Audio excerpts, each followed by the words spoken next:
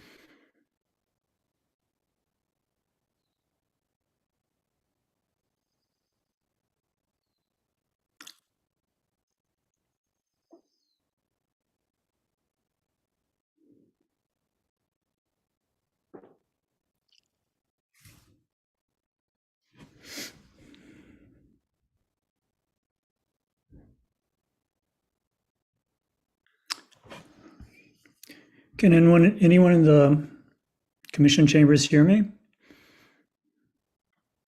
Hey, commission, you are muted and none of us on YouTube can hear you or Zoom.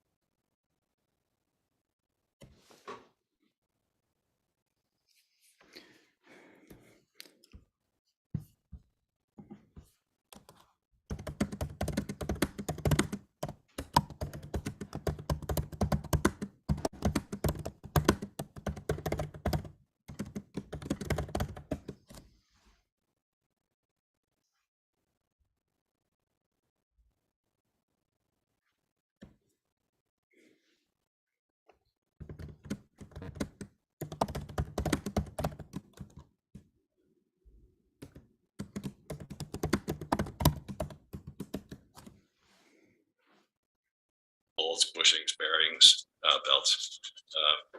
So one thing, I didn't get a chance to read through all the strategies, but I think it'd be worth lobbying the manufacturers of these. Moab has everybody's attention, and I think they would be receptive to that, you know, because they want to sell them. And also, am I time up? We're right at 2 minutes, Pete. Yeah. Okay. All right. Thank you very much. Thank you. I don't think people on Zoom can hear us, so let us troubleshoot this for a second. Okay, sure. Right. We'll get right back to it. I think it's that Kevin was trying to talk and we can't hear him more than they can hear us. Right, Kevin? Oh, Seems to be fixed now, but yeah, Kevin is trying to talk. I think the either way. commission. No sound either way. Can you guys hear me? Maybe you can't hear me. I can hear you, Kevin, but I'm in my office. Can the chambers not hear you? I haven't heard any replies. What's that? Thanks, Alicia. Can you hear us, Kevin? Yeah, yes, I can. Great. All right, let me go see if I can troubleshoot the chamber.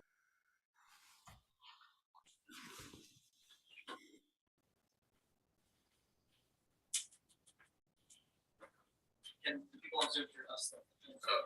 I believe so. Yeah. Can you hear them? Kevin confirmed he can hear us. Kevin, can you hear us in the chambers? Yeah, I just heard that. It was silent for the first couple of minutes, but I heard the very end of the first speaker talking. Okay, perfect. It seems like we got it solved now. So we switched mics. I think we're good to go. All right. Perfect. I'll take another commenter.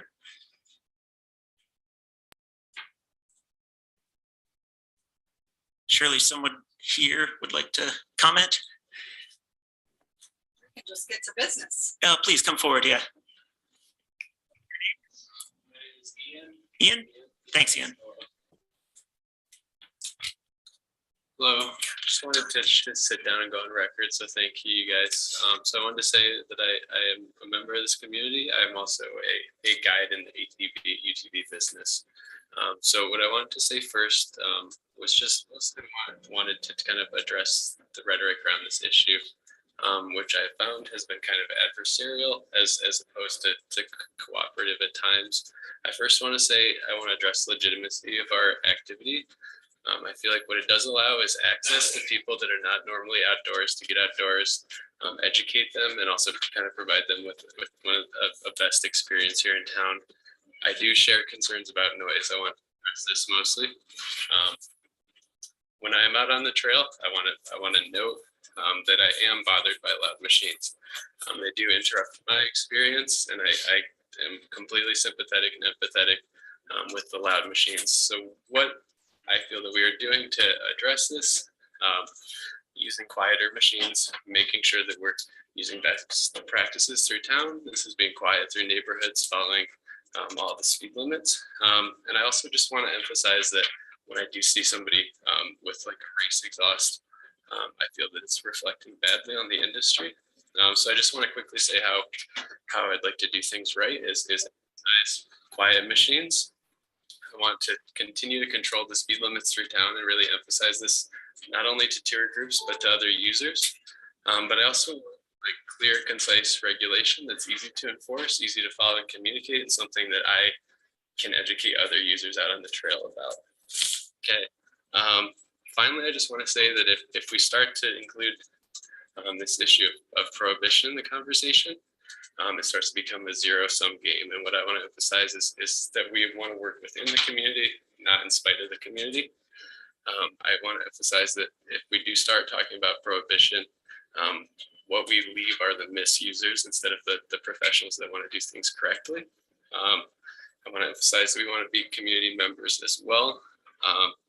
And with that, I just want to say that if we are going to be working with noise enforcement resources, I live right along 191. I want to make sure those noise enforcement resources are included in all parts of town. And I have to say, with me, I have 4 different outfitters besides the one I work for around me. They are not as disruptive to me as motorcycles, 18-wheelers. So I just want to make sure that we are enforcing this across the board, just at all parts of the community, not just here on the corridor towards Sand Flats, are also getting this enforcement. So I want to say thank you for your time. I just, yeah, I hope we continue to have conversations and work together on this. So thank you for your time. Appreciate it. Thank you, Ian.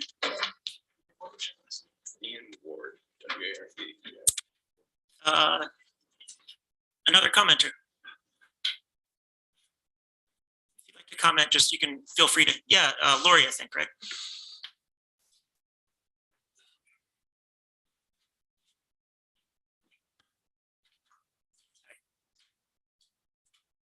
Good afternoon, commissioners, and I'm reading through the posting for the workshop, and I'm a little confused about the terminology workshop because I'm getting the feeling there should be give and take in a workshop. Looking at who gets to make the decisions, as well as what Jacques had mentioned, the people who've been participating in the solutions process. And I see active trails and transport as part of that. Isn't that Moab Trails? I was Googling it on the website, trying to identify. Active Trails and Transportation is a department of the county of which the trails is kind of below that in the structure. So is anybody in the solutions process? I realize Andrew Brand at Yes. Sandflats. Right. Is there anybody that's within the industry being invited to help solve problems? I didn't see that. Well, we did try to set up a workshop with every single ATV business in the community and the attorney representing them. So we could do that without her. It's very complicated scheduling. We did set up a date in the morning of the workshop. She canceled it. Since then, we haven't had any back and forth with what the status is and whether ATV businesses are willing to meet with the county without their council present. But you'll see on the strategies list, one of the concepts going forward is to work with a community group. So we list out a lot more people, the public, the industry, the city, all the players, right? This first level is just the county. Thank you. I'm just trying to wrap my head around moving forward. Yeah. Mark Twain said, it isn't what we don't know that gets us in trouble. It's what we know for sure that just ain't so. And I think that can be applied to every individual in our community at times. And if we make up our mind that things are the way they are, we become closed to solutions. I think it's important to note that there are solutions that are possible. As our county attorneys pointed out, we've got lots of newspapers with lots of info. We have spent a great deal of money, time, and resource in our company to buy at great expense the very quietest machines that luckily, when we finally got them tested similarly to your personal vehicle. That made me super excited. If we're aiming at a target and getting traction, I think that's a win for everybody. I take umbrage to Josie Kovash saying I have no humanity. I came here 28 years ago as a river guide, never realizing it would be 28 years later. I am a white businesswoman in an industry that's obviously vilified. I consider myself to be sustainably minded, having sold 180 acres to Nature Conservancy at great personal loss, but working towards solutions. Those are not things I typically talk about because I don't want to do virtue signaling. What I would like in our community is to stop shooting arrows at one another and maybe look at solutions like closing Locust Lane and only making a fire gate and having to drive around, because when Siri tells people to turn left, not at Dave's Corner Market, but at the wrong street, we create a problem that doesn't have to exist. If we can make signs that show the rules and follow rules, I don't want to fight about it. What I want to do is come up with ways that we can live. My kids went to school here. I never expected to have kids, let alone raise them in Grand County and have them graduate and then graduate from the U and then come back and work in the industry, because if I'm not sustainable, I will tell you, they hold my feet to the fire. I mean, I realize that is hard to believe, but if you think about what Mark Twain said, we actually do really care about this environment, about Moab, about the off-road. I went about 15 years ago to the BLM concerned and spoke with our ex-mayor's husband and said, the black lines on Slick Rock really upset me. He's like, nope, it's not an issue. We go 6 months with no traffic and they wash right off. And I'm like, wait a minute, don't you think we should mitigate this or do something? Nope, we're good. Don't you think we should limit the amount of people going there? It was not necessarily in my best interest to try to do that, but it's about working together as a community. And I propose I do have some humanity. I have some. And I'm going to try really hard to continue to work to find solutions, not just shoot arrows. I have a lot more to say, but there's 2 minutes. Yeah. And I thank you all for taking a minute to listen, because we all live here. Thank you, Lori. I'll take another commenter.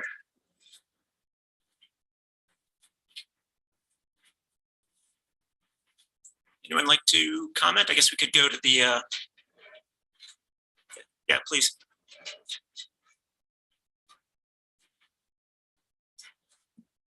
Hi, Wayne. I haven't seen you in a coon's age. It's been a while. However old coons become, huh? You're from Georgia. My mom, we always said it. We used to see each other more often. Spent some years on the DWR's rack in southeast Utah. And I do have a comment about ORV noise and things like that. And I've seen that there's been some effort to do some monitoring with noise measuring devices and things like that. I think that's commendable, but we're sort of missing part of the package. It's not, when they're measuring things like 65 to 90 decibels, that's really measuring things that are going to harm people's hearing. But noise has much more broad effects than that, even at lower levels. There is another OSHA standard. I used to be a safety officer in a lab in a hospital, so I paid attention to these kinds of things. And one of them was fairly simple, but it's not measurable. But the idea was that if the noise was enough that you had to move closer than 6 feet to another person to converse with them, the noise was too loud. That would be an unhealthy work environment in terms of hearing. So there's and the kinds of effects that they list, and I looked these up just to make sure I was still actually in my class.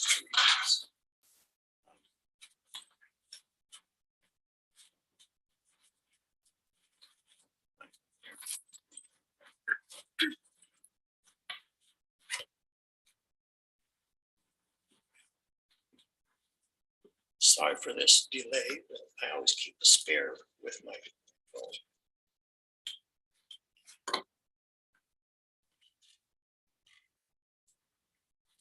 So other than hearing loss, the consequences of excessive workplace noise exposure include interference with communications and performance. Workers might find it difficult to understand speech or auditory signals in areas with high noise levels.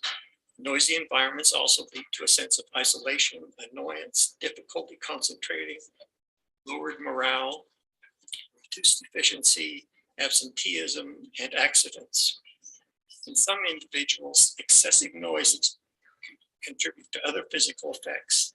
These can include muscle tension and increased blood pressure, hypertension.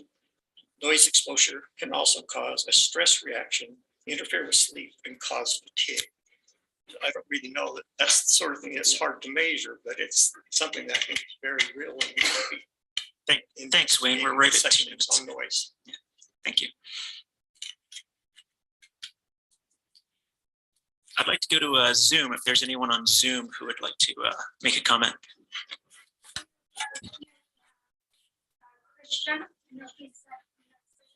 Okay, let's start with him. Christian, would you like to make a comment and keep it to 2 minutes, please?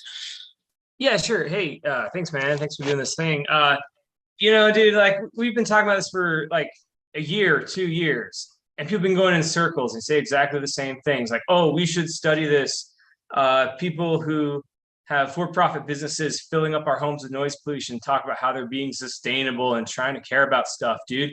Like, I just came from Flagstaff. There's a 20,000 acre fire because we're putting so much fossil fuels in the atmosphere, and everyone knows it. The government knows it. The Pentagon plans for it, and you're still sitting there talking about how there's some sustainable way to maybe do this. There's not. It's negligent. It's homicidal. It's dooming the children to a screwed up future. I was talking about some of my concerns with noise pollution with the Grand County attorney, who a lot of people attack as being too liberal, and she told me I should go get therapy or I should move. So people are allowed to put so much pollution into my home that I should go get therapy or move so they can keep making money. This business called Epic 4x4 opened up next to my house, dude. It's zoned R2 residential here. They're putting industrial pollution into my house. They drive their machines back and forth every day at 7 a.m. They go back and forth in the evening from where they park them to where they wash them and store them. My dogs bark. I hear this. It's total fucking crap, dude. Like, you cannot harass people in their homes and then pretend it's okay or pretend there's a compromise. There's like 12.5 people making money off harassing an entire town, and it's total bullshit. You're just sitting there talking. You got to fix it. You got to stop it. You can't tell people like me who've been living here for 10 years, eating shit, getting paid nothing, watching our friends die of substance abuse because we're treated like such crap, that now we have to leave and we have to go away and we should just shut up. This is abusive. This is unacceptable. This is totally screwed We're right up. at 2 minutes, Christian. And thank you for listening to my comment. All right, thank you.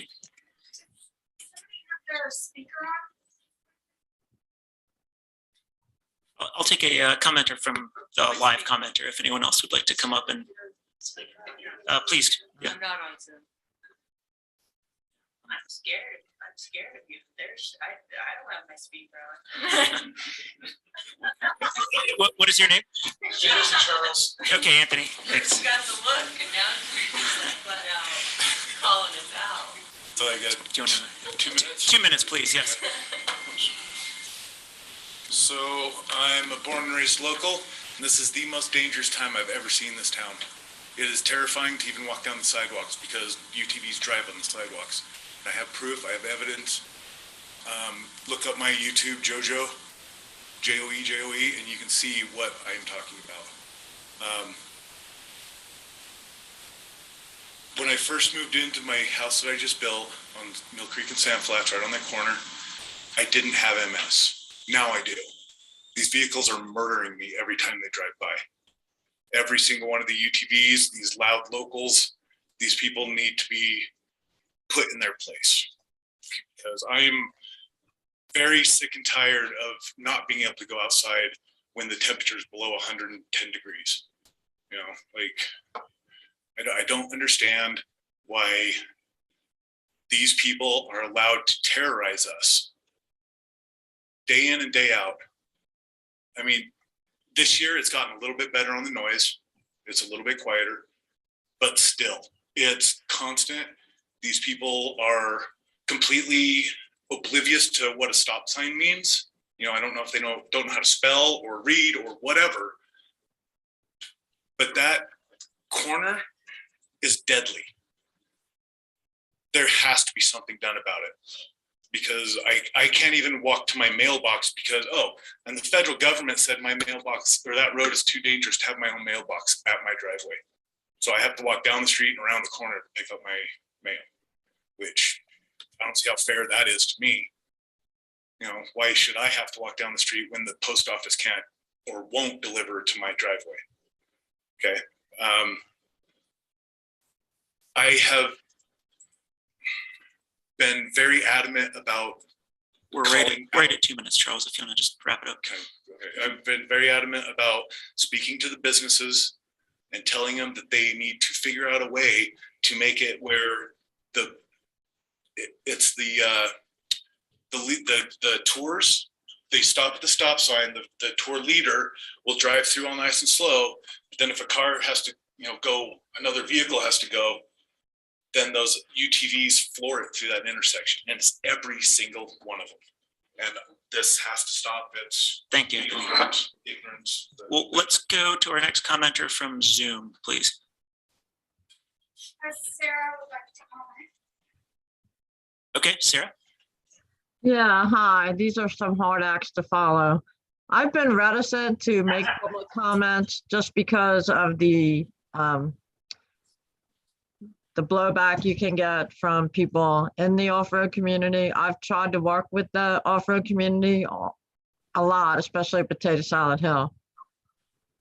There's no question that noise is very dangerous for people and wildlife and children and the peace and quiet of our community. There's no mitigating the noise, the existing noise. Try to live your life with that noise as a constant sort of torturous thing in the background is not healthy for anyone. And I know you guys are faced with a very difficult task of trying to figure out how to make everyone happy. Sometimes you can't. And I think in my experience, when I'm out walking in Mill Creek or anywhere else, I'm trying to contribute to the silence. And it's only in the fullness of silence can we reconnect with nature and find our own humanity. But it's ripped from us when the soundscape is filled with very loud noise. So we need to do the right thing and people will have to adapt and adjust. We're living on a dying planet and we need to do everything we can to try to reverse that. So thank you very much for your time and your efforts. It's greatly appreciated. Thank you, Sarah. I'll take another commenter from Zoom if we have one. Is that Wits? Mark, yes. Go ahead. Mark Horowitz. Let me lower my hand here, please. I didn't notice citizens to be heard on the agenda today, but I was prepared to make these comments at the county council meeting. My comments are 3 minutes. If you stop me at 2, I'll be back. I'm Mark Horowitz. I've lived for 24 years now, just 300 feet off the highway, near the East 400. I'm just above the highway by about 50 feet along the rim. Of course, the UTV has ruined many of our neighbors' lives and property, as you've heard tonight, and as you know well. Just to mention the land around us, I recognize that the UTV has impacted our town and poisoned the well for many people. It's just not fair. I am fortunate not to hear that destructive sound so much, but I support those who are impacted, many whose lives and property are in peril. Ms. Kovash's recently editorial letter brought home this point very clearly. The disrespect heaped on our town by these motorized visitors speaks louder than the UTVs themselves. It would be helpful if Moab's motorized community would convey a message to our motorized visitors that many are suffering and beg for respect, then enforce it if we must. There are 3 categories of noise that reduce the quality of my life and property, and thankfully the UTV is not even on that list. First and foremost, big rig trucks, northbound, Jake braking all the way from Mill Creek turn off to the 400 light, and then often again at the Kane Springs Road light. In my opinion, the simple solution to this problem is reducing and enforcing speed limits. Let Moab broadcast clearly to the trucking community that Moab demands respect and will enforce and incite truckers who disrespect our town. I hope this will be the policy of our next elected sheriff. The next most obnoxious noise from the highway is big rig trucks southbound, accelerating both from Kane to the East 400 light, where they often must stop and then re-accelerate uphill from the 400 light. What a waste of energy as well as You're right at 2 minutes, Mark, if you would, yeah. And feel free to come back at 4 if you like. I'll be back at Thanks. County Council and at 6 o'clock. Thank you. I'll take a commenter from the room. If anyone else would like to comment, who is present?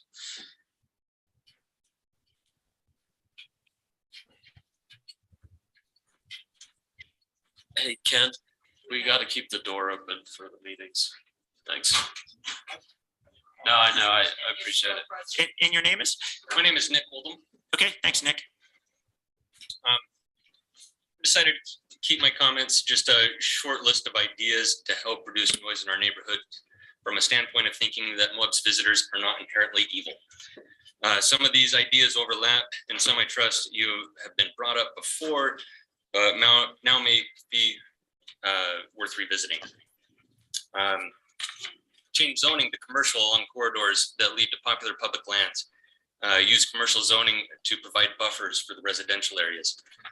Dummy speed checkpoints, popular in many other resort communities. They're effective on visitors. Sand Flats and Mill Creek, Spanish Valley Drive, and King Creek Boulevard, or wherever there else might be a high concentration of noise complaints. Trailhead tour bases for outfitters. Obvious entering residential neighborhood signs or color coordinated crosswalk street markers. Obvious preferred route to destination signs, or also color coordinated crosswalk street markers. Put a fire gate or some other obstruction at the intersection of Locust Lane and 400 East so that lost traffic does not enter that neighborhood while looking for Sand Flats. Signs in town to help visitors find arches, Canyonlands, Sand Flats, King Creek, and other popular destinations might help them also find their destinations. We're the only resort community I can think of, or gateway community to a national park. It doesn't claim the national parks at our door. We cannot find a sign in town for arches. And we do get people in our office looking for arches. Explore the UDOT, or explore with UDOT the possibility of a frontage road along 191 in Spanish Valley to get street legal OHVs off the highway, traveling slower and not accelerating to merge with 55-mile-an-hour traffic. Mark brought up a good point. Lower speed limit would also do that. Explore Spanish Valley Drive sound mitigation improvements to implement with future improvements, sound fences, etc. Explore 191 sound mitigation with UDOT. Once again, they're in metropolises, there's sound fences. Citing noise as a crime has been stated multiple times to be difficult to enforce. This difficulty results in expensive tools, personnel, consultants, and court costs.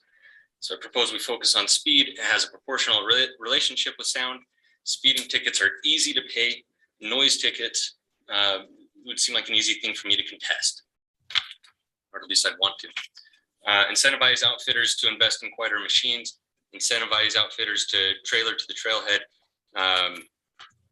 Incentivizing is easy if we're, I don't know. We're right at 2 minutes, Nick. Okay, just 3 more. Involve the OHV community on the HB 180 education. The message delivery may be more effective coming from within.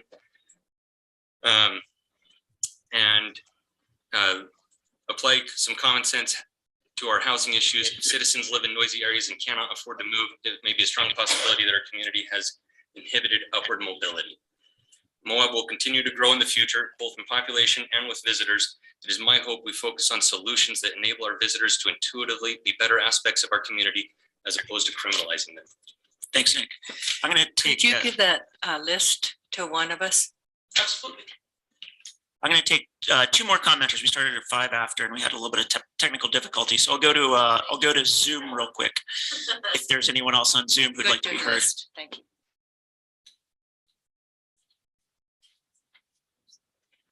Doesn't look like there's anyone on Zoom. Is there anyone else in the building here who would like to make a comment?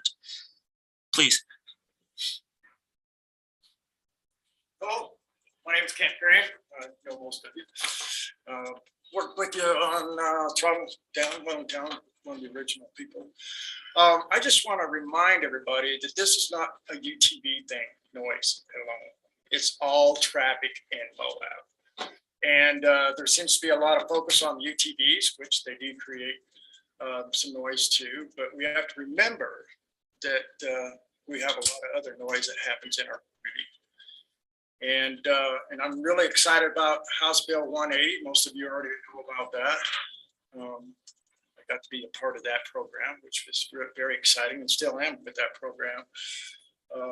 I think education is the biggest thing that we're going to we're gonna have to have. Lori hit on a couple of things that I've been after for years, and signage is one of them. We do not have enough signage in Moab to deter people from these neighborhoods, especially in the city, because their GPS units are telling them to take the shortcut. And so we're getting people going through these neighborhoods. And I've been for years trying to get the city to put signs up along Northeast to make people go up Mill Creek there, which unfortunately is one of the busiest routes in Moab. And there are people that have built homes there, and it just happens that way. There are a lot of programs out there in the state that I would like you to research and get with certain people like Brett Stewart, Christina knows, that they're willing to fork out a lot of money. The UTV community is to help because they do care. I'm a responsible user, and I do care about the community, and so I would like to see these things happen. And some of the suggestions, some of the people up north are saying that they would be more than happy to help build sound bearing walls along Mill Creek in that area. I don't know if you're aware of that or not. So that might be one of the solutions that we're going to need in those areas. But I want you to explore that.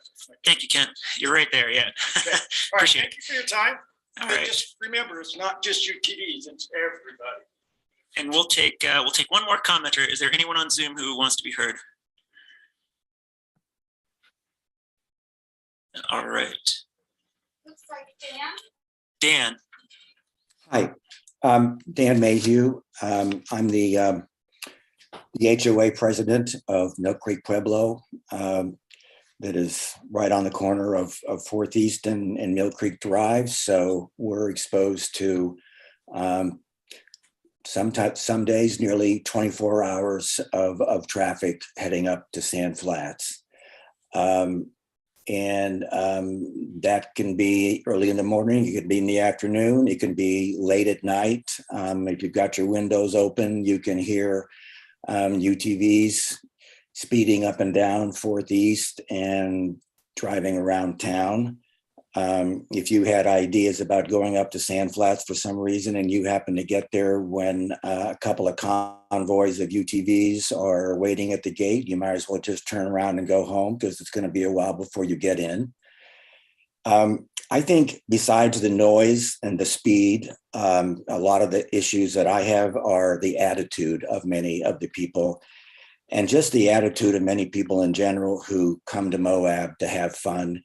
And for some reason that I fail to understand, believe that they don't need to respect the local community and the people that live here and pay taxes and make Moab a reality for the fun that they want to have when they come here. So I think a little respect would be great.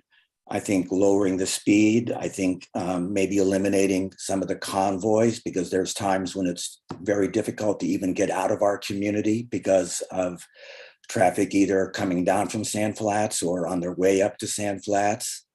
We've talked for years about having a stop sign at that intersection, which I think would be great to slow speed down a little bit because people come up from their rental company and once they turn that corner onto 4th East, then it's just, gung ho all the way up to Sand Flats, nothing really to slow them down.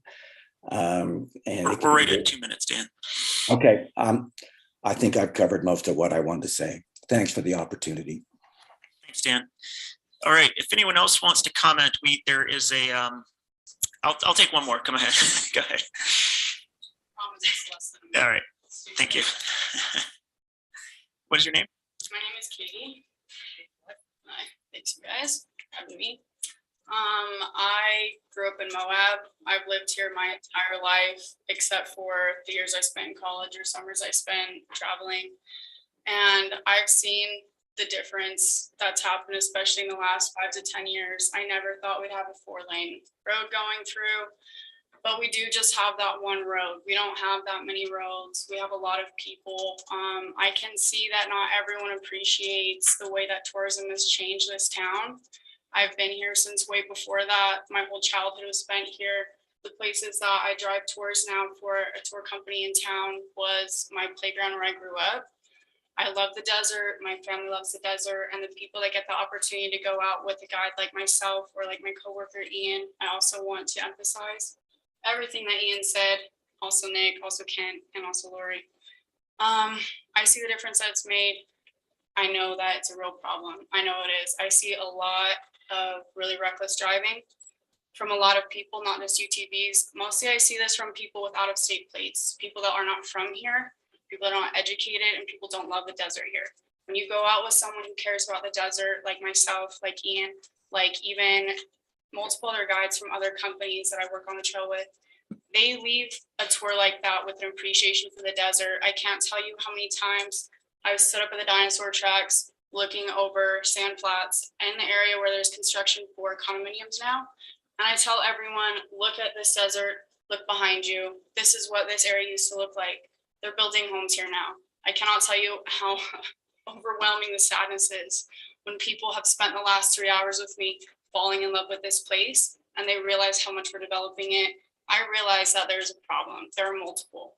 The UTV emphasis, I think, is coming into prohibition, which is a moral stance I do not think anyone can take in any town. You're right at 2 minutes. Thank you. Thanks. What's your last name, Jamie, for the record? My last name is McFarland. All right, we'll get into the regular part of our workshop discussion. We're going to have presenters on various aspects of what we've been considering, and I'm going to start with education and advertising, and this will be presented by August Granith, our Economic Development and Tourism Director, as well as Madeline Logowitz, our Grand County Active Trails and Transportation Director. And Josh Green, our Code Enforcement Officer. I'm sorry, Josh. Hey, I'm easily forgettable. No, you're not. Definitely not. Okay, and I am gonna share my screen and put it over your slides, right? Or Yeah, if you can, have it back up. Can I have fancy slides to click through for me, Christina? Sorry. Here's our interview, right? Yeah.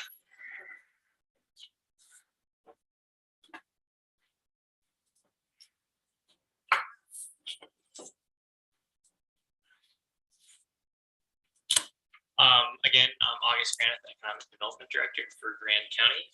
I'm kind of speaking today from the perspective of all of the visitor education that we do in our office when it comes to kind of tours and visitor services, marketing, etc.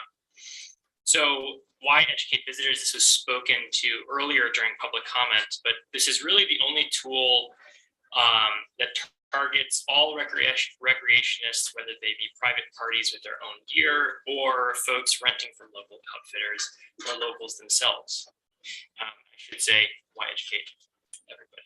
Go to the next slide. I'm Madeline Logowitz. I'm Director of Grand County Active Transportation and Trails. As to the question of why educate visitors, just so everyone in the public knows, what we're talking about today in relation to noise is part of a greater effort that's focused at all types of user groups on public lands and visitors. And so what we're presenting today is kind of a subset of that. Great. Cool. Can you go back one slide? So one of the elements, this is largely taken from that priority list and just kind of put to a presentation format. One of the things that's listed on the priority list is partnering with the Utah Office of Tourism. So they have a new initiative as of last year called Forever Mighty. Now this is, quote, a position, an initiative, and an ethic to ensure resilient destinations and responsible travel in Utah, as it pertains to kind of responsible recreation locally and trying to educate visitors as to how they can be respectful of the neighborhoods within which they travel. We think that it would be a great opportunity to kind of leverage and partner with kind of that Forever Mighty initiative, and just figured it was worth mentioning today. And that leads us to some of the conversations that we've been having in this noise working group is trying to launch a new initiative that is really trying to succeed the Throttle Down in Town campaign in terms of general ethic in order to address noise concerns while attempting to draw awareness to visitors' potential impacts on our residential neighborhoods and how to best avoid those impacts in an inviting way to visitors and try to drive behavior change.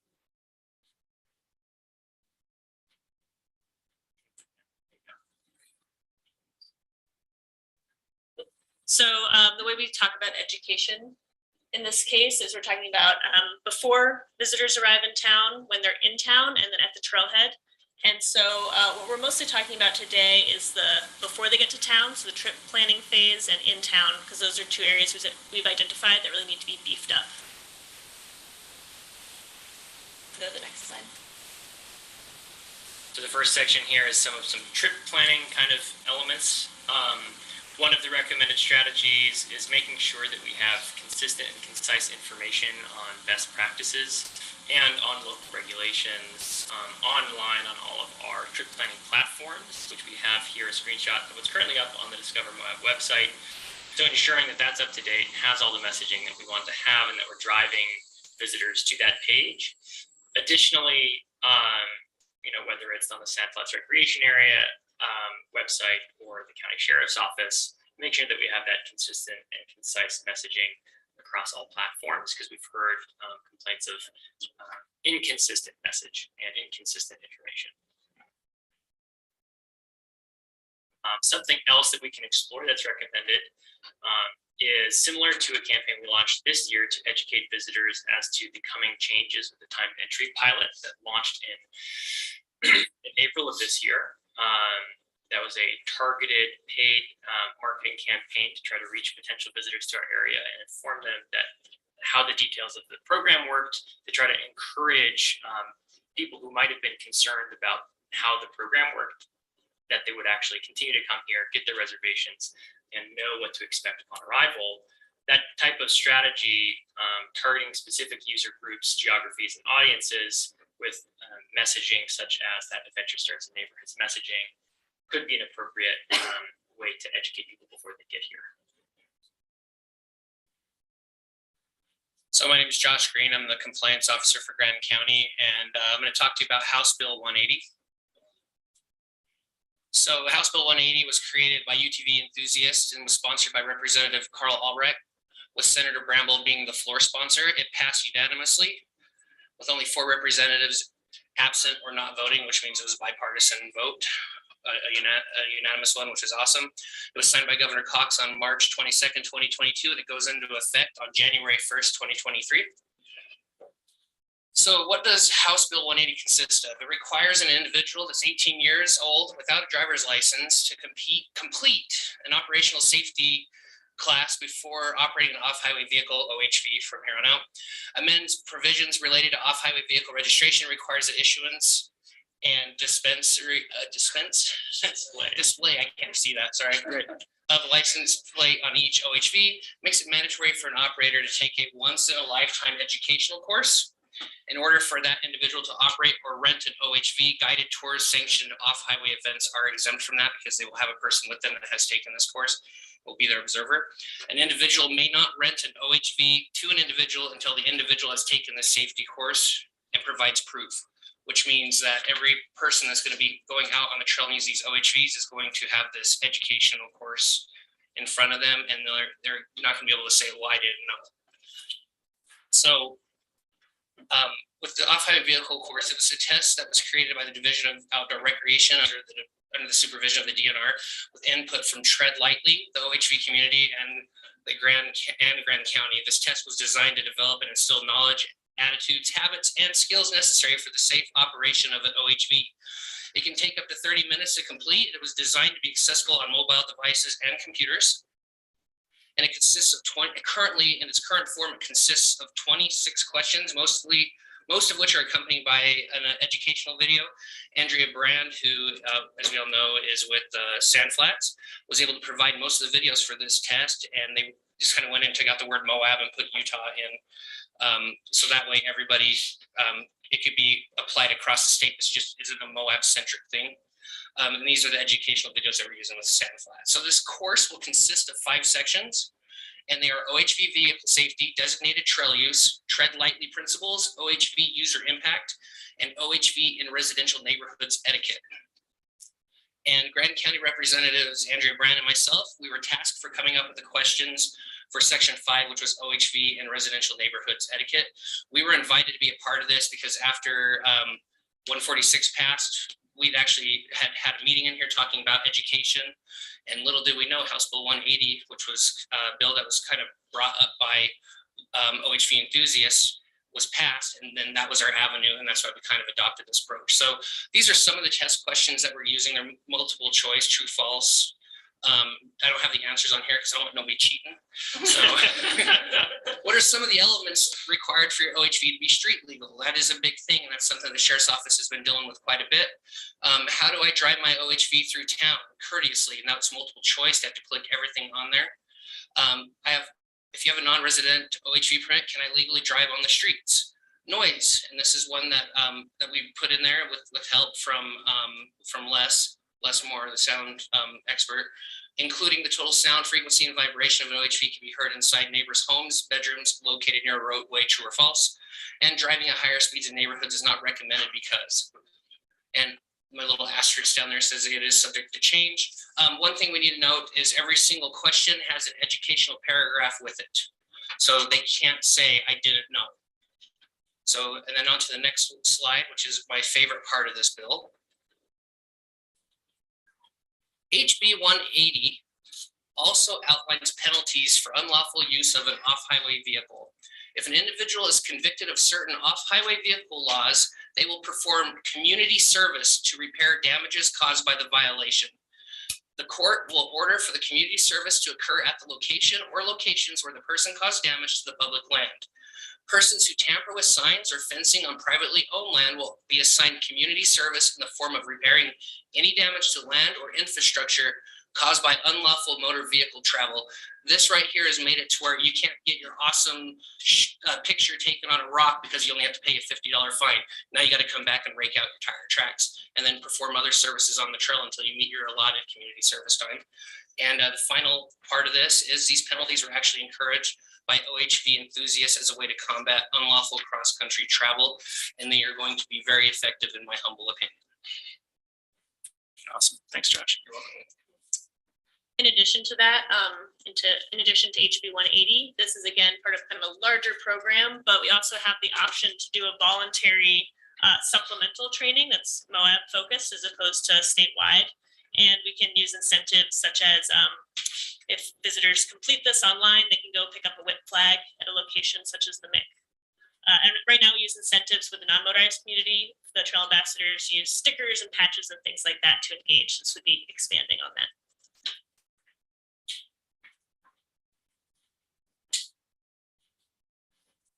So then getting to the in-town part of the education timeline, we already have created in partnership with the community before my time, this rack card that illustrates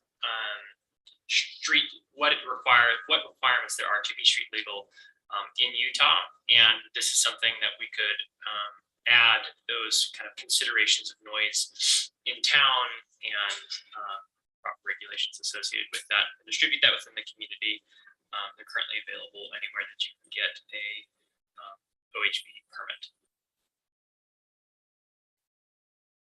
Okay, this is more in-town education advertising. So this is an ad we have for both local newspapers. And this emphasizes how the overall message is responsible recreation, but we're trying to respond to community feedback by rather than just focusing on the backcountry component, bring in that town element because visitors aren't really usually aware of the issues that are important to the community. So this is an example of one about noise that includes both towns and neighborhoods as well as the backcountry. If you go to the next slide. This one isn't specific to noise, although it includes that component, but it also shows just trying to get at some of the issues of community quality of life, as well as general etiquette for using the trails. And then lastly, our office currently has leases for 2 billboards in town, one north of town, one south of town. And there's been expressed interest in updating those to reflect the concerns of the community. And I think it would be a great place to start this Your Adventure Starts in Neighborhoods campaign.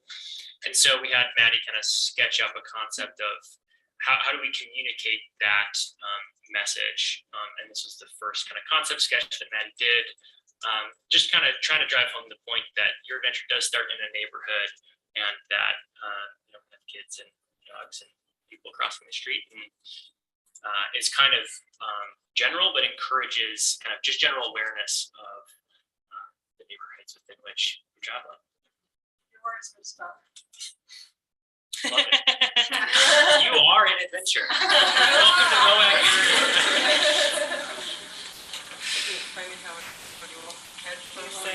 That's all we have on the education component. I don't know if you want us to ask their questions now or keep going on the presentation. I think we'll keep going on the presentations, then get into it with the discussion. We'll probably ask I you do guys some want to questions. add one quick note, because we did get a couple of comments saying the education isn't working, but it's pretty brand new. And so maybe Maddie, you could speak just quickly about how brand new the Trail Ambassador program is and how you're looking to expand that to motorized trails as well. Yes.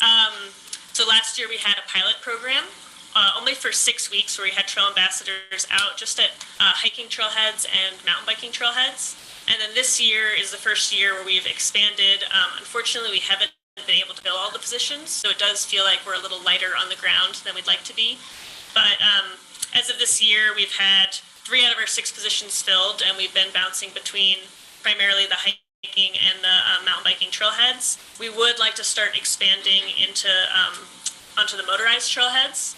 We did want to get the program really established before we kind of keep expanding outward to make sure we have a plan based on our previous experiences. But we have been talking about hiring a part-time position that could be both a trail ambassador and then also help manage and organize volunteers in that community. All right, thank you. Next up, our second noise strategy is noise enforcement, and I'm going to welcome our Deputy Sheriff Daryl Meacham up. Thank you, Daryl.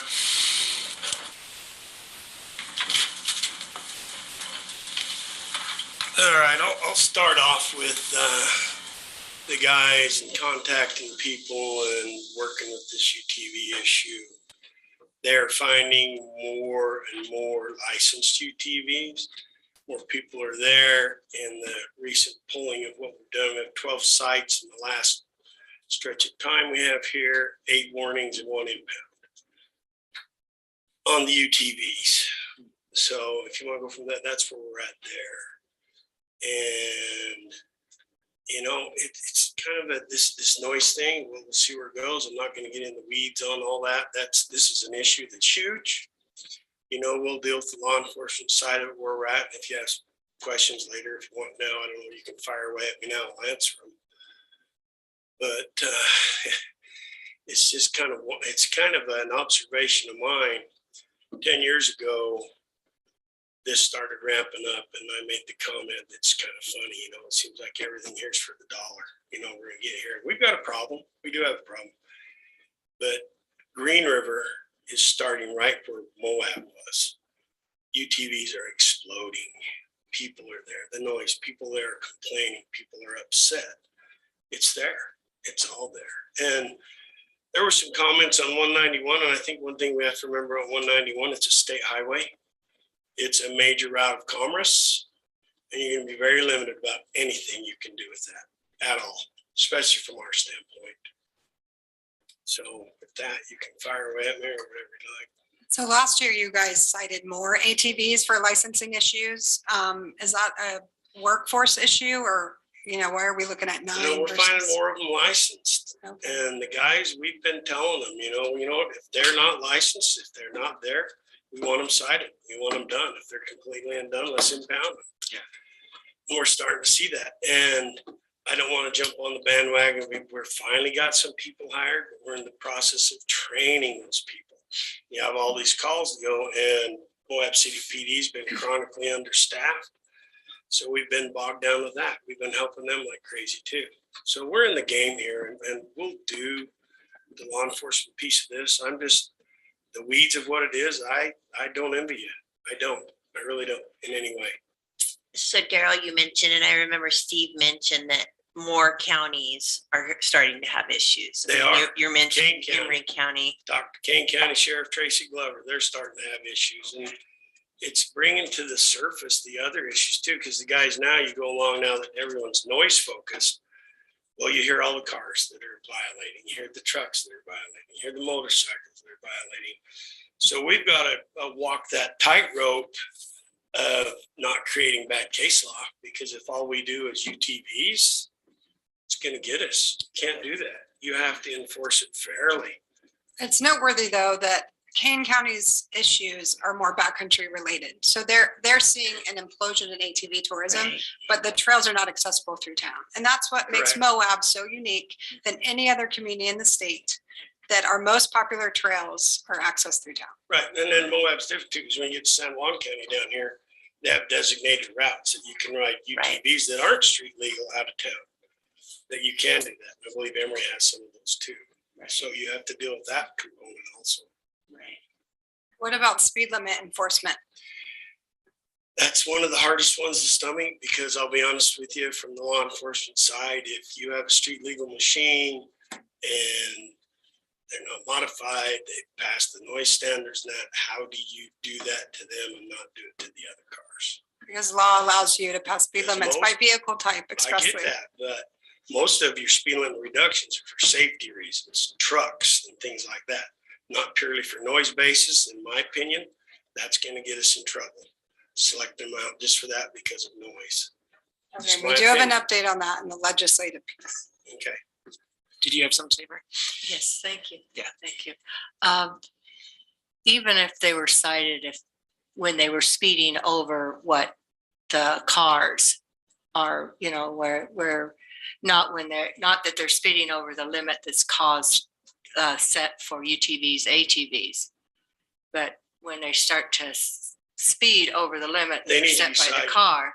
Absolutely. And then, because I see that all the time, when I'm riding my bike up and down over on Right. it, a lot of them not just UTVs, but ATVs are speeding by the charter school. Right. That seems to be a road that they really like to go, all vehicles, But even my bike.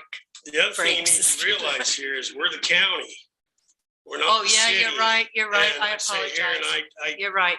I don't want to digress here. The city's been so short-handed, but the city's a whole different animal for us. And we try and we help them and we do that.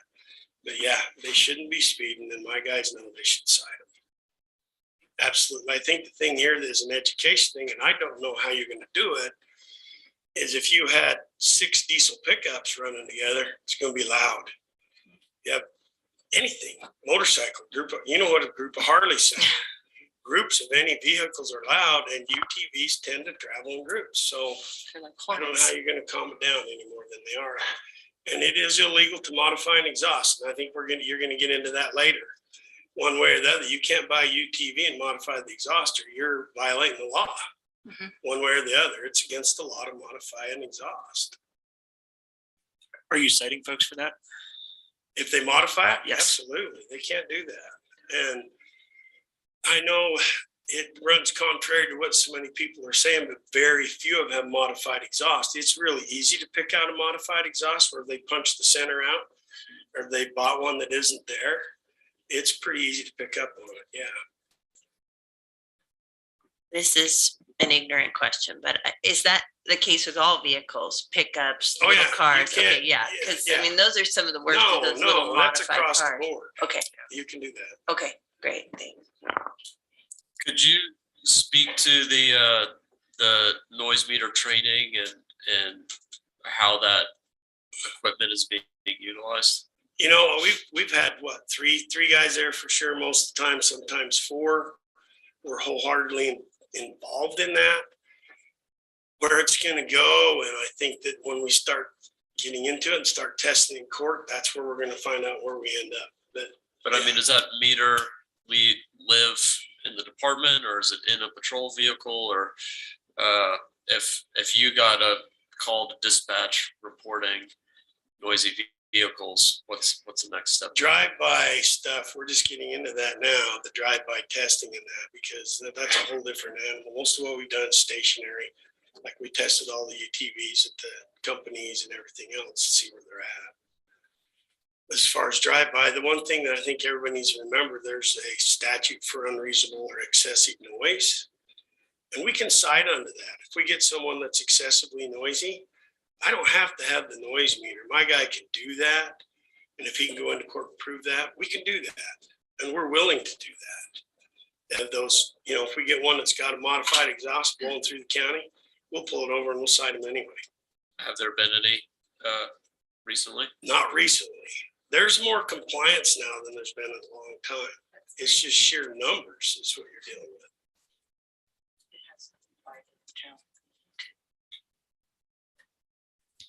Does anyone else have a question for? I'm hearing guys and outfitters saying that the ATV speed limit is a good tool to be used. So I'm wondering if a sort of consensus within that community is a good foundation to increasing focus on enforcement of those speed limits. It could be. I'd also say on speed limits, machines get a lot louder when they're going faster. We had a discussion in the Motorized Trails Committee about that. And Cliff indicated that 18 miles an hour or so is about where the machine, you can really tell the difference between below 18 and above 18.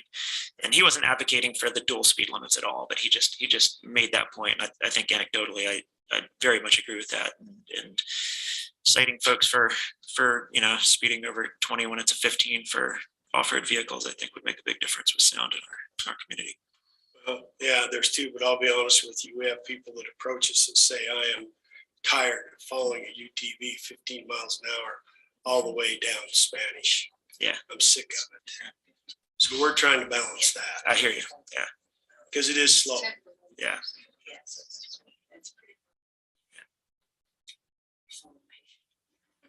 Yeah. I hear you. No one has patience nowadays. And just personally, I don't know. I think I'll stop. Great. Thank you so much, Daryl. Appreciate it. We'll move on to our next point, and that is BLM partnership. And I'm going to introduce Kevin Walker, who is joining us on Zoom. Will present this. Hi, thanks. Sorry I can't be there in person. I'm out of town at the moment. Before I talk about BLM noise, I just wanted to echo a point that a few people have already made, that this discussion really is about noise in all forms. Often this is a shorthand. People talk about UTVs because that's where a lot of the recent increases come, and probably the plurality or majority of noisy vehicles in the streets are UTVs, but there are others that are just as loud, if not louder. And I think any sort of rules we pass about noise ordinances are going to, they're not going to focus just on one type of vehicle. So just wanted to make that clear. So as we know, and a lot of the traffic, increased loud traffic we're getting in neighborhoods is people trying to access popular trails and BLM lands. So it's kind of a dual problem. And so that raises the question of, can we work with the BLM to try to alleviate the problem and get, things a little bit quieter in neighborhoods. So some of the ideas that have been discussed are putting in some kind of reservation system, the way that we already have for the river, we already have for Arches National Park now. I mean, certainly it can get rather crowded at times. So that's one of the ideas. Working with BLM to increase parking. I've when talks to a lot of people a lot of RV users who would like to use trailers to get to trailheads, but they're worried about not being able to find a parking space when we get there. Hours, there's been increasing complaints about noise late at night, and maybe again, regulating the trails would be easier than regulating things on the neighborhoods. But an issue with all of those is, BLM moves slowly. It's hard to convince them to do something. Any idea you throw at them, they typically say it's going to take at least 2 years. I don't know if that applies to every single idea, but it does apply to many of them. And also they like, many other people and agencies we know, they're overworked and understaffed.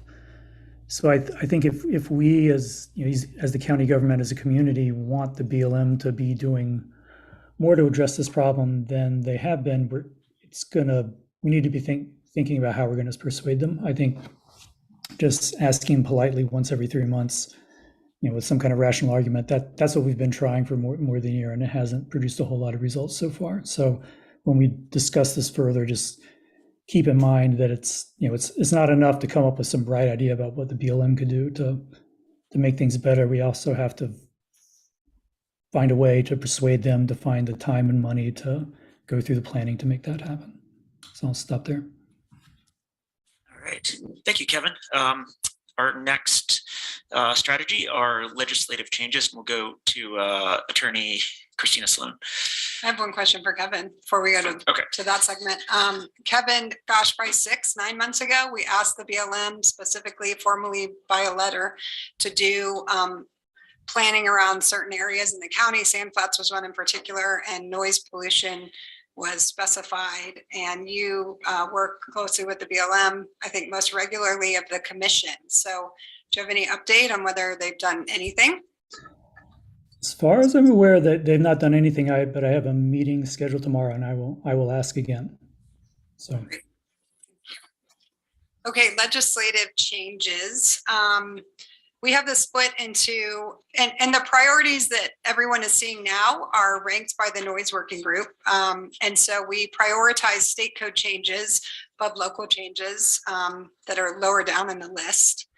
A couple of these you've already heard about, right? So we already have a muffler statute, a noise suppression equipment requirement in state law, but it predates the 2015 ATV statute. So it just doesn't work with ATVs. So we have spoken with Senator Bramble. We did meet with him in person. And this is something our sheriff very much supports, is clarifying that muffler law to work better with ATV equipment and terminology, and obviously all vehicles, right? It's pretty limited, the language now. Included in the packet was the draft that the county has sent to Senator Bramble already. If any of our, ATV or motorized industry folks want to review that and let me know if it needs changes, that'd be great. I sent it to a ton of people. I drafted it. I don't know mufflers. No one gave me any feedback. So maybe I nailed it, or maybe it needs more work. I don't know. But I'd love for you guys to look at that, and it is redlined in the packet right now. Well, I don't think it's worth workshopping right now, but it's not complicated. It's about a sentence or two that was added to an already really pretty simple statute. And that would be helpful for our law enforcement to be able to, inspect and cite for these muffler violations. So that'd be great. Bramble seemed very open to that and very interested in that type of partnership with Grand County. Do we have to call him to get it, or can we get that? We have guys that are good at muffler. Well, the red line version that I've drafted is in the packet, but you can also always email me and I can send it to you in a editable version if you want to edit it directly. That's great too. There was a bill that failed in the general session that was sponsored by Representative Wheatley that would again require noise suppression equipment inspections in counties that require emissions inspections. So that's not Grand County, but that is our urban counties where a lot of our ATV tourism comes from. Muffler equipment used to be inspected way back in the day, and it's not anymore. A lot of that is money and workforce capacity. Unfortunately, that bill went nowhere. It didn't even get out of committee in the general session. It wasn't about ATV tourism, right? It relates to everyone. That was about motorcycles in the little and big Cottonwood Canyons. That's what that's about. So that's a big controversial issue, but I hope that that's something that folks are willing to work on. I think it would be really helpful. We got, the good thing about HB 146 is we got an express blessing of our noise ordinance in there. And Senator Bramble actually said on the floor that Grand County's noise ordinance in particular is reasonable. And we've since then gotten the same feedback from him and his folks. But it's buried in a civil section of law that our law enforcement doesn't ever refer to or work with. So this is something I've been trying to educate them on to try to, if they are going to cite, that they can actually cite under state statute, both the excessive unusual noise that Daryl referred to, but also, that is now supported by this noise blessing. Could we move it somewhere that's more helpful for law enforcement? Not really necessary, but why not make it more black and white? And then a similar issue to that is blessing our OHV speed limit. It's very clearly under state law that you can pass and adopt speed limits by vehicle type. It's express. Now, Kurt Bramble says, hey, I'm willing to make it more express, and that we can all agree on. Great. Make it really black and white that OHV or ATV speed limits in particular are legal and enforceable. Kurt Bramble, in our meeting, and we met with him up at Rotary Park, he really emphasized enforcement, law enforcement of these existing state statutes, and that we need more of that to make a difference. And that's one way to do it, right? Make it black and white for our law enforcement. You heard from Daryl, he doesn't like the OHV speed limit. The other thing to clarify is the reason that we named it OHV speed limit is because that includes motorcycles. And you heard lots of comments tonight. Motorcycles are a big part of the problem, and I think most people agree with that. So an OHV, as defined in state law, includes your ATVs and motorcycles and snowmobiles. So the ordinance we passed didn't include snowmobiles, obviously, but did include street legal ATVs and motorcycles. Those are the four statutory changes. This is something I'm particularly interested in hearing from the ATV businesses into the future. So if you have other places, obviously I work with law enforcement a lot and I know where their sticky points are. And so my focus has been helping support them do more enforcement. But if you guys have better ideas, that'd be great for you to contact me directly. All right, thank you. Next up is our state legislative engagement, and I'll take that one. Let's see, as Christina noted, we did invite Senator Bramble along with our representative Lyman to a meeting last month up at Rotary Park. A few of us were there from the Noise Working Group. It was a fruitful conversation with our two representatives, and a huge takeaway for me, like Christina already said, was that Senator Bramble did make it clear that we should start with enforcement. He made the points that people don't speed through Monticello or Helper just because they know they're going to get a ticket if they do. And if people come here and know that they have an excessively loud machine or they're speeding, then and they knew that they would be cited for that, then they wouldn't do it anymore. Let's see. I lost my place.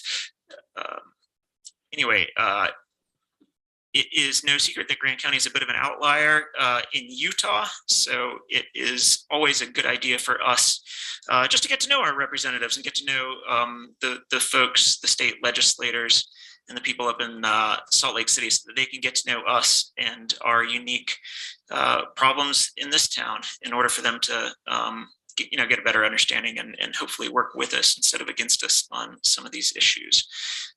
Collaboration with the city of Moab, I think, is also essential in that effort. And it's something that I plan on working on in the future, and I'd encourage all of you all to take up as well. And the second part of that is also for us to sponsor or encourage and promote local business leaders, concerned citizens, developers, community leaders of all stripes to engage with and lobby folks at the state level. Many of these issues are addressed at the state level and can't be addressed at local level, and it's important that the right people hear from us. I have formerly managed a business on Main Street for a long time, and when I was actively managing that business, I worked with a nonprofit group, Public Land Solutions, that helped amplify my voice a little bit and got us meetings with folks at the state level and even with the press up there. And I think there's a lot of folks in our community that just need a little direction there, that would like to help out and engage in that way. And that's all I have on that. If anyone else has anything to say about that. Next up, we have land use regulation, and we'll go back to Commissioner Walker on Zoom. Kevin? Yeah, so I guess there are a lot of, focusing just on UTVs, as a moment ago I said we shouldn't do, but let me briefly focus just on that. Some are private, but many are come from local businesses, and rentals and tours. And the land use code, it's one of its primary functions is to, sort of segregate uses on on private land so that we don't have conflicts, and we have like residential areas here and industrial commercial areas somewhere else. And so the idea is maybe we could use our land use code to reduce the conflicts between ATV tours and rentals and residential neighborhoods. My notes. So this is not at all a radical idea. If you look in our existing land use code, and I'm thinking specifically about Article 3, it contains quite a lot of very detailed regulations about different business types. In particular, car washes have a lot of rules they have to follow, and also rules that govern where they can be. Flea markets, kennels have some very, very strict regulations aimed at reducing noise from the kennels. Telecommunication towers have there's pretty detailed things. So I think if we do want to try to reduce conflicts between these business uses and residential uses, there's a lot of precedent for trying to do it in the land use code. And one thing we could do there is make a distinction between businesses which use trailers and those that drive the UTVs off the lot.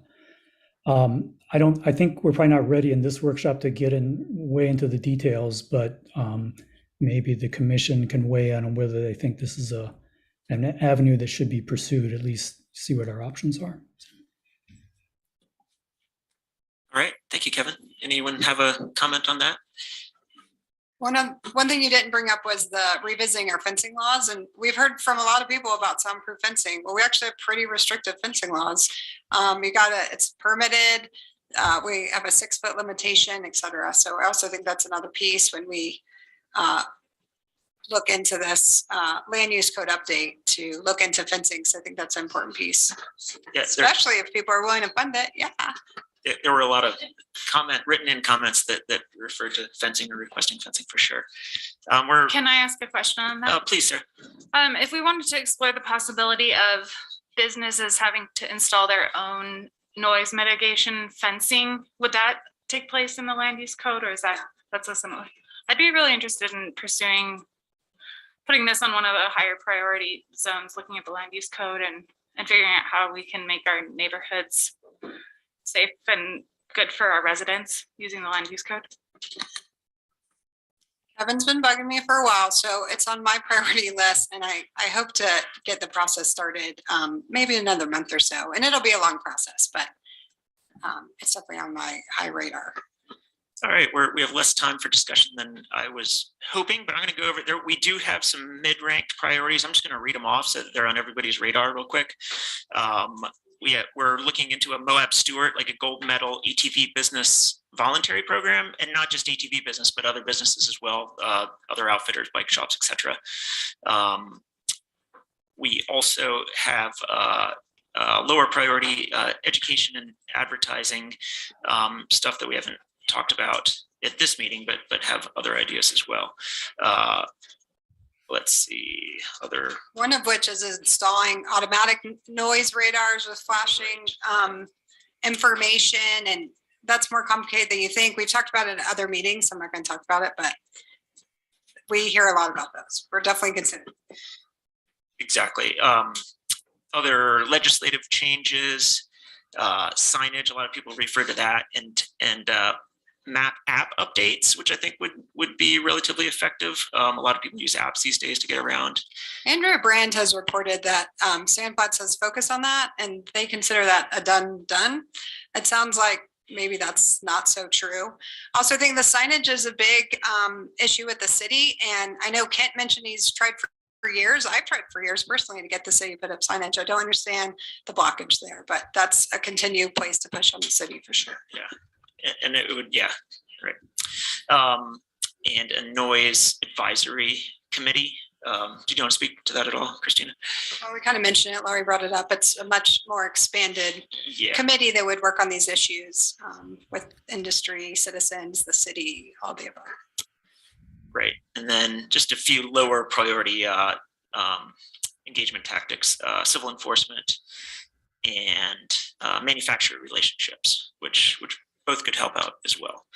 But those were all of the items that our noise working group has come up with. We discussed we were presented on the highest priority ones, and I'll open a discussion on what we've heard so far. Attorney Sloan, do you want to start it out? You know, the purpose here is for you guys to tell staff, direct staff, where to spend energy. The noise working group has prioritized these by high, medium, low. So we want to hear from you whether the commission agrees with us. You can move things around. And, you know, even within, say, the high priority list, are there things you want to rank for us? It's really just feedback to staff. There is an action item tonight or today. So, you know, to the extent we need to get any sort of formal approval through the commission, that'll come later. So this is really for purposes of directing staff energy. Yeah, and I think I attended all the noise working group meetings and worked on this myself. And I think I very much think the first two items, the education, advertising, and enforcement, for me are the best tools that we have in our toolbox to work on our noise issue with kind of the hand that we've been dealt. Could you speak a little to the stricter reciprocal operating privileges and what kind of leverage or leeway we have there? You know, statute's pretty vague and leaves it up to, I think it's the Division of Motor Vehicles to establish these reciprocal requirements. It's my understanding there are none. If an ATV is licensed in another state, you're licensed here. So I'm not really sure where to push on that. I think that would be something we want to talk with Bramble. We want to get DMV involved and find out more information. So given that we only have a half hour left, I wonder if the most efficient way to have the discussion is just go through this, you know, the working document in the order it was presented, and just see what comments people have about, you know, is this right direction, wrong direction, deserves emphasis, et cetera. And the first item was one that Jacques already mentioned, the, you know, sort of visitor education messaging, that kind of thing. Right, thanks, Kevin. Yeah, does anybody have thoughts on that or want to make a comment on education, advertising, et cetera? Mary? On education, I've spoken to a lot of people, I'm wondering if we should put one of the items in there as educating in the high school, and for our, you know, when they get their license, when they have to go through but because I know I get a lot of the problems with the noise are the beefed up trucks and such that the high school kids love. I'm sure I would have loved them when I was in high school. And, but, you know, that maybe there could be we could work with the schools to have it in their driver's education courses, in their, you know, just respectful, you know, because it starts there, and a lot of them drive UTVs and ATVs, and when they can, they get a job as a tour guide. And I know my son loved it when he was. So I think that's a great point. Just last night, I was woken up by one of the, for me, it's the little cars with modified mufflers that rev super high, are more irritating than any other automotive noise there is. And I think a lot of those are driven by younger folks. I think that's a good point, Mary. oh, yeah, they love it. Yeah. I mean, yeah, when I've been over playing pickleball at the high school, at lunch, they just right by. So That's why I was wondering, Daryl, if like Washington County, it seems like down there's just a bajillion of those little cars. Just St. George is just riddled with them. It's brutal. Exactly. He's Want to come up? Sorry. They do. Sorry. For our listening public, Those little cars are a phenomenon that's coming together just like UTVs. There's more and more of them. They're easily modified, not heavily and easily, but it goes there and they lend themselves. They're fast and they're loud. Yeah. And they like them, and they're becoming a problem everywhere. You're right on target. They're there. It's another one that's coming to the head. so if we started young, you know, just saying you know, it's not okay. Yeah. You know, my day, it was the old V8 Muscle car. Muscle car, right. Now it's the zoom, they're loud. Yeah. So, Or good sound systems in your car and then rolling down your windows. Sarah, did you have something to say? Yeah. Yeah, I know many of you have heard something related to this from me before, but with education and advertisement, I like a lot of these recommendations, but I do want us to be cognizant of the fact that advertisement is advertisement, even if it's saying be quiet. So I like more of the targeted, even HB 180 type UTV education through targeted audiences, as opposed to the billboards that are up in town that just kind of line up as you're coming into town. And some of them are do it like a local campaign featuring off-road vehicles, and some of them are actual different UTV businesses advertising. And so you're just being bombarded with, when you come to Moab, this is what we do. So I just want us to be all aware that there's like a way that we can approach this so that we're not just randomly advertising Moab as a UTV town as we're doing this. I think that's very important.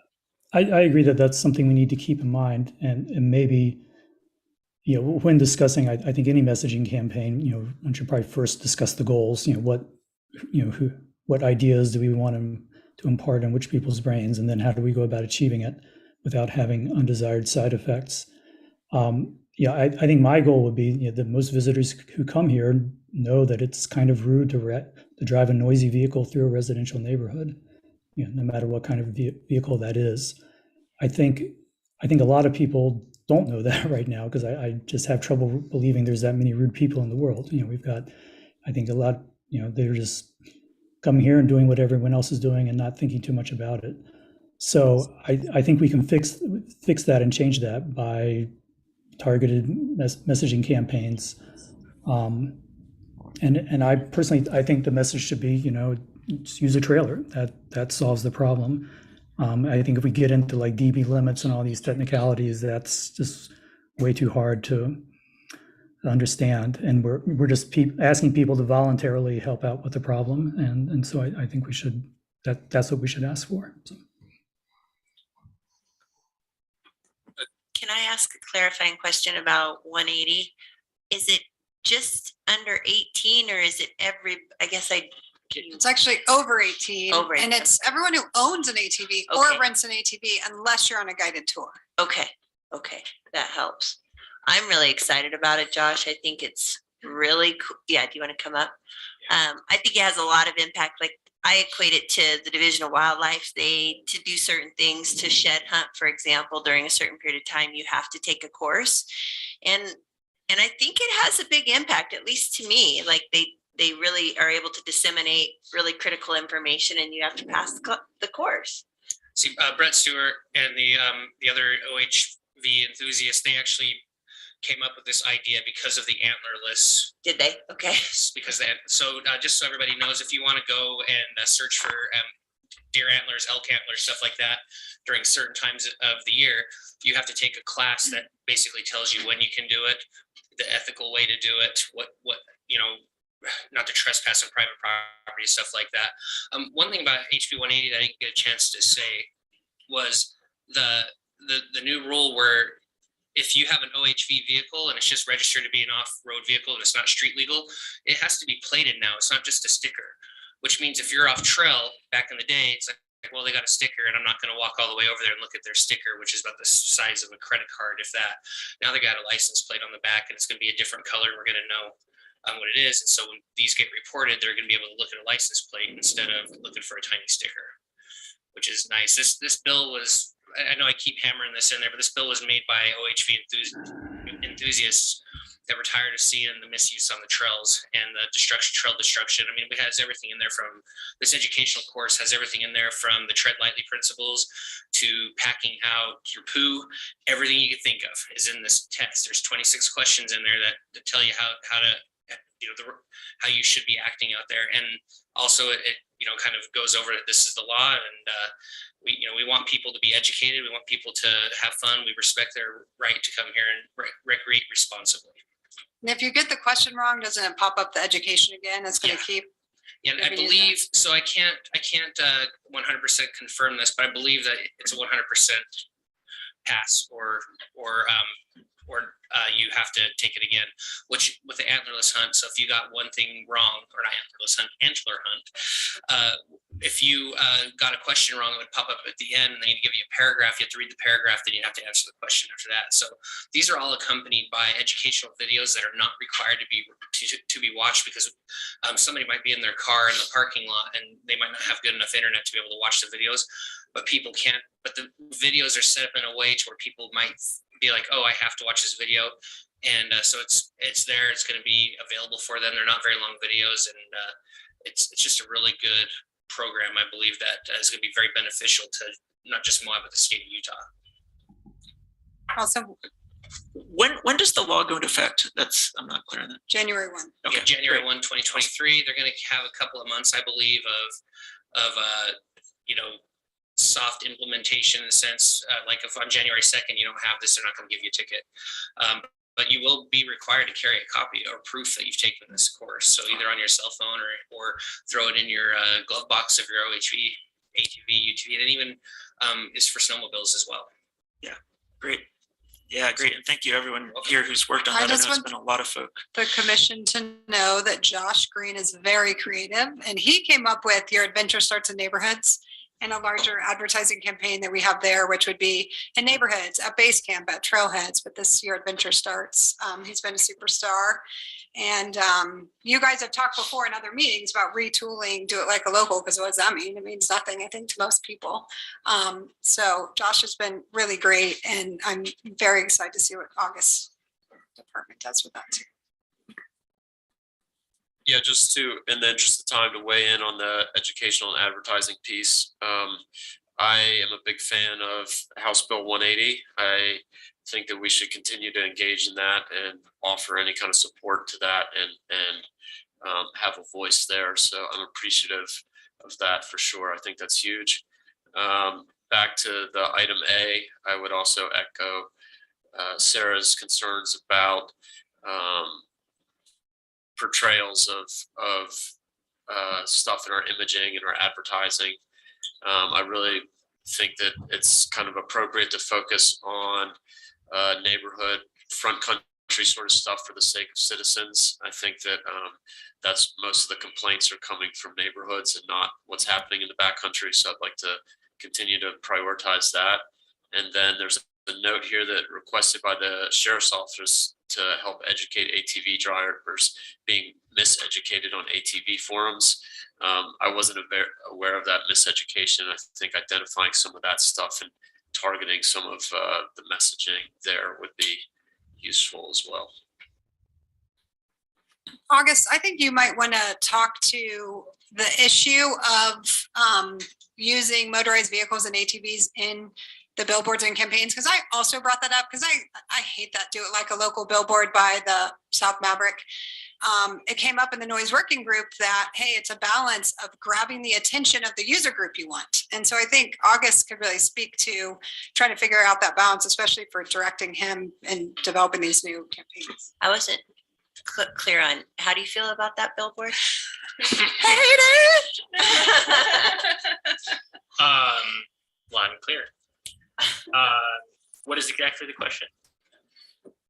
There was concerns from some of us about continuing to use UTV imagery in Like the stuff. branding of the community. Well, we just this idea of like, this is what we do in Moab. Moab is a UTV destination and not focusing on some. I mean, even the billboard on I-70 of people taking a selfie kind of makes me chuckle. Like, is that what we're doing? We're trying to feed like the Instagram craze, and it's like, I know that in years past there were, solo contemplative moments in a quiet setting, and we just don't have that kind of imagery anymore.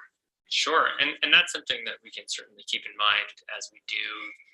I think we're slated for a fair amount of kind of rebranding, message redoing, creative, and this has come up later today. There's a fair amount of agenda items on this issue, but I think as we've been looking at media agencies and who we've been working with, some of the RFPs, I think did a really incisive job of pointing out, that right now our branding is doesn't have a universal visual language, and that, you know, we don't really have like a strategic plan when it comes to tourism, and we're not executing a strategic plan. So we're, you know, our office, I think in the last couple of years has done our best to be reactive to the various changes that we've been asked to kind of put out there. And I think that we'll continue to do that.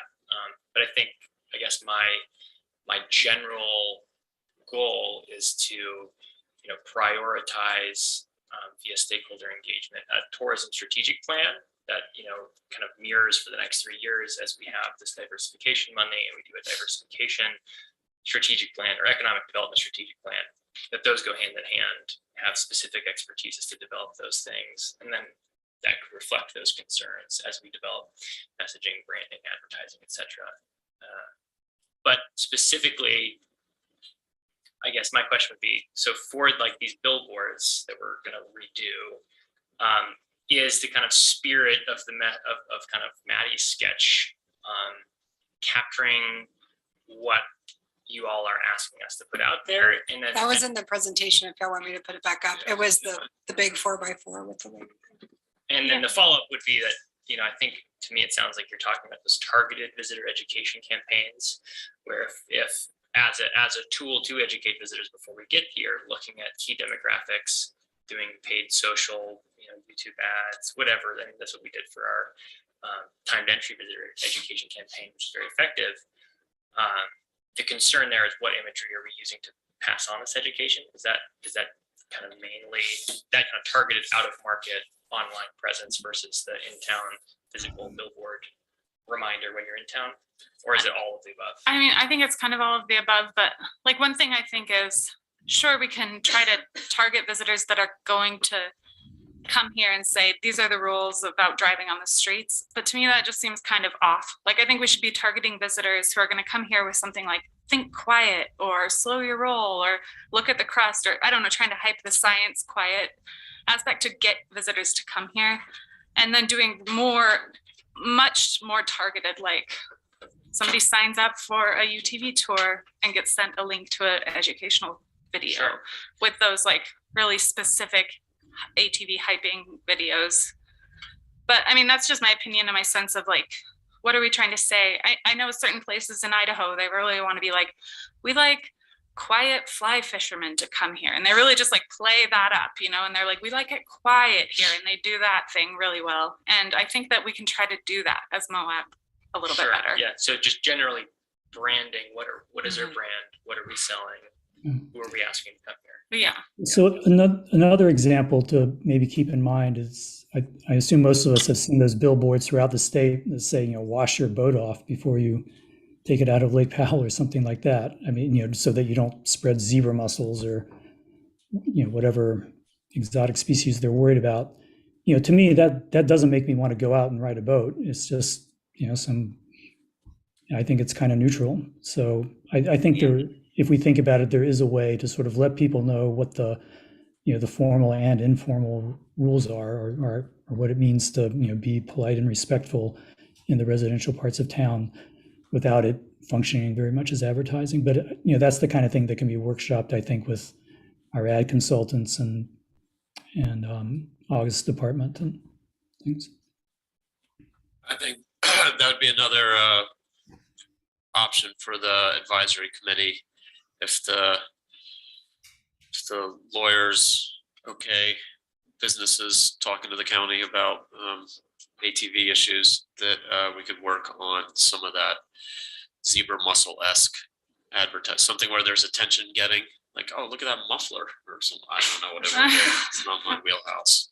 That's why we need the experts around to weigh in on it. A way to grab the attention without glorifying. So since we only have 15 minutes left, should we move to the other items on the list? Yeah, we discussed noise enforcement with Deputy Sheriff Meacham quite a bit. Does anyone want to revisit that at all, or do you want to keep going down the list? I have one question, which might be a Christina question about the idea, and there were some citizen comments about this too, especially in light of a lot of our, you know, sort of lack of resources, is the automatically citation issuing machines specifically for speed. I know we've talked about it with noise, which is obviously more problematic, but with speed.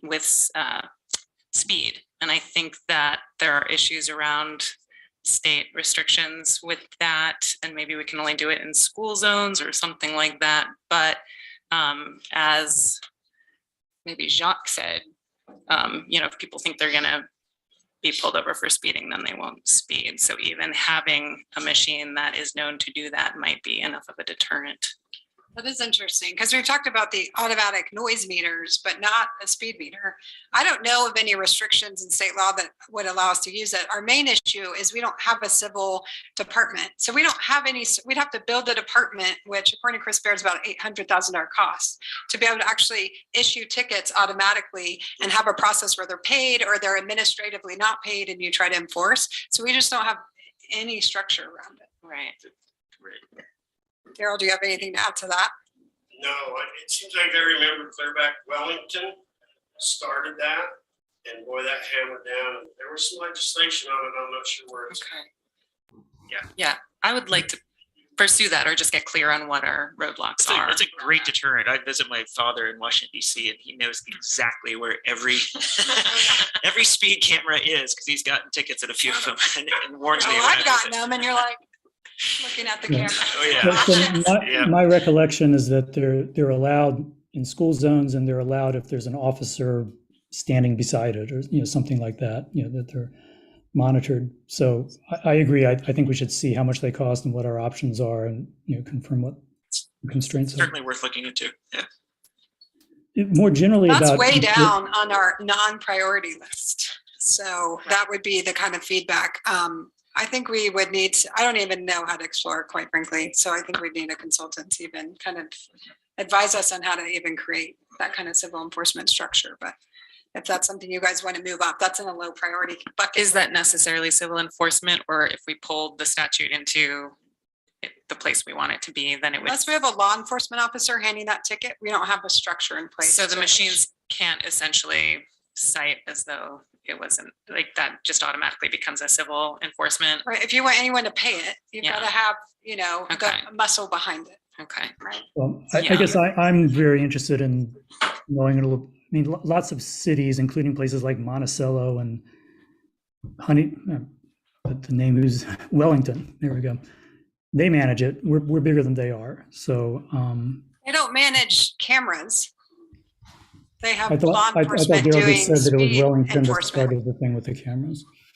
Well, Daryl said they got shut down. Years ago, Wellington tried it and got shut down. Wellington is not doing camera speed enforcement. It does seem to me like the quick and easy solution is just to try to convince our law enforcement officers to issue a few speeding tickets and see how it It's not all that is. easy. We are very, very busy. We are very, very in tune to the problem, and I take offense to that. Oh, no, I just said it was Because we're easier than automatic creating using another us not department. issuing a ticket. We are. We're busy. We understand. We know. We're here. Yeah, I'm sorry, I didn't mean to say that it was easy for you, just easier than creating a different department within the county and trying to staff What I'd it. like to ask, is the city having these Well, I things? got you Because come so up, much of what- Derek, you should come up.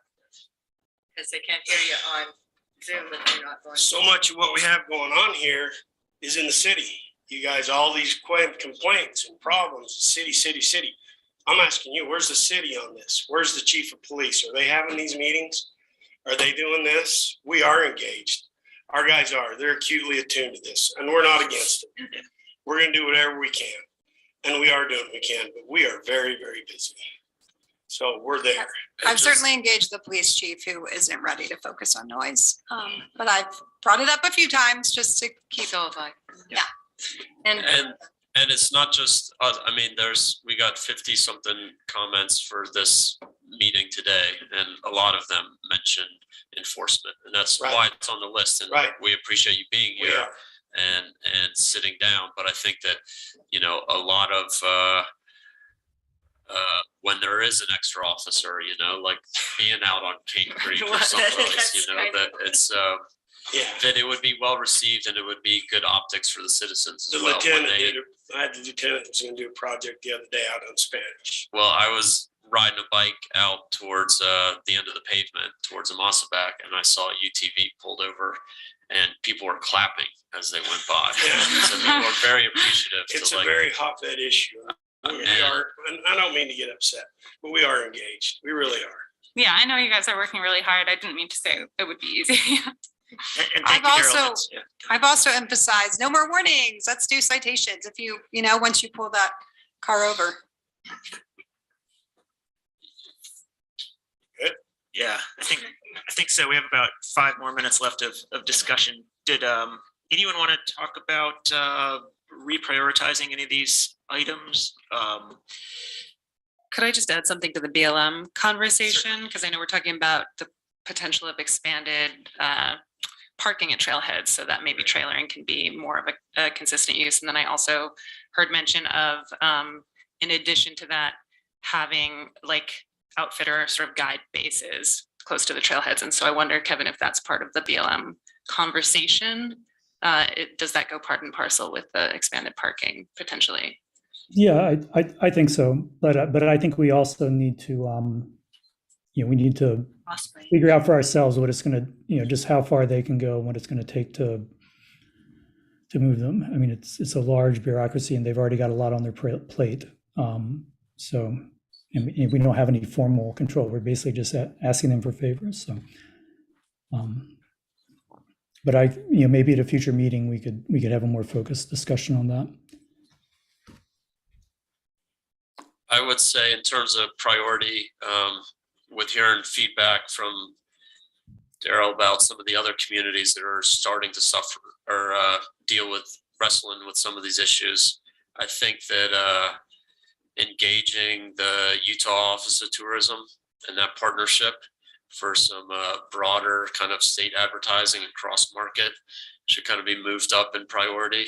I think that the state parks OHV program should kind of be bumped up.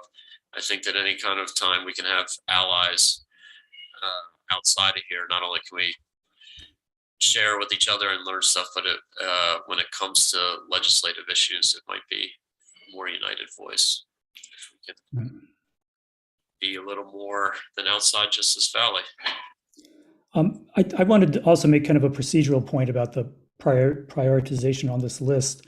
At least when I initially marked the priorities, it was priority for being discussed at this meeting. And some of the things got put down low on the list just because they weren't quite ready for prime time yet. They needed more research before they came up for a commission discussion. So I think that that's worth keeping in mind, that there's a lot of ideas and they happen in different timeframes, and some of them are maybe not much of a priority for the next few months, but eventually could be important. You missed the last noise meeting, and so we rank these. They are different than the ranking you did. So the noise working group officially did this in a 2-hour meeting, our last meeting on June 1. But so Lee says to the noise working group, this is what the group. But to his point, this was also a ranking for discussion for today. No, Or not for action. the noise working group. Okay, this is actions. Okay. But we'll move up we had split up the Utah Office of Tourism in the state park, so we'll just move it all up. Yeah, it seems like it piggybacks with some of the other stuff up there. Right. Yeah. Yeah. Mary. Somewhere when I was reading my packet, I saw that in 2023, they're talking about doing another Mighty 5 campaign. Right. I think it's really important that we have a voice on that, because the last Mighty 5 campaign really that was the beginning of the angst. You're right. Turbocharged everything. Yeah, and that's prior to that, people were. Buckles. Well, a lot of things happened at the same time. Mighty 5 campaign, and then making UTVs and ATVs street legal. It was like right at the same time, and it brought a lot of angst to our residents. So I don't know. I would just like to make sure that we have a voice on that committee, who's ever organizing the Mighty 5 campaign. That we get a voice on it. I mean, August, didn't you just speak to the retooling of the Mighty 5 campaign? Do you want to come up just really quick? And sorry to make you move. I just wanted to make Jick move, actually. Getting this exercise. He doesn't need more exercise. No, he's pretty. So that comment in the prioritization list that had Utah Office of Tourism partnership, Mighty 5 retool 2023 question mark. I'm not totally sure where that is. What I wanted to bring up was the Forever Mighty campaign, which in many ways was the Utah Offices of Tourism's response that followed their Red Emerald strategic plan that they created.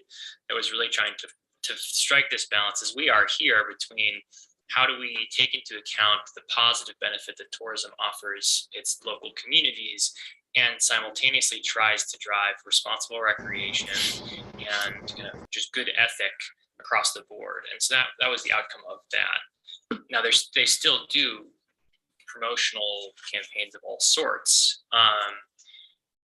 I'm not aware of like a Mighty 5 return. Okay. However, if you look at visitation statistics, like we've seen a dip from obviously like the sugar high of last year.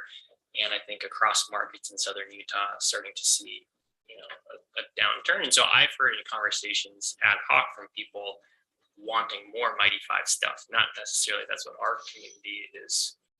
I mean, maybe. Anyway, that's an aside conversation.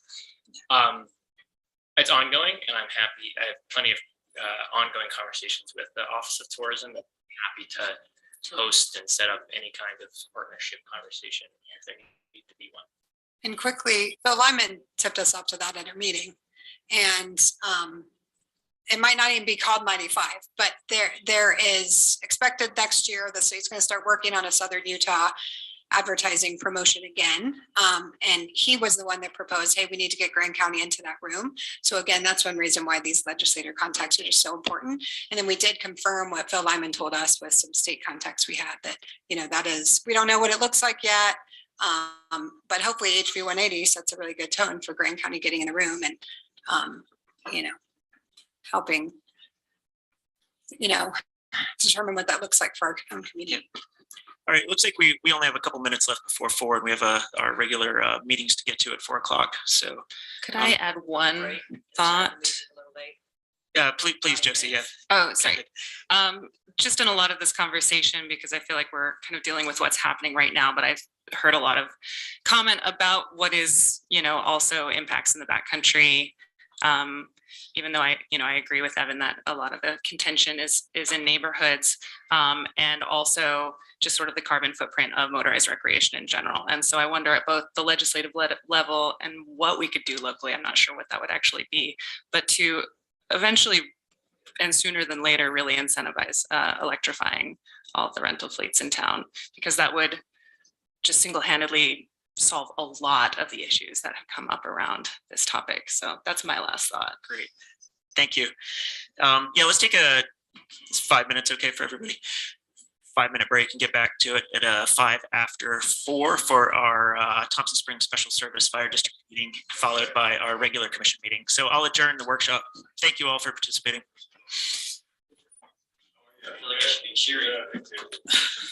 Thank you guys.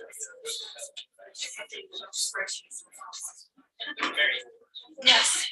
So you want me to make a copy for you? So Oh, no, I've got it on my computer. Oh, okay. I just meant to say, I shot that up real quick, and I'm happy to expound on any of that. My email is really.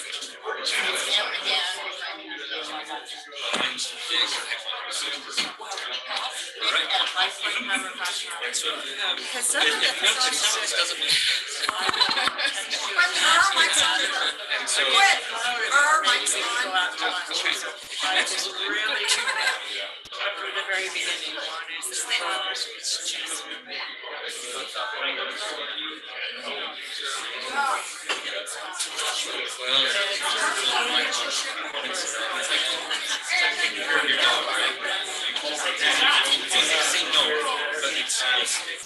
It's a more long-term thing.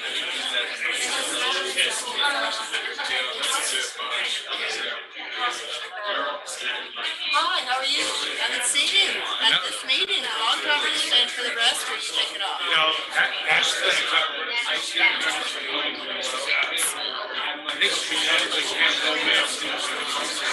Oh, I got some. with all my vaccines, I had gotten sick the month before with the virus, so I think my immune system had got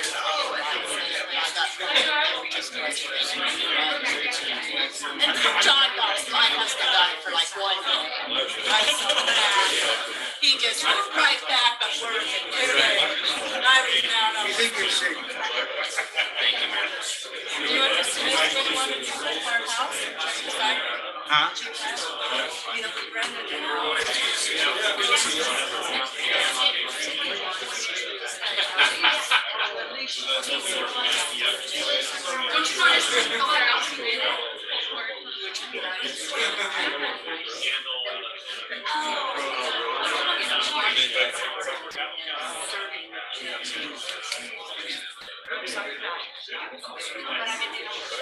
But they won't take care of it. But they won't, nobody would do what you did to the yard. Where's the one are you doing? Haven't seen you in a long time.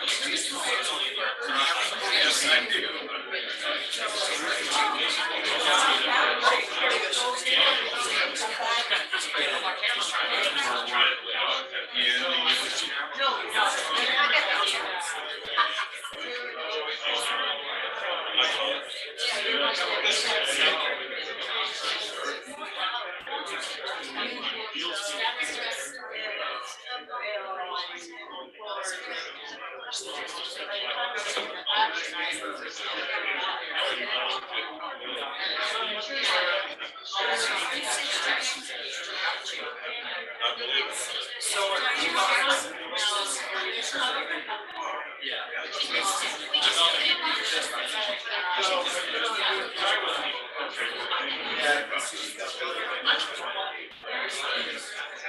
Well, so I'm leaving by 7.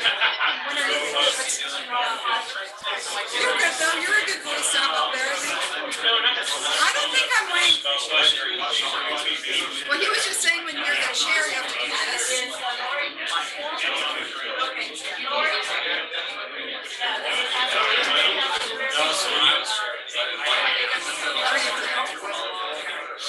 I don't have anything though. I don't think I have a single item on the agenda.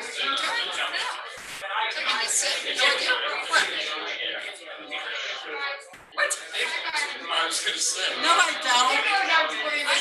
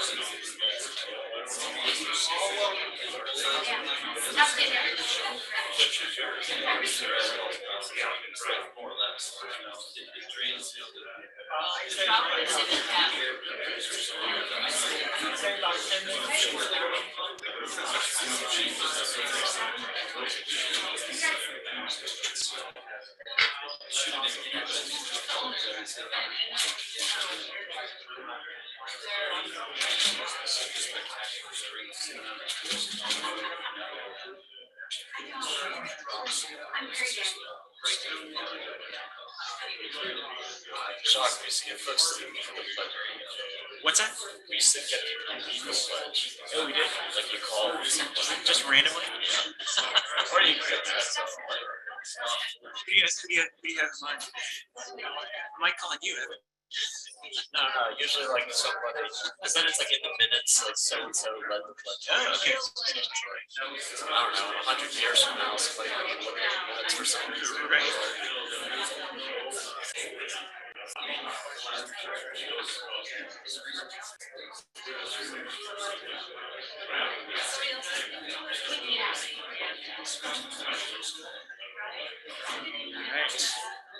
Any other commissioners out there, Trish? Is there any other commissioners out there? Happen to notice Mary's hair color? Yeah. Yeah. Such a hipster. Mary? Yeah.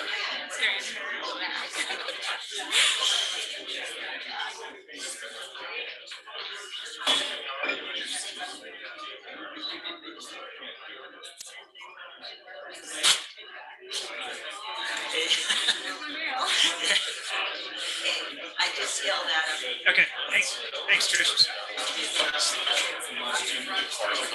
God, nice having a full chamber, isn't it? Let's just pile up here. Yeah, I feel so bad. So much business. Yeah.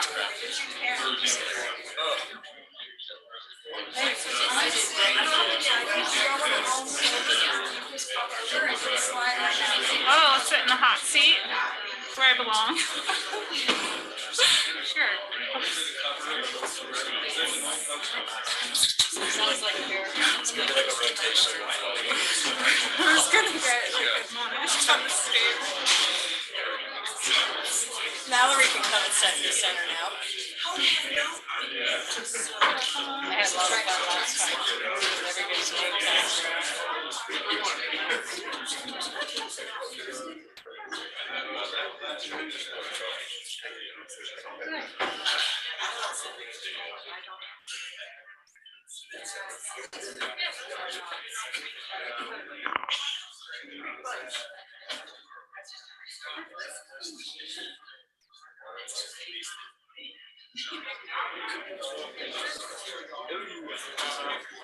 Is that the emergency button? I heard it wasn't wired, but ostensibly the SWAT team rushes in. Here, we're ready. Go, should I just commence the meeting? And, yeah, it's Thompson. All right, you guys ready? Quinn? Okay. Thanks, Josie. All right, I'll now call to order our Thompson Springs Special Service Fire District Administrative Control Board regular meeting.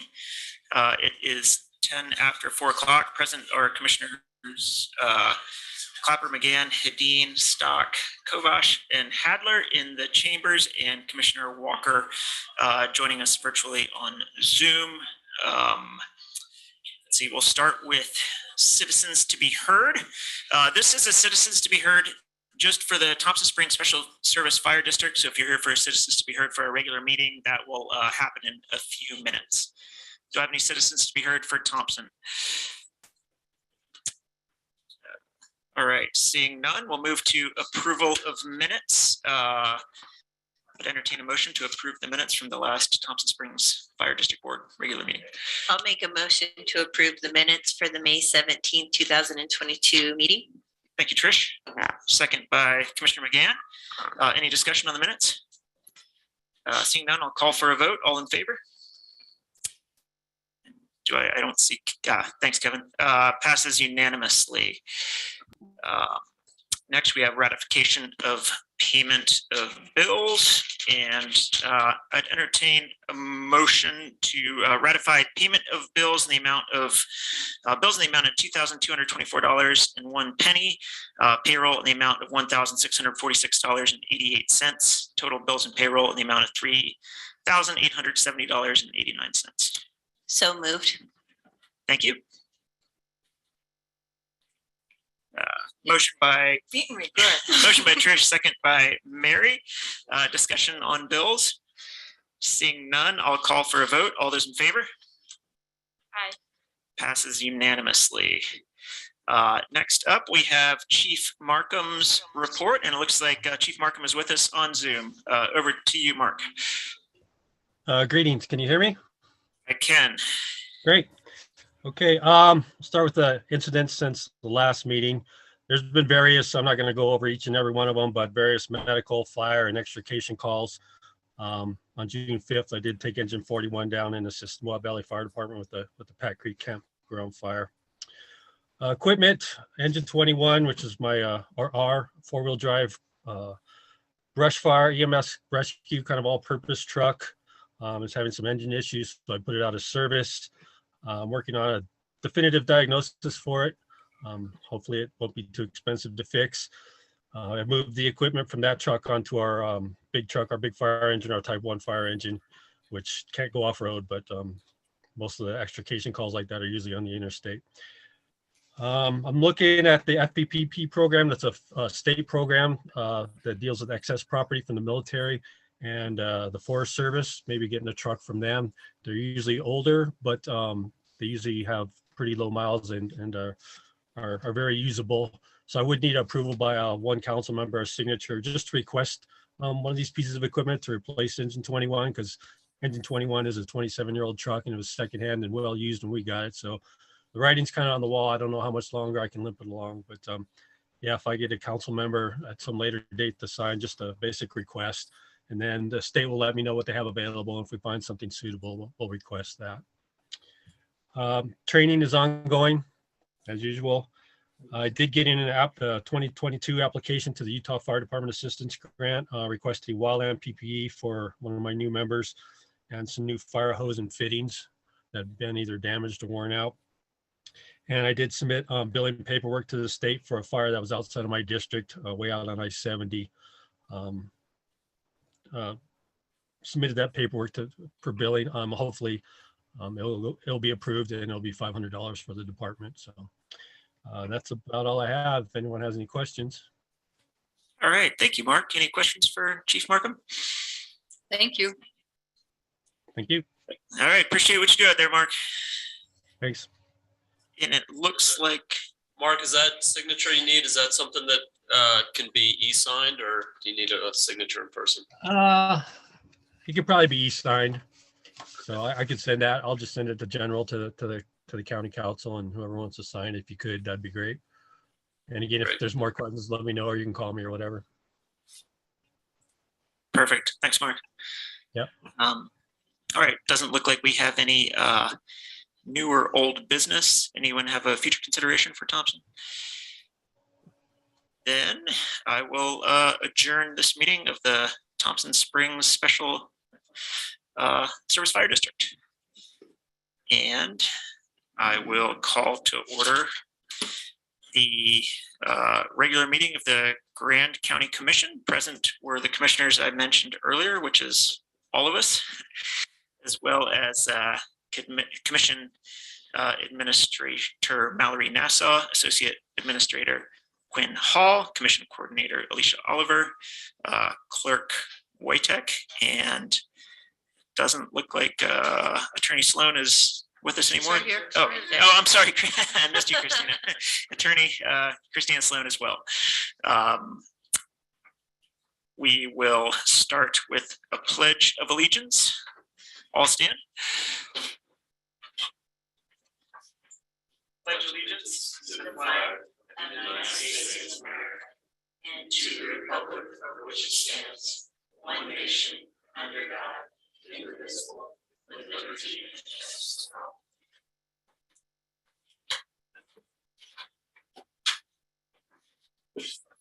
All right, and before we get started with the citizens to be heard, I just wanted to make a quick statement that stems from our discussion at our last meeting concerning special events. It is my strong belief that when considering special events, the overall value of the commission is to appeal to all of the various segments and demographics of the county and its visitors, and to look at all events in the big picture. Not all events will appeal to all people, but ideally there are going to be specific events that each of us can enjoy. When the commission is openly discussing policy, individual commissioners frequently say things that are of a specific cause or interest to them that don't reflect the views of the rest of the commission. All 6 of my peers take their job as commissioners seriously. We come to meetings prepared, rarely miss meetings, and work hard to improve the quality of life of our residents and our visitors. So thank you all. And I would like to now welcome citizens to be heard. If there's any citizens in the chamber that would like to be heard, please introduce yourselves, come forward, and you'll be given 3 minutes to comment. Is there anyone on Zoom who would like to comment?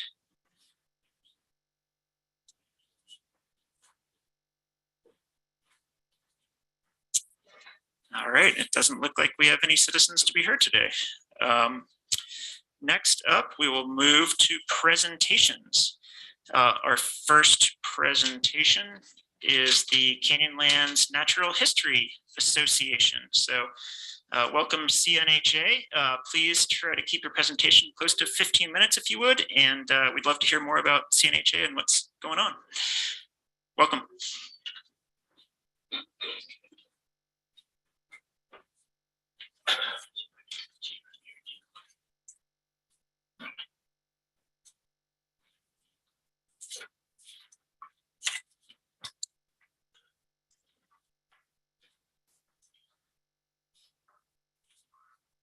Commissioners, good afternoon. I'm Walt Dabney. I'm on the Board of Trustees of the Canyonlands Natural History Association. With me are other board members, John Weishite, Claudia Page, and our Executive Director, Roxanne Bierman, and Sharon Kinsley is behind us, who's the manager of the Moab Information Center. I hope you're getting out during this incredible weather. There's a bunch of us in this room that actually slipped out this morning and went up Pritchard Canyon and watched the solstice happen. And we still made it back here to talk to you this afternoon. My wife did that as well. I talked to her. All right. Awesome. That is where she was. Yeah. Yep. and she was on a mountain bike, and that's a tough one. Yeah. Anyway, thank you for letting us be here to talk about CNHA and about the Moab Information Center. The need for a central visitor center, a place where visitors could come to get information, probably started in 1989 as Moab was shifting away from the uranium industry as its primary component to tourism, which has certainly become a major component in this economy. It was clear to businesses that if we were going to have this happening to us, and we know now after 28 years it has definitely happened, it's not a maybe, that we needed a way that visitors could get accurate information, get a safety message, get information about how you visit this place without trashing it, and do that in a way that gave the visitors the opportunity to plan a safe and enjoyable visit. Without that, prior to having such a place, only way they got information was to ask a waiter, ask a bellhop, ask somebody in one of the stores here, many of whom were seasonal employees. They're not from Moab. They don't know anything. They may be well-intentioned, but they're not necessarily giving you accurate information. The only visitor center that was open regularly at the time was that one at Arches. And Chamber of Commerce had a small place that was open occasionally, but it was inconsistently. And so what people did is they called Moab City, they called Grand County, they called the Travel Council, which they still obviously do. They called the agencies, they called state parks. They got all kinds of different messages from all kinds of different locations. And that just was not successful. To try to get a handle on this, the county realized it was a problem. The agencies realized it was a problem. Certainly the Travel Council realized it was a problem. We started meeting and it was very clear that we needed a central facility for people to get information to visit this place. When that consensus came forward, we needed to find a place. And the place where the Moab Information Center is now at Center and Main Street was owned by Claudia's dad, Ralph Miller. And I know Mary knew Ralph well. Ralph supported the notion that we needed such a place here. He also agreed to not put his land on the market. And I don't have to tell you that's a prime piece of land. Put it on the market until the county and the agencies could get their act together. And he did a very reasonable price for that place, kept it off the market until the county could get a CIP loan to buy the land and to start building the place. The agencies were able, through Senator Jake Garn at the time, to get a federal earmark to also help build the place, added an auditorium to it, and was able to add the facilities inside that made it able for us to operate the place. It was a perfect example of cooperation of a bunch of folks that realized we got a problem here. Let's get ahead of it before it gets completely out of control. The MIC was dedicated 28 years ago, June the 15th, and Mary would have been here maybe at that meeting. Representing Grand County, as one of you, would have been Charlie Peterson, county council member at the time. Bob Jones, who many of you knew, was representing as chairman of the Grand County Travel Council. Jerry Shaw for the Forest Service, Roger Zortman for BLM, and I was here as the Southeast Utah Group Superintendent. We were excited. This was really something that we knew was going to be very helpful. It was agreed by all the agencies that CNHA would lease the MIC from the county. It was anticipated at that time that the proceeds of that lease would go back into operating, to taking care of the building. The county owns the building. The cost of operating the facility would be borne by the agencies through CNHA. CNHA is in a partnership with the federal agencies, and I think you know what they do, and if not, we'd be glad to talk about that. The operation was going to be funded by what we sold at the Moab Information Center. One of the, not problems, but one of the stipulations or agreements that we made at the time is, unlike some of our stores, we would not sell stuff at the MIC that was likely to conflict or compete with other businesses around us. And we've stayed very true to that. We weren't down there to harm any other businesses. In fact, we were there to help them. After 28 years now, the MIC is a central focus for Moab, for a lot of residents and certainly for visitors that are coming here. Technology has certainly changed some of the things. There's people that get a lot of their information from the web and so forth, but it hasn't changed it certainly entirely. A lot of people still like to go in and talk to someone who is from here, who lives here. I can tell you personally, and I worked in this business for 43 years in state and national parks. Every time I go to a new place and I don't know that place, I go in and into a visitor center and ask them, what should we do here? What would you do if you were coming in here and had 2 days, we're camping or whatever? Can you tell me about the mountain bike trails? Whatever it is we were interested in. You get some of that on technology, but a lot of times it isn't current and it isn't interactive, like sitting there looking at somebody and talking to them. People like to talk to someone who's actually been there or who lives there. Very important. CNHA represents the agencies as well as Grand County, Moab City, the Travel Council, the Chamber of Commerce, the businesses, and indeed the citizens of Moab in our welcome center downtown. It provides and pays for a service we think that's invaluable to people who come here from all over the country, all over the world, in fact, who want to come in the visitor center. They want to talk to a professional. They're going to watch the orientation movement, movie that the Travel Council gave us, which also has great safety and how you visit this area without trashing it information. They listen to some outstanding educational lectures. I hope you've been to some of them. They can obtain their OHV permits there. And just as importantly, again, after 43 years in this business, the main thing they definitely want is a bathroom. And we got the best in downtown that are free for them to go in and use. In addition, this year, with the new timed entry situation in Arches, you can't get to the Arches Visitor Center. And I don't have to tell you, if you live, since you live here, you have not been able to get to the Arches Visitor Center to talk to anybody without waiting in a long 2 lines of traffic with your motors running, which is just craziness. So we've got a couple of rangers assigned to the Moab Information Center now to help facilitate this transition into the timed entry system. If you haven't been to the MIC in a while, I really encourage you to go in there. Don't tell them who you are. Just go in there and ask some questions. Go look at the movie. Go see, maybe listen to some interactions between the staff and that, and then go introduce yourself. What you're going to see is how these people are treated. I've known people that worked at that Moab Information Center for years and years and years. They're giving out information that is absolutely right on.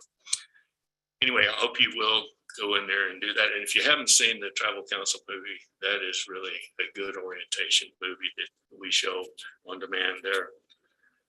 Lastly, I guess the MIC is not a moneymaker for CNHA. It costs us about $370,000 a year to operate that site. $370,000 a year. We pay Grand County $27,600 for the lease on the building. CNHA's net revenue at that site is about $235,000. We could maximize that. We could make a whole lot more money if we took all the restrictions off and sold whatever the heck we wanted to down there. That is not the intent of the place at all. The Travel Council, Grand County, contributes $45,000 a year to the operation, and Moab City donates another $10,000 a year. So it only costs CNHA, our board, which would be going to the agencies to do interpretation and education and other things to help the visitor. It costs us $315,000 a year out of the revenues from CNHA to operate the visitor center. We do all the staff and the operations. And if you have any specifics about that, Roxanne is here to answer. These are visitors, yes, to parks and public lands and forests, but they most importantly are visitors to Grand County, Utah. Whatever attraction brought them here, and again, from all over the world, I don't have to tell you that, from all over the world, the economy of this place benefits as much as anything. The Moab Information Center has been a major player here for 28 years. We help to deal and facilitate with 2.5+ million people a year coming through here. The role that we play in preventative search and rescue, in getting people good information about this place is really hot, this place is really dry. If you're going out there, don't go by yourself. If you're going out there, you've got to have water. You've got a letter in your packet, I think, from Grand County Search and Rescue, who said this probably saves us a lot of not only heartache from dealing with people that are lost or killed, but also some serious financial challenges as well. CNHA feels this is a role worth continuing. We want to do that. The board feels very strongly that this is an appropriate use. We hope you do too, and we request and hope that the commission here will agree to another 5-year lease of the building so that we can continue to operate what we think is one of the premier visitor centers in this area, part of the world anyway. So with that, I would open it to we have a good crew here to answer any questions you might have, and thanks again for letting us be here. Thank you, Walt. Thank you, Walt. I have a couple quick questions. please. Do you guys have statistics on whether it's daily or yearly visitation to the MIC? It's a little over 200,000 people a year. A year. Okay, thank you. And you're still offering programming? Because I used to go to lectures there all the time, but You I haven't don't. been to mine. I think I have been to yours. All right. Well, There was an article this week in the paper. Okay. I try not to read the news. Okay, cool. So I and I used to spend more time kind of right down there, and I just don't anymore. So I will definitely take you up on your recommendation to visit because I haven't been in a long time. But so you guys are still doing lectures. every Thursday. 2020, we did not do any. Okay, right, for obvious reasons. right. Last year I had just. Come on up because they can't hear you on Zoom. Sorry. So. This in one's 20 live too. 2020. In 2020, we did not hold any lectures for obvious reasons. 2021, it was hard for us not to have them there. So in 2021, we did a limited lecture series with mostly, it was the park rangers from Arches, and Canyonlands came in and did some. This year, we're ramping back up, so. Thank you so much. Thanks, that's it for me. I feel like I've been hearing a lot about an increase in visitation to the mix since the timed entry started. So I wonder about those numbers, maybe specifically. I believe visitation this year is up about 21%, so significantly. There are a lot of people who are confused or need help when it comes to timed entry, and they are directed to the MIC. So yeah, we see a lot heavier visitation.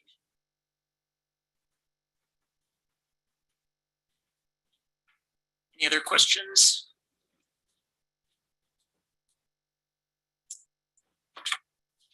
All right. Well, thank you guys so much for your presentation and everything you do down at the Moab Information Center. Thank you much. Thank you. All right. We're to department reports. Comprehensive financial report. Chris Baird, Strategic Development Director, and Chris will be joining us on Zoom. Thank you, Jacques. Let me know if my audio is giving you any trouble. I'm going to share a screen here.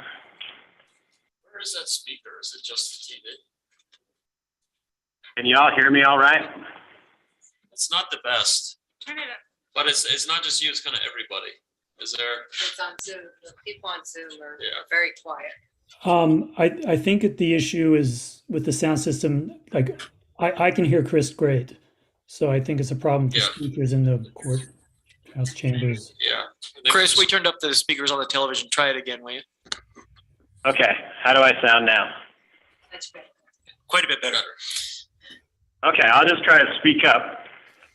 Maybe that will help. Okay, so this financial report is really going to center around observing some longer-term trends and how the last few years have played out. Because of COVID, the last few years of statistics have been difficult to interpret. 2020 was an outlier year with lower than normal sales tax collections, and 2021 was an outlier year with really record-setting collections. And so in this presentation, I'm going to try to explain the trends that have been established from 2012 through 2019, essentially our pre-COVID trends, and then analyze how 2020, 2021, and 2022 relate to those trends. And so the trends are kind of calculated mathematically, but one way to sort of visualize them is if you look at this all taxes total graph right here. This is showing the total amount of sales tax, all taxes combined, that we collected from 2012 through 2021. What I did for the trends, which we'll get into, and the trends are all in blue on these graphs, is to establish a trend line. So basically, a trend line would be if you took a straight line and you drew it as best you could to get as close to the peaks of all of these years, 2012 through 2019, and then projected that out, where would it fall? And so that's what we're essentially comparing all these statistics with, these actual collections with trends. And I ran these trends actually by month, and so this is all by year, but the trends are actually established by month because we have a relatively seasonal economy. It's essential to understand how things are happening month to month. And so on the left, we've got three graphs, which all kind of show the same thing, but relative to different years. And so the blue line you see in these graphs are the trend that was established for this particular tax. In this case, we're looking at all taxes combined. The trend that was established through 2012 through 2019. Now, looking at 2020, the blue line is that trend. This is where we would expect to be. And then the orange line is what actually happened. And so you can see the effects of the COVID closures were pretty severe for, at least the first half of the year. By July and August, we got relatively close, a little bit under the trend. And then by September, we began to exceed the trend. So more or less since September of 2020, we've been outperforming the trends from 2012 through 2019, with one notable exception. So moving on to 2021, you can see that we had a strong first half of the year, very strong. Then in July, we dipped just a little bit below and then bounced back up to being above the trend for the remainder of the year. I think that July was probably lower than normal because of a latent effect of the Pat Creek fire, plus a whole bunch of other fires. If you remember, July last year was very, very smoky with really bad air quality and visibility, which probably affects our economy. And then down here into 2022, again, this is all taxes combined. We're running pretty strong up through March. March is the last month that we've actually got sales tax data for. Our remits from sales tax lag by about 2 months. We should be getting April's numbers tomorrow or the next day. So it'll be interesting to see how this compares. But up through March, as you can see, across all taxes, functioning fairly strongly. This graph right here is another comparison of the total projection by year versus the actual. So you see in 2020 that the projected amount was considerably more than the actual amount, and that's due to COVID. And then in 2021, we saw, considerably more than projected, according to the trends. And now here's 2021. This is year to date. So this is showing the expected trend through March, and then the actual collections.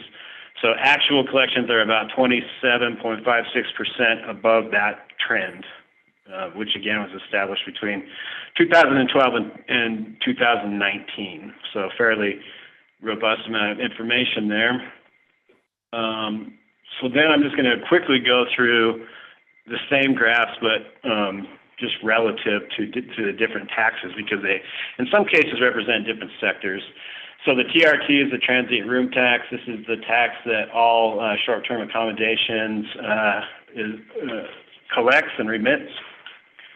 And so you can see that for 2020, the TRT didn't really recover until September and was, very low in the first half of the year, and that's because of the COVID closures. In 2020, The TRT is probably where we lost the majority of our revenue, then rebounded, and again, pretty much has stayed above the trend except for July of 2021, but the remainder has held pretty steady. Right now, we're about 26.27%, or actually, as of March, we're 26.27% above that trend for TRT. Then moving on to the transportation tax.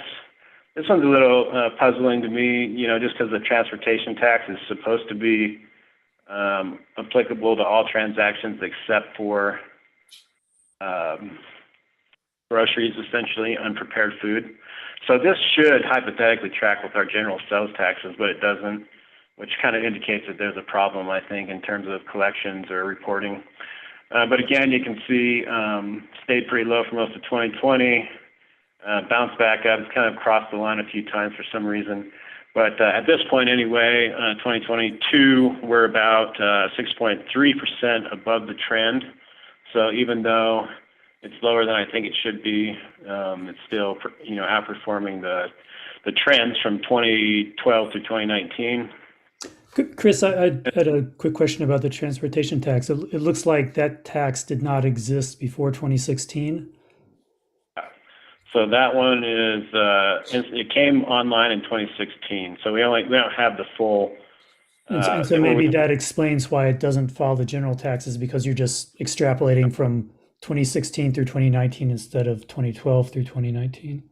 Yeah, that could be possible culprit. I mean, I have to look into it more. I also know that it just in looking at some other information, that I don't think it's being reported as it should be. I don't know if that's a collection problem or a reporting problem, but there is something weird happening with this one.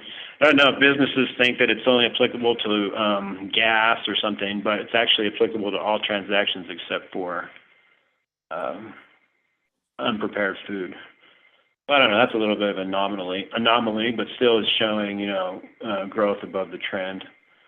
So then we've got our county option. This is a sales tax that the county, all counties can opt into. This is a 0.25% sales tax.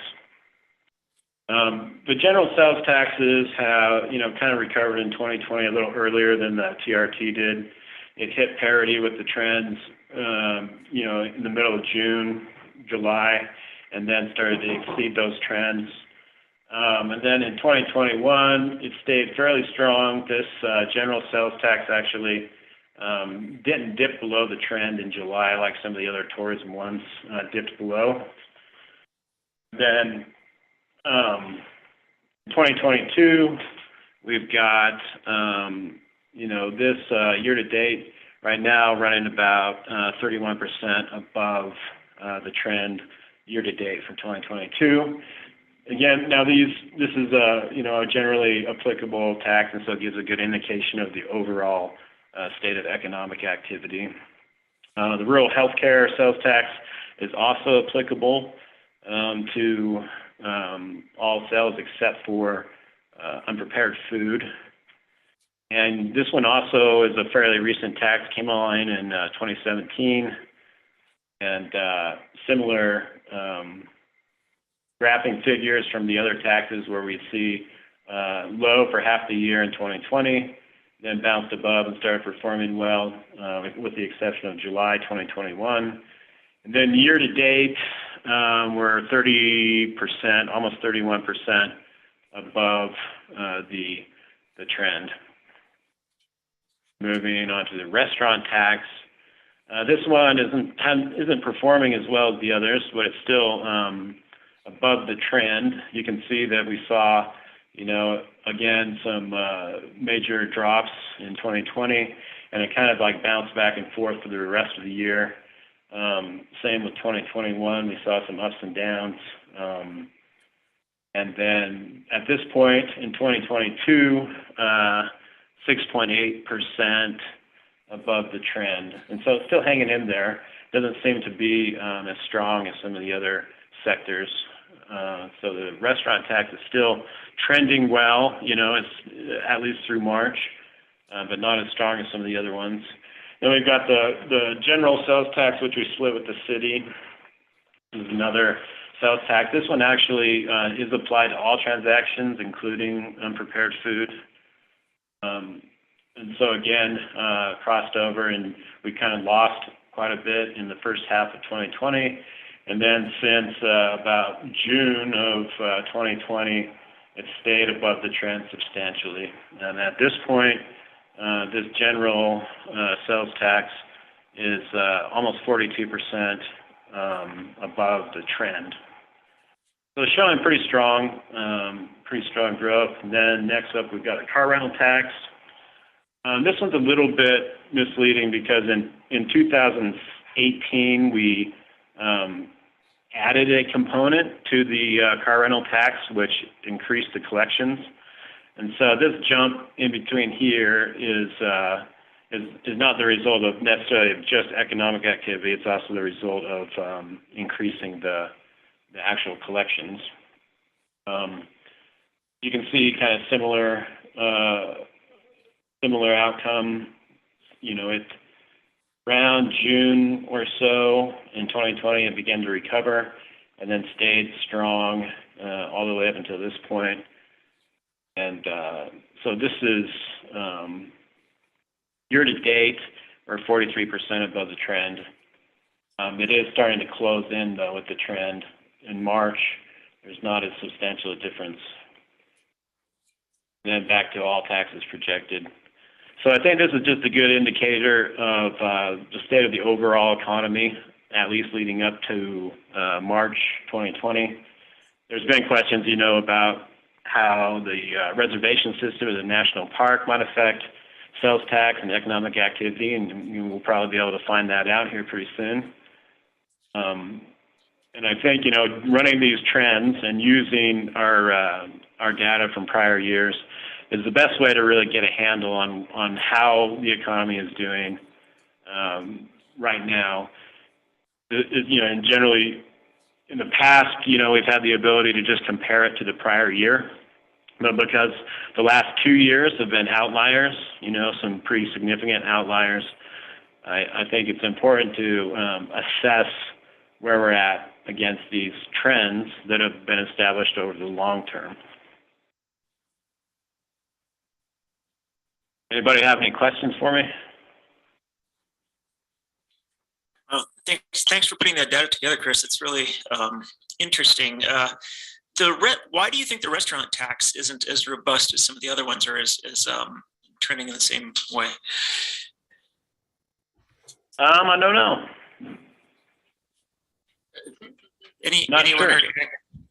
Anyone heard anecdotal evidence from restaurant I would just say that they've been full for years. Mm-hmm. So you can't really keep growing if you can only got so many tables in town. Right. I also think prices have gone up because of both supply chain and workforce issues. So that is probably turning some people away from eating.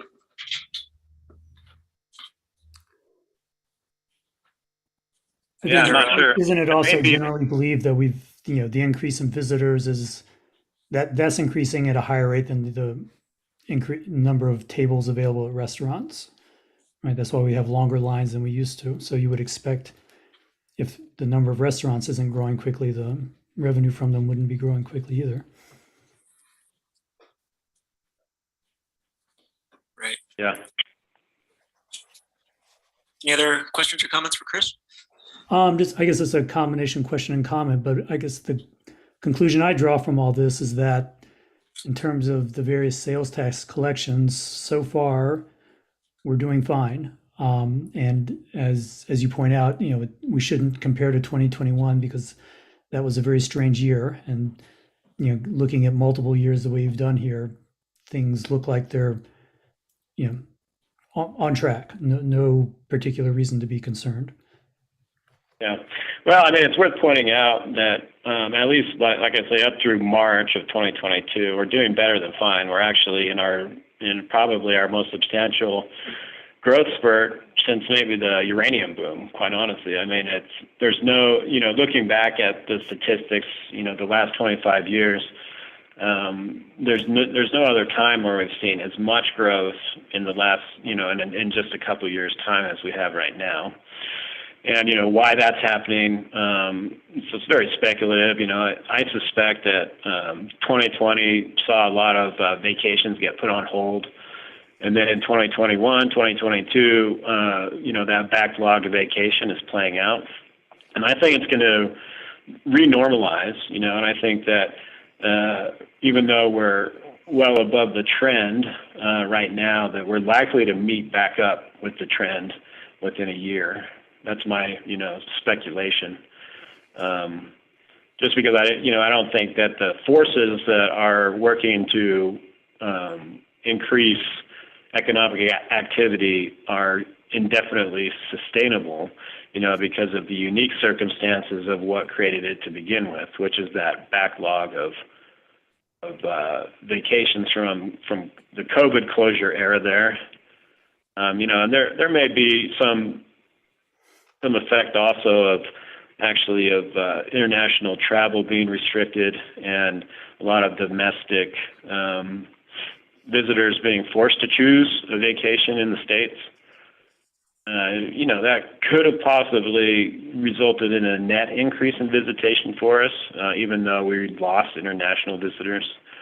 Again, this is all speculative, but there's definitely something, that's driving a very sharp increase in economic activity from about September of 2020 to March 2022.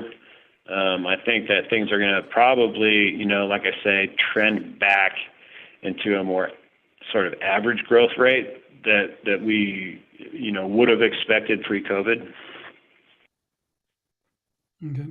I also wonder, I guess this is further speculation, but if we were to try to go even further back, and I'm thinking of the annual visitation figures for Arches National Park, my recollection is that they were, growing, steadily at one rate until about 2013 when they accelerated. And that's the, the beginning of the Mighty Five campaign. And so and so your figures started about that point and you're drawing a trend just on those years. But I just wonder whether this decade from 2013 to 2023 or so was that's also not sustainable, and we should start forecasting or planning for a more of a leveling off or slower growth in visitation and sales tax numbers starting a year or two from now. Yeah. Well, I think that the period through 2012 through 2019, was a pretty rapid phase of growth also, certainly more rapid than the lead up to 2020 or 2012. So it is, a fairly rapid growth rate through that period. But it's, part of the issue for me with running these monthly calculations is that prior to 2012, our TRT was collected by Grand County, and it was recorded in batches. It doesn't say what month it was for or anything like that, and so it wasn't easy for me to determine which month what TRT collections were for. I mean, it's probably possible to unravel it, but it wasn't easy to do right away. But the state started collecting the TRT taxes in 2012, and so from there forward, we had pretty clear numbers by month. Mm-hmm. But yeah, it's possible to go back earlier than 2012, but it would just require a lot more work to actually try to interpret.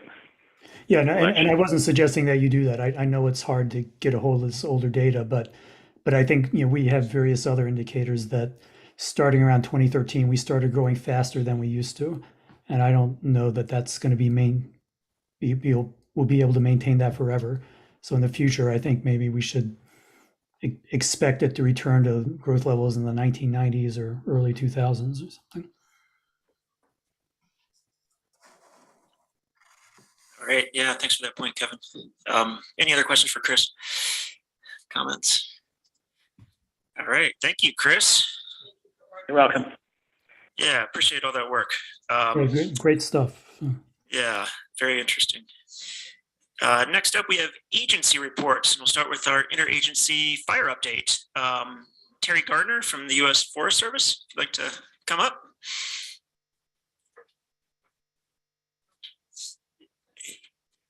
bring whoever you want. Yeah, you're welcome to join him, clerk. It'll make it quicker. Perfect. We'll get together. Thanks.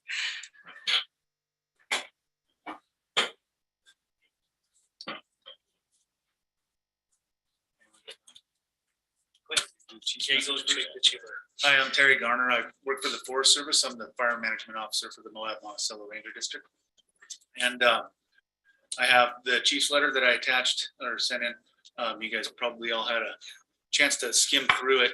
So basically, there's usually a few key points that we can pull out of it to kind of gauge how we'll operate through the fire season. And of course, this is Forest Service specific, but the other agencies do look at it and kind of base their decisions on some of that too. So some of the key points that were in that, he started out with stating that we had 99 days in planning levels 4 and 5. It's a record. Basically 4 and 5 planning levels is the highest level of fires going on in the nation at one time. So most of the resources or all the resources that are available are assigned. So basically that's an indicator of how hard it is to get resources. And it pretty much started while we had the Pat Creek fire going on. And we saw a sharp decrease in the amount of resources that we could get about this time, maybe a little bit later last year. So going down through it, he was talking about that we must use all the tools available to increase hazardous fuels reduction. We work hard on that, but we do have short staffs here. During the Pat Creek fire last year, we had projects going on up around Mill Creek, some of the West Slope WUI stuff. We thinned about 850 acres, thinned and piled through contracts.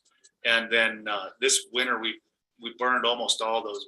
We've got about 50 acres of that left to burn. Though this summer, we've already contracted another about 250 acres that's already done that we'll be able to try to burn this coming winter. And that's the close stuff to Grand County. Most of it was within Grand County. We did burn about, where was it? A little over 1,100 acres on the shingle mill project, which is next to Monticello too, this spring. Let's see. So he talks about us having a finite resources to make decisions, to base our decisions on, and then emphasizes that we should only commit firefighters to operations where they have a high probability of success, and at the same time reducing risk to those firefighters and basing that on values that might be at risk for the fires that we have. So, you know, some of those decisions that we make that we can reduce that risk and the workload for the firefighters are mostly on the Abajo Mountains, where we don't have in-holdings and things to consider or values like homes and infrastructure, where we can make different decisions like managing fires for resource benefits and using existing barriers that are easier to prep and hold fire at, like we did a couple of years ago down there. We burned probably around 5,000 acres of natural starts and didn't have to have a whole lot of resources down there to do that. So to put that into perspective, that's about half of what the Pat Creek fire was, but over a longer duration, of course. He talks about uncharacteristic wildfire. To me, it's kind of, you know, the trend of what we've been seeing over the last 100 years and of aggressive suppression, creating an extra fuel load. And now we have to change not just our process of how we deal with those extra fuel loadings, but public perception of that too. He does emphasize in there that we do not have a let it burn policy. That's a lot of what people think when we start to manage a fire. We're managing those fires just as much as we manage a fire that we're fully suppressing with direct hand line, tankers, helicopters, all that kind of stuff. It's just a different way of doing it, and trying to reduce the fuel loading with natural starts. So emphasizes that. So with that, he says that every fire receives strategic risk-based response commensurate with the threats and opportunities, and use a full spectrum of management actions for those fires. So that's basically what I was talking about with those. And the last thing I highlighted here was that we need to work closely with our partners to engage in robust dialogue before, during, and during incidents. So we work together. We have weekly calls, and then when we have incidents, we're always on the phone talking to each other to try to prioritize resources and what we want to do with them. So that's my overview of the chief's.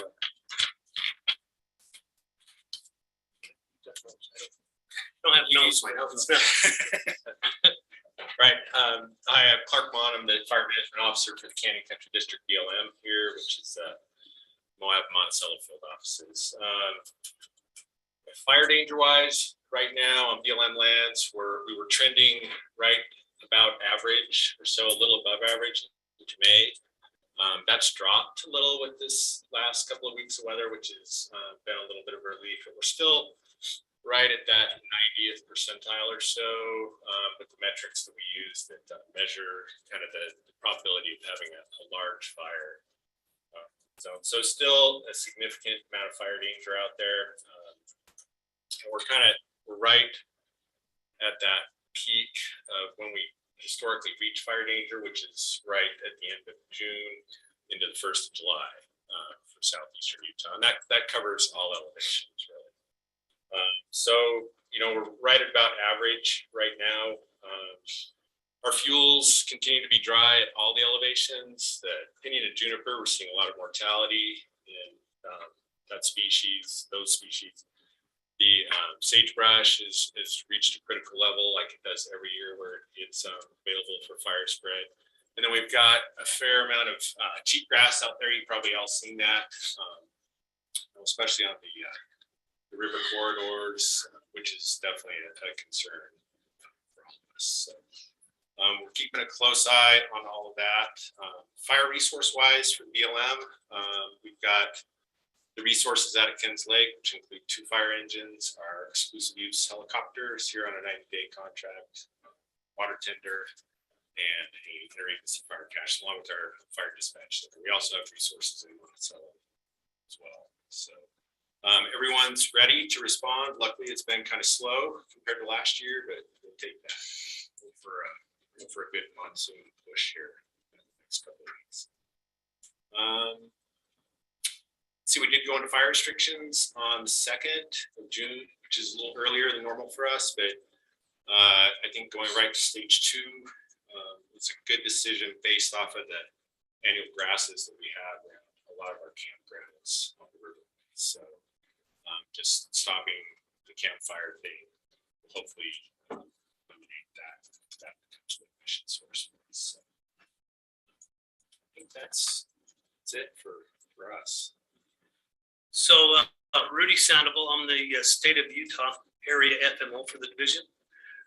Just want to echo what Terry was saying with the chief's letter, and then also what Clark just said. One thing I want to acknowledge is the fact that you guys supported the fire restriction going into that closure.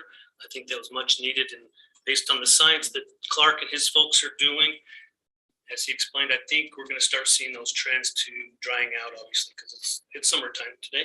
It's first day of summer. So we're going to start seeing more activity, I believe. But like Clark says, we have our resources available. The state of Utah, we just actually, I guess, went under contract with the Type 1 helicopter that's available in Cedar City. And then we may be getting that a second Type 1 helicopter staged in Price. I'm hoping that's where we get to have that resource. So we will have some air power to squash these fires fast and small. So that'll be a good tool to have in our toolbox. But I don't have much of fuels to talk about, but we do have Duncan here. Duncan's our fuel specialist for the division. He does a lot of work in the Moab Valley. You guys have probably seen him around. And then in the back, we have Bruce. He's the Grand County Warden, and he's your initial attack resource for all your fires in Grand County. So That's all I've got to say really, unless you guys want to. Another additional resource that we do have that's based in Price right now is some smoke jumpers at the Price Airport. So we'll have those guys for a little while based on national fires and what we start looking at. But then with that too, what Clark was saying about the weather and the monsoons, the seasonal outlook for the monsoons this year, they're saying that we will get a pretty good pulse. I was just looking at the patterns, 7-day patterns yesterday, and here probably tomorrow we'll start seeing another pulse of that monsoon reaching up into here, and it may be pretty wet. But the summer long forecast is looking like we'll get a pretty good monsoon again. Not like last year, hopefully, but should get a pretty wet monsoon. So I'm thinking that, you know, if we do start getting those rains like predicted, we'll probably be coming out of restrictions fairly soon. We usually give it a good couple weeks until we're comfortable with how the fuel moistures are looking, but we'll probably be seeing that here within the next few weeks. Absolutely. Keep our fingers crossed for that monsoon. Yeah. So Clark, you said you all have a helicopter that's just ready to go any time for. It is. It's on an exclusive use contract. So we brought it in for 90 days just for fire. We don't use it for other things. Sure. So it's available with a helitat crew out there. We've got a 8-person helitat crew available to respond. So we can get firefighters into fires in some of our more remote areas, specifically Book Cliffs. That's a really effective tool for us. And a bucket available for water pumps. It's a great tool. So, awesome. Yeah, we usually have that on contract every year, right around the end of May, 1st of June. We often extend that for an additional 30 days in the fall. Right. All right. Any questions? Just maybe you guys could speak to just soil moisture trends. I mean, I have garnered some information recently, but you guys probably have a better, like, you could maybe convey that information to the general public a little bit better than I can. I mean, just overall.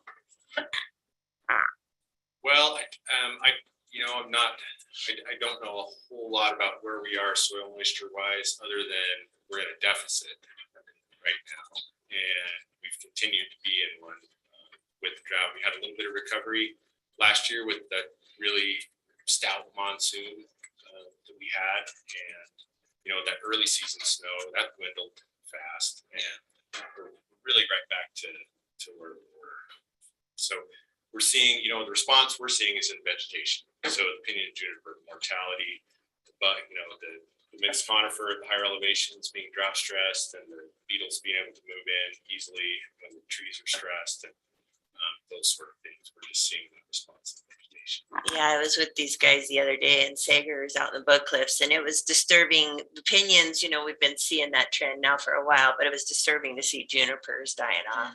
Yeah, they're usually pretty drought tolerant. And sorry, you mentioned you had your own dispatch out here at Ken's Lake, and then could you speak briefly to some of these resources being more centralized, and if there's anything that we could do to, or if there's any needs that you would see from us speaking on behalf of keeping things more regional, or kind of some of the trends that are happening there? You're asking about what we had dealt with a couple of years ago with them wanting to centralize different. Yeah, and kind of where's that? Is that still happening, or I haven't kept a finger on the pulse of that? That's kind of died off. Thankfully, we've got our dispatch center out here, which is the Wildland Fire Dispatch Center for Grand, San Juan, Emery, and Harbor County is actually part of Sanpete County too. So that's the dispatch center for all of southeastern Utah. They were looking at eliminating a dispatch center on the east side of Utah, moving that over into Ridgefield. That wasn't successful. So right now we've got more of that regional dispatch, or local dispatch, I guess, to our area, which is the way it's been for a long time. It's a pretty effective way. Yeah. No, no, we like having you here for sure. And if there's any kind of political pressures or things that you're feeling or things, because we're not going to go out and fight fires. If there's things that we can do to help you with your operations and dealing with this ongoing drought and changes that we're dealing with, let us know. Mary? Yes, I want to thank you. Last year with the Pat Creek fire, I felt the communication with the county was exceptional, and I really appreciated it. You know, they kept us abreast of what was happening and kept us in the loop, and that was very helpful because it was so emotionally impactful to the people of Grand County. So thank you on that. And you mentioned you might be taking away the level 2 fire restrictions in the next couple weeks or so. I would ask you to not do that until after the 4th of July, or maybe even the 24th of July, just because it helps us put in place restrictions and to keep people from using fireworks. And 4th of July and 24th of July are times that people use fireworks. So if we could keep those restrictions on level 2 through the 24th of July, I'd appreciate it. Well, we're too close to the 4th now to be able to pull them before that. What I was saying is that within a couple weeks, few weeks, we may start talking about lifting them. But when we make the decisions for fire restrictions, we try to keep politics and the fear away from all of it. We try to just base it on conditions and what the fuels look like. Is there a risk for large fires? There's always the potential for a fire, but we're lucky here. Most of the time, our fires are small, single tree, little stuff. The Moab Valley is a little different because there's a lot of cheatgrass. But we do try to work as an interagency group, coming in and out of fire restrictions. So even though the Abajos and high levels of the LaSalles are not in those conditions, we're looking at all the way down into the Moab Valley. And if we have those conditions still in the Moab Valley, we're going to be talking and we're going to hold on to those a little bit longer. It's really going to depend on, the moisture that comes in, and if we get a lot of moisture. If we have a relatively dry summer, it'll be like a couple of years ago where we stayed in restrictions really until Halloween. Yeah, it was a long time. State fund restriction in place. And it really depends on if, we see the moisture come, we see that response and recovery fuels. All right. Thank you guys very much. Thanks. All right, next up we have UDOT, who are here to tell us about local work going on. And Devin sent me an email. He's writing stuff. Okay, there he is. Can you hear me? I'm sorry. We can hear you. Can you hear me now? Yes. Yes. Okay, awesome. I apologize. I'm on the road. I am a passenger, but I'm on the road today. And so I'm doing this call in, and so it'll be interesting, and I apologize that I'm not there, but appreciate you guys letting me have a little bit of time to talk about our projects today. We've got 3 big projects this year. One of them is ongoing in Moab Canyon right now, and it's a pavement job, so we're working through that. We've got a few more days of paving to make the lanes level again, and then we're gonna put a top coat of asphalt on that'll. So we're right in the middle of that job. The delays and we've seen have been minimal on that, and we don't anticipate anything bigger than what we already have. It seems to be going pretty well. The contractor's working with us good, and we're working through a couple of issues, but seems like overall we've been pretty. That's been going pretty well. Can you hear me still? I not got any feedback, so. We hear you. We hear you. Okay, awesome. I want to make sure you hadn't disappeared. The second job we have, we're going to kick off the end of July. That's a passing lane southbound at Crescent Junction, and we will be doing a lot of that work in the night. So we'll not be allowing them to close lanes during the day. Hopefully that'll keep traffic delays to a minimum as well. And that passing lane should help out, relieve some of the tension for drivers coming into Moab, the Grand County Valley, and give some passing opportunities before they get stuck behind semis for about 6 miles. And then the last project that we're doing is from LaSalle Junction to Moab, 300 South in Moab City. It's a surface. It's a pretty quick job, and it will be done only at night. They just kind of put a slurry over the road, and it gives a new wear layer, some new striping, and it's a fairly quiet operation. Nighttime should have very minimal disruption to traffic. Those are the 3 jobs that we have this year. We are working on some things for Raptor State Park that are kind of in the process, and a few jobs for next year. But are there any questions for me? Comments or feedback from what we have going on? Yes, I have a question. So the entrance to Utah Raptor State Park, you won't be working on that new type of entrance until next year. Is that right? Is that what I understood? That's right. Yep. We are working on design and kind of preliminary stuff right now, but nothing final, and definitely not construction until next year at the earliest. You mentioned some projects for next year. Could you say briefly what those are? We've got mainly pavement jobs, nothing major. None. I think there's some talks about a passing lane, an additional passing lane next year. I can't tell you exactly where it is. I don't know off the top of my head, but we're really trying to improve access into Grand County, and these passing lanes are an attempt to do that. Just provide more safe options to pass for drivers, and relieve a lot of that tension that hopefully will result in fewer crashes. All right, thank you, Devin. Any other questions for Devin? No, just a comment. Yeah, I think the more that you guys can put that on your priority list as far as passing lanes, it's imperative. We're having a lot of fatalities, unfortunately. Yeah, absolutely. I'll pass that along. Thank you so much. All right, thank you, Devin. Thank you. Travel safe. We are now up to ratification of bills and general reports. First off, I believe we don't have minutes from last meeting. Is that correct? Right. Okay.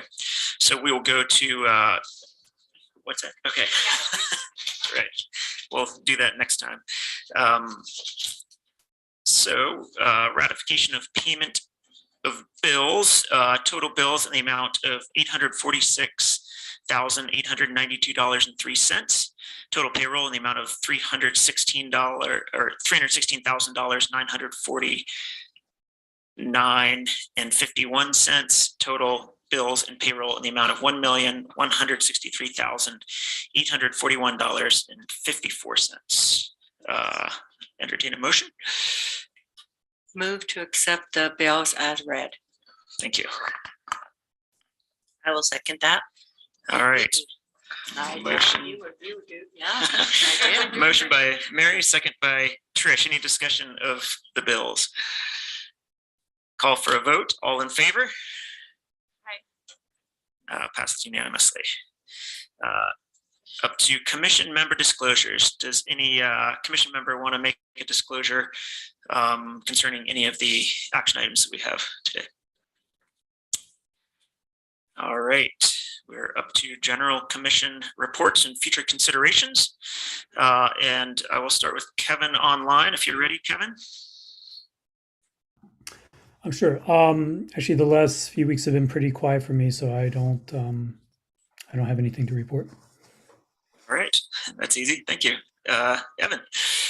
Yeah, I have a few meetings. Well, I had a EMS meeting. We discussed the annual evaluation of the executive director there. And so it was mostly a closed session, so not a lot to report on there. The Sand Flats Recreation, or I'm getting the acronym messed up. The Stewardship Committee did not have a quorum, so we postponed that meeting and are going to be meeting later in the month, or excuse me, next month. Arches Special Service District did not hold their regularly scheduled meeting. And I did meet with the health district, and there is some small turnover on the board there, with some folks who support the board, but there is a vacancy on the board. So if anyone knows members who might be members of the community that might be interested in serving on that board, the Canyonlands Special Healthcare Special Service District. I think there's a preference for them to have some healthcare background, but it's not required. And so I think right now there's one applicant. And so if you know anyone else, send them our way. And I met with the cemetery district as well. There was a lively meeting. It was the most citizen to be heard that I've ever seen in my entire time on the board. And there was a discussion around watering, conservation, and that sort of stuff, which kind of weighed on both sides. Was that before or after the editorial? It was after. The editorial was also in response to a citizen letter or interaction. Anyway, it was after that, and there was a lot of participation. And Small space. it was a small space with a lot of bodies. And there was also some citizen comment on a separate issue that night about that kind of dovetails into our earlier workshop about protecting quiet spaces for when memorials are happening and things especially at the cemetery right there on the Sand Flats Road. So I believe that's all I got. All right, thank you. Mary? Yes, we had economic development interviews for our board, and it was decided to continue to have them open to get a wider variety of people, and we're going to be more assertive in letting them know and trying to talk people into being on it. So we had some, so that was good. After that, we had a discussion about the film commission, which is still being discussed. And then the travel council was on the 14th, and that was a very packed with information. And so I'm going to share some of it with you. This occupancy in the motels are down a bit this year from where they were last couple years.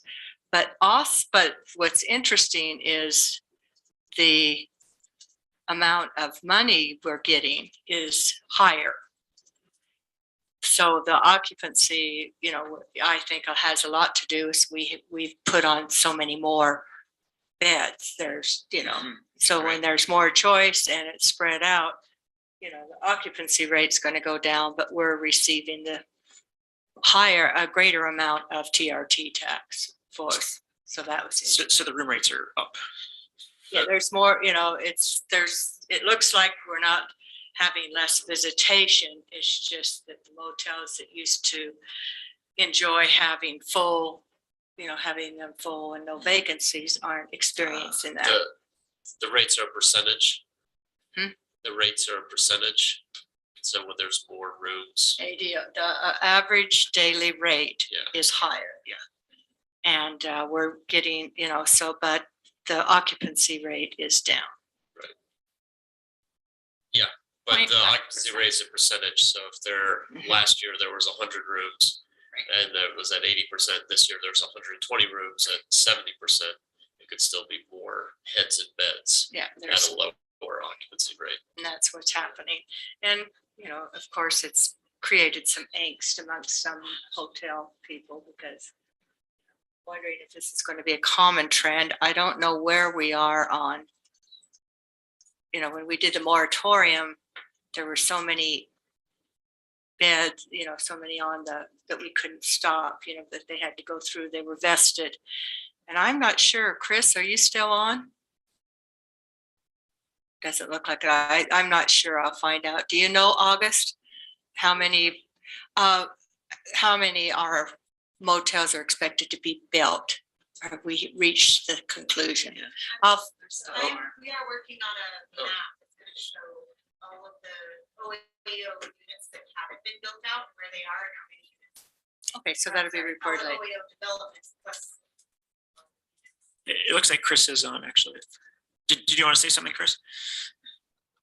Oh, I was just gonna say there's still quite a few approved overnight accommodations that haven't been built yet, but I don't know the exact number. It's roughly 50%. That's the last. 50% of what? So in 2019, when we pulled out, it says use by right, there were 1,600 vested units in the city and the county that have been built up. And only 50% of those were set up. So we could still see a lot more. That's the last update. It's on our next planning commission agenda to talk about that. Okay. Can't wait. Thank you. Visa spending is up. And we're starting to see a return of people from the foreign visitors, Germany being the greatest. Yeah, we're getting a lot of people from Germany.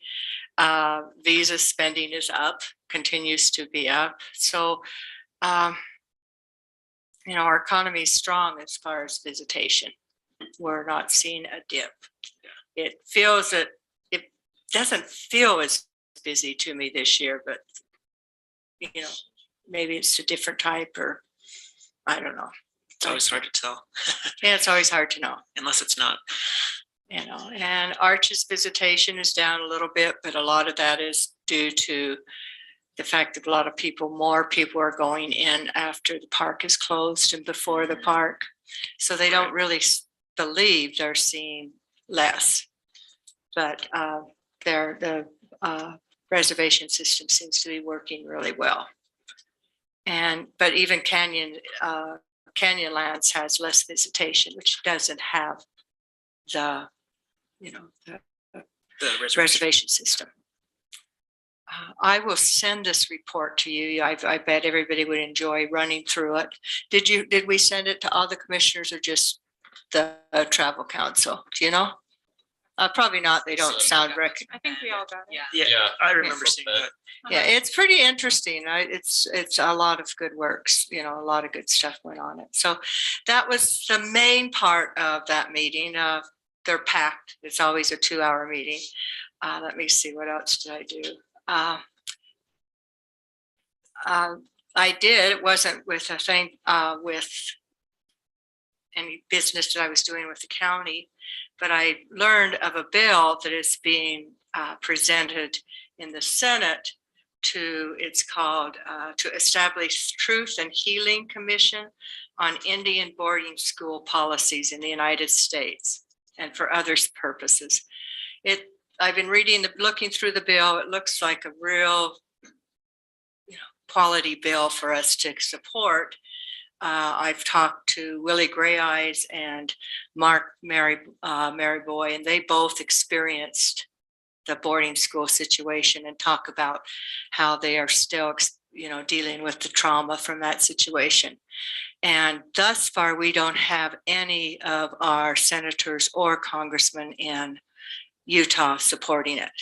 So I think it would be worthwhile doing a resolution for our commission and perhaps the city council and of both cities. And I left a message with Gray Eyes and Maryboy to see if San Juan County, if we could send a joint resolution. I think it would be powerful to all of our elected officials that represent us in DC.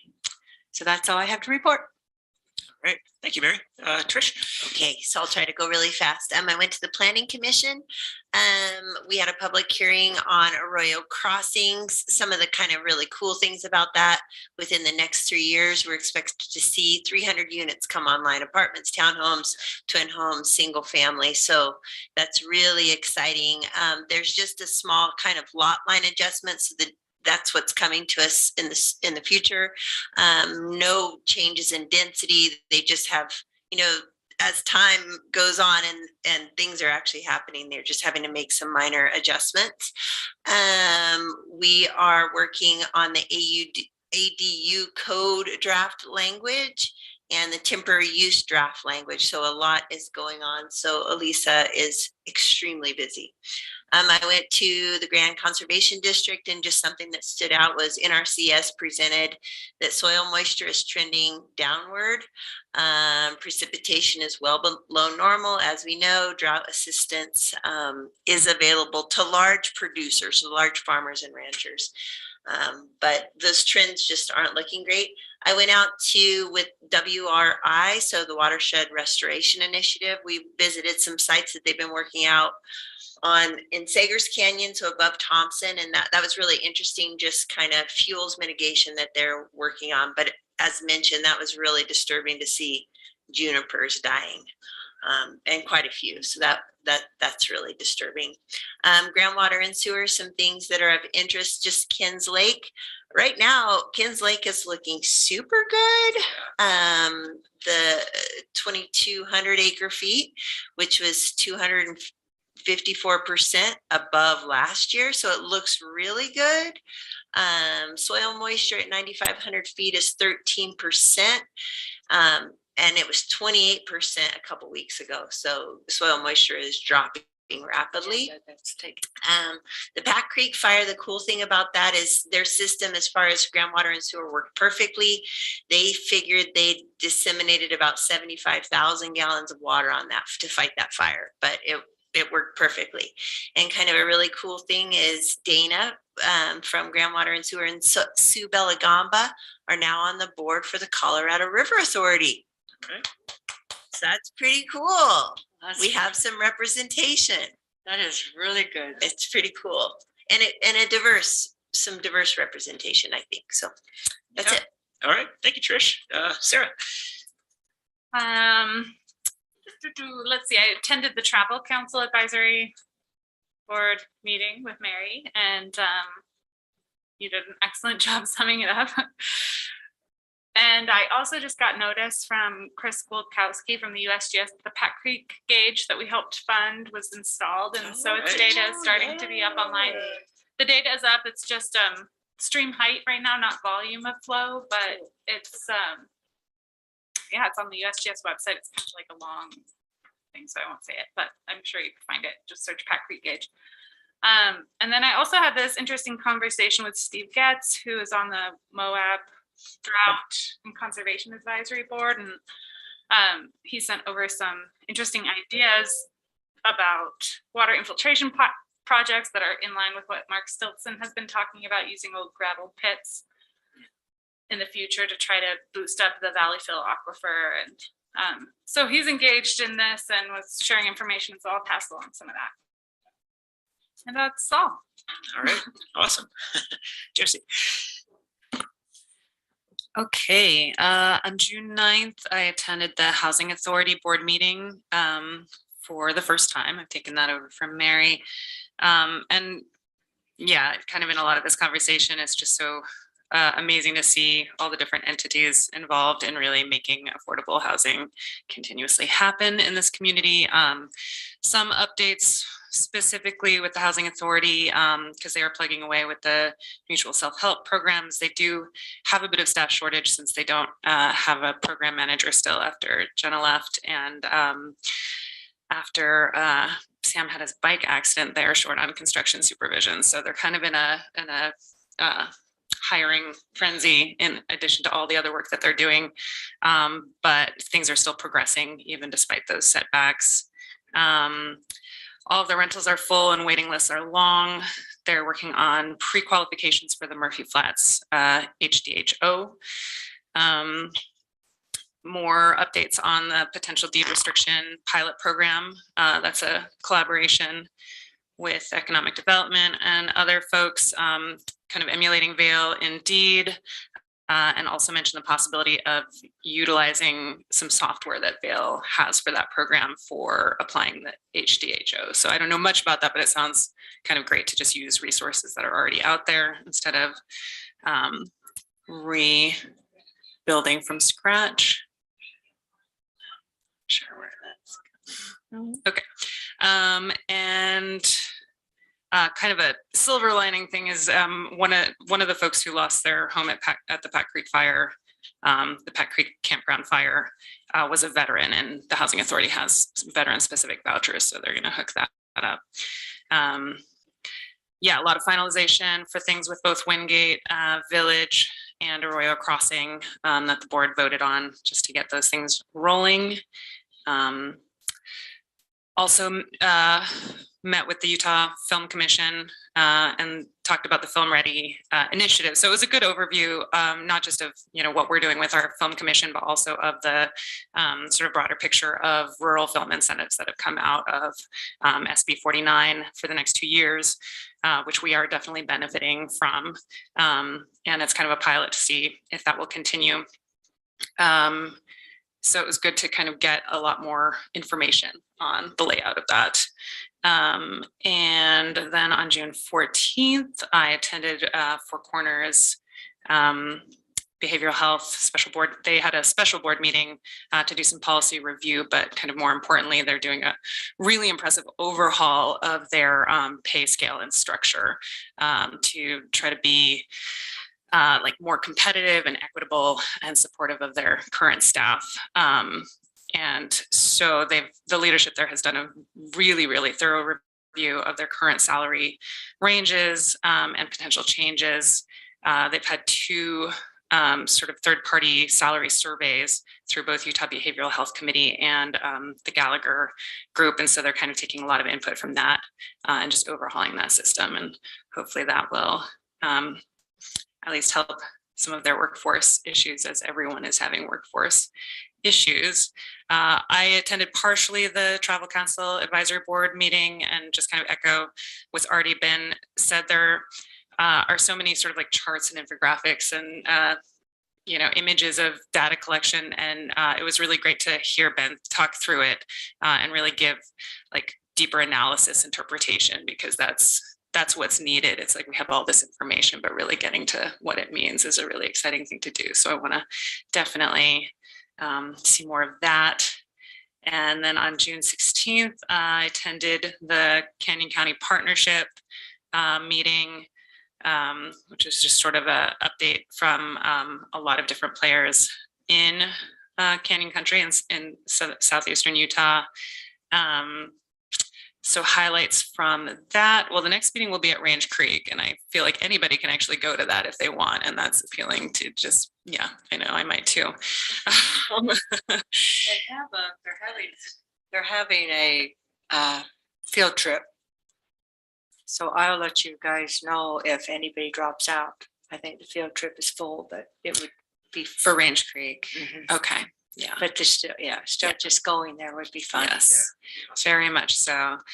So yeah, there were a lot of updates from public lands and UDOT and congressional reps, as well as county entities. I think it's interesting that while we had record visitation in 2021, San Juan County had visitation go down, and so we're kind of having opposite visitation issues, and it is a potential point of, I don't know, collaboration or discussion of just how to equalize those a little bit more, since we are neighbors. Yeah, talked about fire restrictions. We've already heard a lot of that. Mentioned the 2 helicopters that the state legislature is funding that will be stationed in Price and Cedar City. A lot of talk about Utah Raptor State Park and the various stages of that. They are expecting to be fully open in fall of 2023. Now they're just kind of like operating enhanced like camping and stuff like that. Let's see, anything else? National Park Service is in preliminary plans for a new RMP for Canyonlands, which apparently hasn't been updated since 1994. So that also seems like a good thing. And that's all I have. All right, that's a lot, Josie. Been a busy part of the month too. As have I. I did attend the film commission meeting with Josie and Mary that was already alluded to and discussed. On the 9th, I attended a motorized trail committee meeting where we discussed and commented on the BLM dispersed camping plan. The letter that resulted from that meeting is in our packet on one of the consent agenda items. And then we also discussed the potential expansion of our ambassador program into the motorized world there. On the 10th, I attended a responsible rec, like kind of a sub meeting group where we talked about ideas for a business program to involve businesses, like kind of the Gold Star program we alluded to briefly in the noise meeting, but starting with like bike shops and things like that, starting kind of non-motorized with other businesses and what that would look like, but then absolutely with the intention of moving into other areas like UTV rental businesses, etc. So I had some good discussion and brainstorming in that. On the 14th, trail mix meeting, where we also discussed the BLM camping plan and came up with a letter.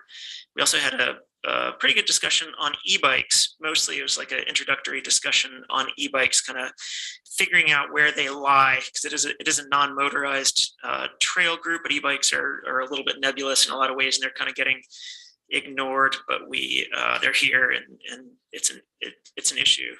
So we talked about ways to talk about e-bikes, I guess, and not just recreationally, but transportation.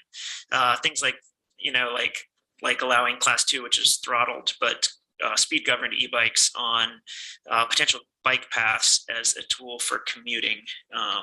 There's just a lot of nuances there, as well as like the e-mountain bikes that you see that people like to recreate with. And another thing that came out of that meeting is that Geyser Pass Road is going to be closed on July 1st until roughly August 1st, depending on if they can get that done. So they didn't finish all the work last year, so they're going to get back up there this year and finish work on that. Yeah. July 1st is when they're going to close it, and roughly August 1st, depending on if and when they do that. So public service announcement there. Yep. On the 15th, I attended a Museum of Moab board meeting where we welcomed, we filled 2 vacant board spots with Tom Moreau and Jeanette Capel. And we also have a new ex officio board member. We created a spot for Robin Wilshide, who is a Moab local and a second-year law student studying museum law. And she was actually tuned in from Washington, D.C., where she is doing an internship at the Smithsonian. So she's going to be a great addition to the museum board. A lot of young energy. I think she's 23. So that's great news for the museum. Oh, that's Danette. She's graduated from Stanford. You got it, yeah. And she's at USC Law School now. Oh, that's cool. Yeah. Oh, yeah. And it's really nice getting that generation involved in like the museum too. That'll be a great great addition to the board there, for sure. And then also discussed the scope of collections statement for the museum and the progress on their the storage unit at the business park down in San Juan County. They acquired a storage facility down there, but they have to do a lot of improvements on it before it qualifies for them to store collections there. But once they get that done, it's going to be great for the collections. On the 15th, I attended a Thompson Special Service Water District meeting where they raised the bulk rate on water in that district 20%, which is about the same as the residential rates were raised, which still keeps the prices lower than Moab by a little bit, but higher than Green River. How did that go over? How did the residential rate hike go? The residential rate hike was the previous meeting, and that actually went over very well. Okay, there was a good public hearing that was extremely well attended with a lot of comment. Great. And very little negativity. If anything, people thought maybe they could raise it higher in the future. So that'll help to provide funds for that board, which is in need of those funds. So this is another positive move in the right direction for that board. And then there's also a nice discussion about the renovation of the old schoolhouse that will be used as a future meeting spot, and hopefully like a community center also in Thompson. They have a design and whatnot, so they voted on moving forward with the kind of plans as presented, and yeah, it's cool. There's some good stuff going on out there. And then on the 16th, I attended the Historical Preservation Committee meeting where we reviewed the land acknowledgement statement that's kind of been distilled a little bit. And the next step there is to send it to the tribes, which there are 9 that have ties to this county before it comes to us to ratify. And then we also discussed a name change for the pedestrian bridge. If there isn't a name for that, but there was, I think the name was Elliot. There was a crazy story. I hadn't heard this, but there was a guard shack at the bridge during World War II because it was a strategic bridge, and it was thought that it could potentially be bombed by Axis forces. So there was 2 guards posted there by the U.S. Army guards, and there's a guard shack on the north side of the bridge. This is the highway bridge at the time, the old pilings that you see. And in a windstorm, a huge rock that is still there fell directly on the guard shack and smashed it and killed the guard on duty there. And he has descendants, and they've asked if we could name the pedestrian bridge after him. And I believe his name was Elliot, his family name. So that was discussed at the HPC, and that might come before us too. There was more information there, but a really interesting piece of Grand County history that I wasn't aware of. That giant rock. Actually, yes. Most people think that he's still under the rock. It was so big they couldn't move it. Right. So, but it's not entirely known. But no. It's not known for sure either way. But it is generally thought that he is still under there. And if time it rains, right. And then the last thing from that meeting was discussing going forward with the with Dewey Bridge reconstruction. There's various funds and stuff discussed to and actually even plans have been made utilizing the cables that are still in existence there to potentially rebuild that bridge as a like a non-motorized bridge, which would be awesome. And that's it. Yeah, you were busy. That's all I have. Yeah, it felt like it. All right, moving on to elected official reports. We'll start with Clerk Wojtek. Do you have anything to report for us, Gabe? Just that the primary election is underway. We've been receiving a steady stream of ballots in the mail. Tomorrow, early voting starts. So those that wish to participate on a voting machine here in the lobby tomorrow, starting at 8 a.m., that will be available. Looking forward to seeing this process from start to finish with the wonderful Janice Smith.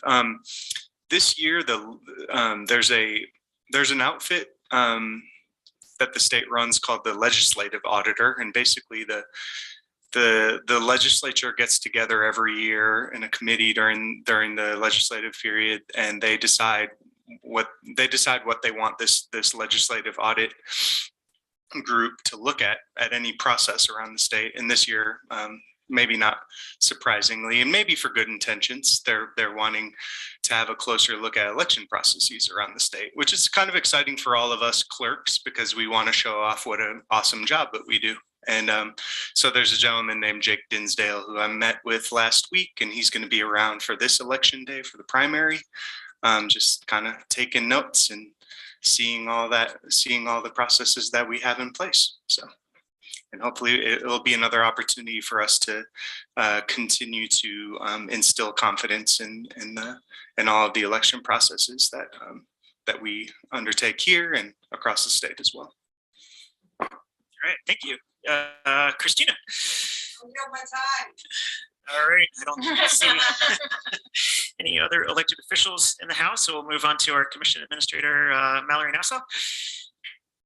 Is it okay if I just talk really loudly? Sure. Can you hear us? Ask Kevin, he'd be the one that would know. I attended some of the meetings that you all attended and have shared. We also met with the folks from CNHA. So perhaps that was prior and I reported on that at the last meeting, but see, we also said goodbye to John Gunther. So I know a few of you were able to come out and have a little pizza party. He will be greatly missed, that's for sure. A few things to give a plug for. The city wanted to share that this year there are fireworks with their normal park festivities, except they're doing it on July 2nd. So just note that it will be a little different. Yeah, 10 o'clock. And then Thursday, there is an open house at the Grand Center for the Transportation Master Plan from 3 to 7 p.m. That's all that I can remember. Lots of days off. All right, thank you, Mallory. Quinn, do you have anything to add to that? Not really. I went to every meeting that everybody else has already discussed. We did have a riveting meeting about e-signature software providers. All right, sounds extremely exciting. All right, that looks like we're moving on to general business action items. Discussion and consideration of, we will start with our with item 10B, Old Spanish Trail Arena Tractor Lease Agreement. Angie Book, Old Spanish Trail Arena Director. Is Angie on? I am going to cover that one for her. Okay. So I think this is one maybe we could have put on the consent agenda, because as you can see, it's pretty straightforward. And I believe this one is actually kind of a switch, because they were going to surplus one of the tractors and then get some of that money and apply it towards this. But they've been working, or Angie has worked with Chris, and as been discussed. And Chris, you can unmute if I'm wrong, but I think you are okay with this, and it's something feasible with the budget. So Yeah, so the new tractor was budgeted. There was discussion about selling the old tractor. We never actually budgeted to bring revenue in from the old tractor. So, technically, if they want to keep the old tractor also, then it wouldn't be a violation of the budget. So I just, kind of deferred to them and Mallory on, whether or not it makes sense to have both the new and the old tractor. But as far as budgets go, everything's good. All right, thank you, Chris. Anyone have a question? Evan? I was going to make a motion. That'd be great. I move to approve the lease option with John Deere Financial in the amount of $11,000.02 annually. I'll second that. All right, I have a motion by Evan, second by Trish. Any discussion on this? Looks straightforward. Seeing none, I'll call for a vote. All those in favor? Motion passes 6-0 with Mary absent. All right, it's not quite 6 o'clock, so we will move on to item 10C, boat ramp access. Lisa Martin, our associate planner. Thank you, Commissioner Hadler, Chair Hadler. So I'm going to share my screen with y'all here, just to show you this awesome site plan for the Moab Town boat ramp. We have for your consideration this evening a request for approval of up to $16,000 of the planning and zoning projects budget to go towards an in-kind grant for the engineering work of the town boat ramp rebuild project. This specific grant is being applied for is the boating access grant administered by Utah DWR Division of State Parks and Recreation and the U.S. Fish and Wildlife Service. The scope of the project includes reconstructing the ramp to enhance access, improve safety, and increase functionality for a variety of users. This also includes a paved area at the top of the ramp as a circulation plaza, locating the existing water loadout pump to reduce conflict, and establishing a new parking area adjacent to the ramp upriver. P&Z staff originally reported on the commission, to the commission on the voter access grant opportunity back in December of last year. Since that time, a working group was formed with partners and stakeholders, and several meetings and workshops have been held. Out of that process and partnership, a solid grant application has been developed, which is before you in the packet materials. The town boat ramp is something that our previous director, John, had put a lot of effort into while he was here, along with many partners, including Mike Hill, a former National Parks employee, and Betsy Byrne from the National Park Service Office of Rivers, Trails, and Conservation Assistance. I believe they are both present on, at least virtually. I'm not sure. I think Mike's here, yeah. Mike is Yeah. here, okay. And so that's all I have for the agenda summary staff report. I can open it up for questions and have Mike. I think my only question is just to kind of go over the loadout again, like what I know that there was some concern. I've heard some kind of bubbling concerns on the outside regarding the loadout. So can either of you talk about that just real quick? Because I'm not super familiar with this. Okay, great. Mike is here to explain and answer questions. Okay, great. So I can speak a little bit to the loadout. Okay, great. That process is permitted through Sovereign Lands, Tony Mancuso. Right. What I'm aware of is when I was working with the Park Service, part of my career here, I did special use permits. So there's a land patent that lassos the federal land as well as the boat ramp area what can be used. And there's language in that about water for irrigation as well as manufacturing or other use the county desires.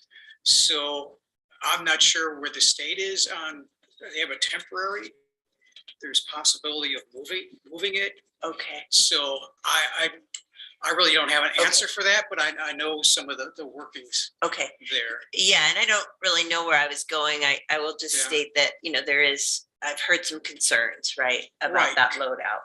Well, one of the reasons is where you can put a pump to draw a certain elevation to fill up trucks. Right. And that area is probably the premier spot, which may be why the county back in the late 50s, early 60s requested a land patent so they could use that area as well as a ramp, because some trucks back up on the ramp and draw water. Right. Okay. As well as there's, I think Grant Johnson has a. Right. Okay. That helps me a lot. Yeah. And there was talk of moving it, but from the conversation with LeGrand is the cost is astronomical where they propose putting it. And then the draw is so far away and it's no guarantee that there'll be current there. Okay.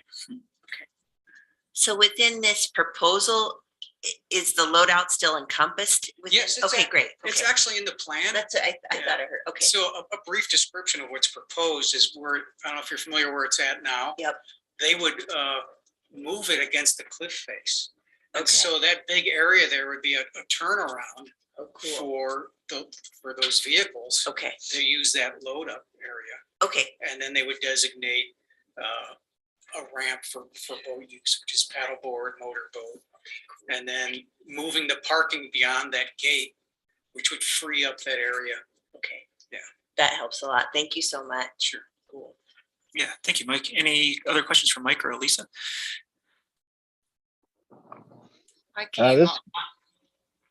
Chris. Sorry, this is Chris Baird. I just had some clarifying comments I wanted to make when it's appropriate.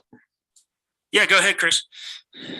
So I heard just to kind of give a little background on the underlying ownership status or whatever of this parcel.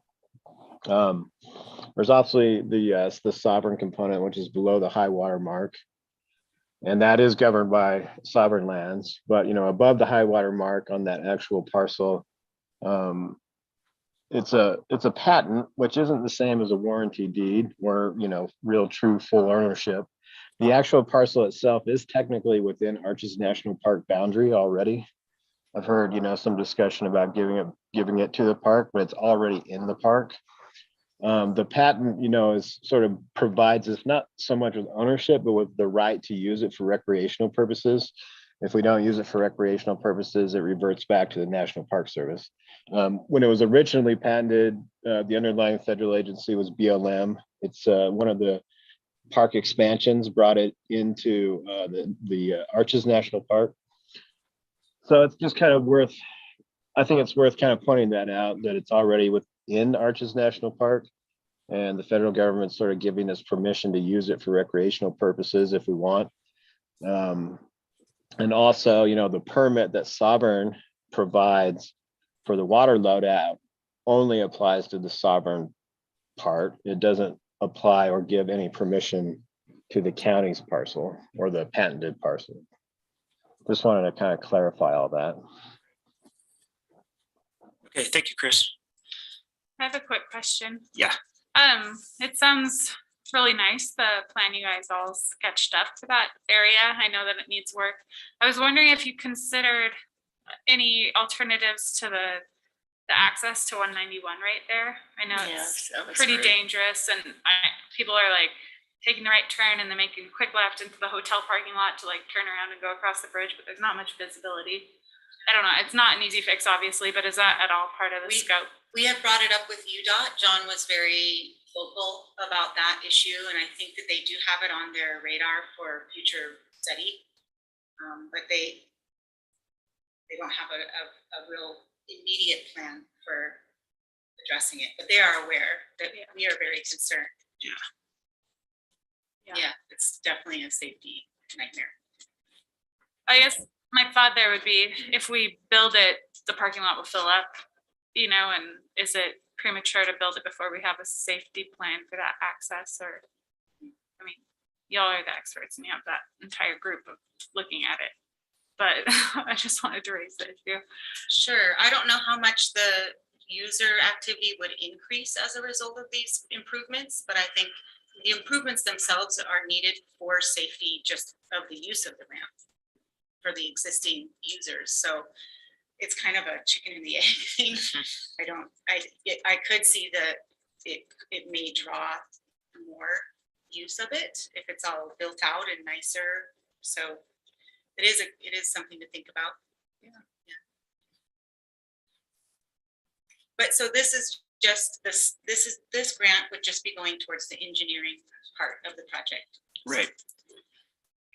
I guess one more concern that I had was that area is actually a pretty decent zone to swim in the Colorado River because it's shallow. There's not, I don't know, people are often swimming right along that edge. And I know that creates the user conflict that you're trying to perhaps address at that boat ramp. But I see in your plan that you have that other little like small boat loading dock or something. Maybe it would be nice to say, this is a zone where you and the kids can play in the water because it's the closest thing to town. Yeah, I noticed that as well. Yeah. And is there also, I think there was discussion of also putting something similar on the Lions Park side, so there would be kind of mirroring more small craft and swimmer access. Yeah, and I think that is down possibly in this action plan.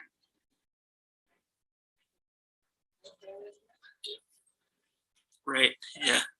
I wanted to also bring up a city county meeting. I know Kevin was in it. I know Chris was in it. I'm not sure. Yeah.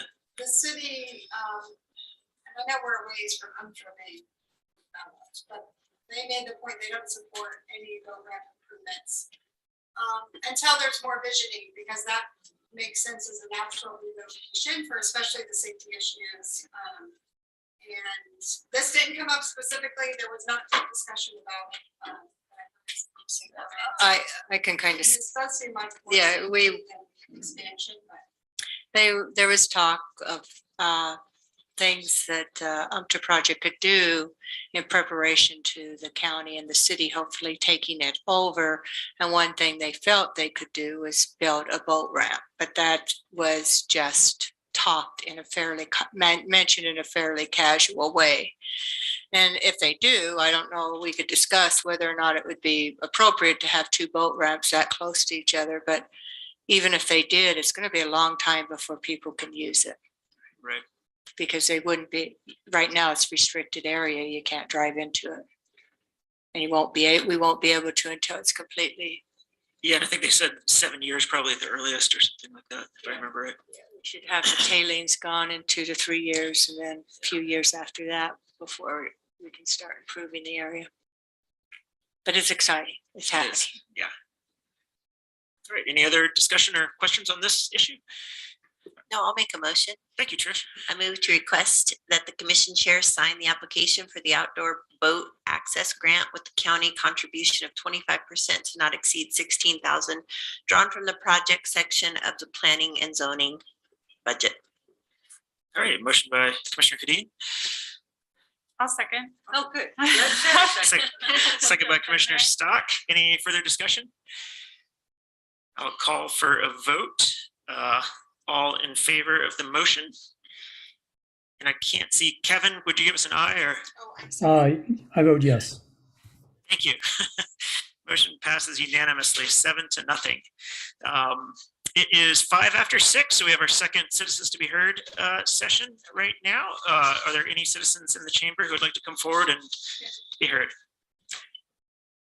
Go ahead, Howard. I'll be brief. All right, thank you. Luckily, what I wrote is too long for 2 minutes, so I'll just hand that to you, Henry Chair. Chair. Just want to thank the commission for their strategy of deciding not to spend any money in marketing. It seems to be working, guys. We have less visitors in town, and my business is struggling.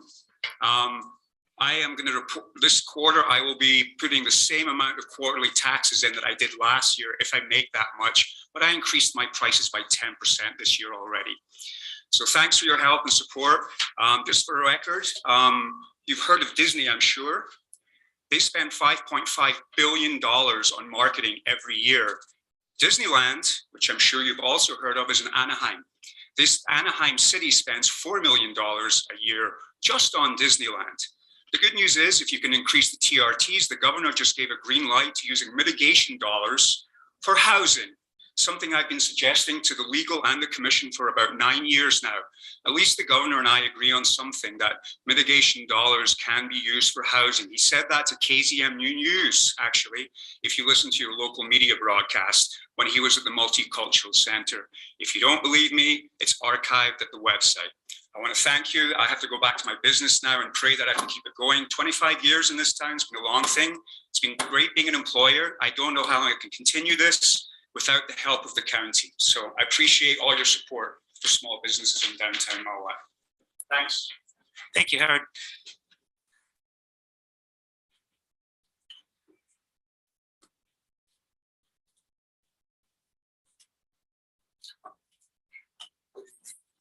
I can't talk quite as fast as Howard, but I'm Mike Bynum. Have some different businesses in town and am very involved in providing housing for our employees. Unfortunately, started doing so some years ago. Have also acquired property where we can build in the future. So good, right? Great. I'm very concerned about Moab in general. I too am not for unlimited growth. I spent 35 years in Boulder, Colorado, and saw a beautiful community that didn't quite get on the queue quick enough to not let that happen. But I think growth is going to happen, and I think that I served 11 years on the hospital board. The hospital better go start building homes or buying homes. Because it's going to be too expensive to hire the nurses and the workers we need in the hospital. So I hope whatever plan is done does so with some real thought about the teachers. I spent 7 years as a volunteer coach at the high school, and the teachers and their families and stuff. New teachers coming to town right now. I saw a house listed on Walnut Lane. I think that's where it was, over $700,000. Oh my goodness. A teacher can't come to Moab and do that. A nurse can't come to Moab and do that. So whatever plan you do, I hope it takes into account the kind of community services we need for teachers and healthcare workers and others in the community, not just tourism. Yes, I think tourism is important, and so do I think is that university. What a wonderful opportunity for this community for the future. I hope we get behind and support that as a real something here, because otherwise our children will graduate from high school. I have 8 grandchildren here still in high school and down to 3 years old. I hope they have a chance to stay in this community. I'm afraid they're not going to. It's really going to be prohibitive. So I'm just asking for overall plans and comprehensive to deal with all these issues, not just target a couple of things and make it impossible for people that we need critically in this community to live here. Thank you very much. Thank you, Mike. And I know if it was easy, everybody would do it, and it isn't. So I do appreciate what you're doing and your efforts to do so. Thank you. Thanks. Are there any other citizens to be heard? Do we have anyone on Zoom who would like to make a comment? I would like to, if I could. Okay, is it Josh? Yes. Yeah, go ahead, Josh. My name is Josh Sutton. I represent the Sleep Inn and Mainstay Suites there in Moab. I've been listening to this whole meeting and it's been very informative. I appreciate all you guys do for the community there. It's not a easy community to run with all the tourists, so I want to thank you guys for all that you do. I just want to raise a few concerns that we are seeing in the hotel industry there in Moab. And it's not just our hotel, it's several hotels.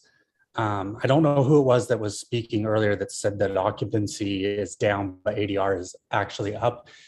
We are not seeing that. We're actually seeing ADR degrading as well as RevPAR. And when you see RevPAR come down, that's the real concern because that means revenue is actually down.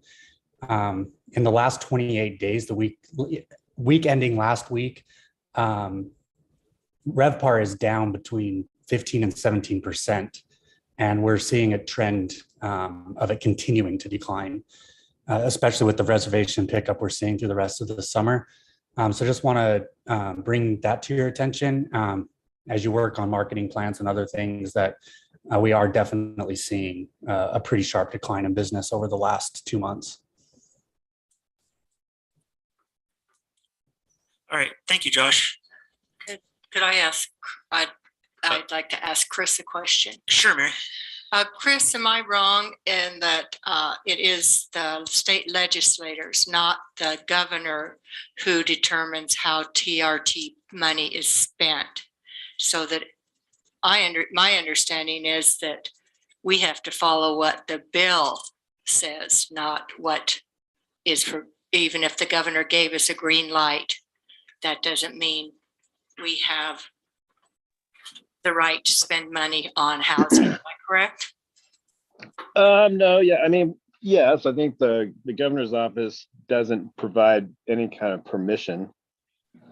And so the question of how we can spend the TRT money generally first goes to the county attorney, who may confer with others on various things. I did actually try to get specific language regarding affordable housing into the last transit room tax bill update, and was informed by industry lobbyists that they would oppose the bill if it included a provision specifically for affordable housing. But I would just like to bring up the point that Grand County, even in the absence of any kind of clear direction about using TRT for affordable housing, we've went ahead and dedicated quite a lot of general fund money towards affordable housing already. And so we sent $100,000, to Arroyo Crossing for administrative overhead needs. We've waived, probably over $200,000 worth of fees, paid for most of their engineering review. We also applied for and were provided a $300,000 grant for, Arroyo Crossing, not to mention, several other assistance with several other major affordable housing developments, including another low-income tax credit housing project at Arroyo Crossing also. So there's actually quite a lot going on, and the county has been putting its own money towards this stuff. And so I just, want to make it clear that we are investing in affordable housing.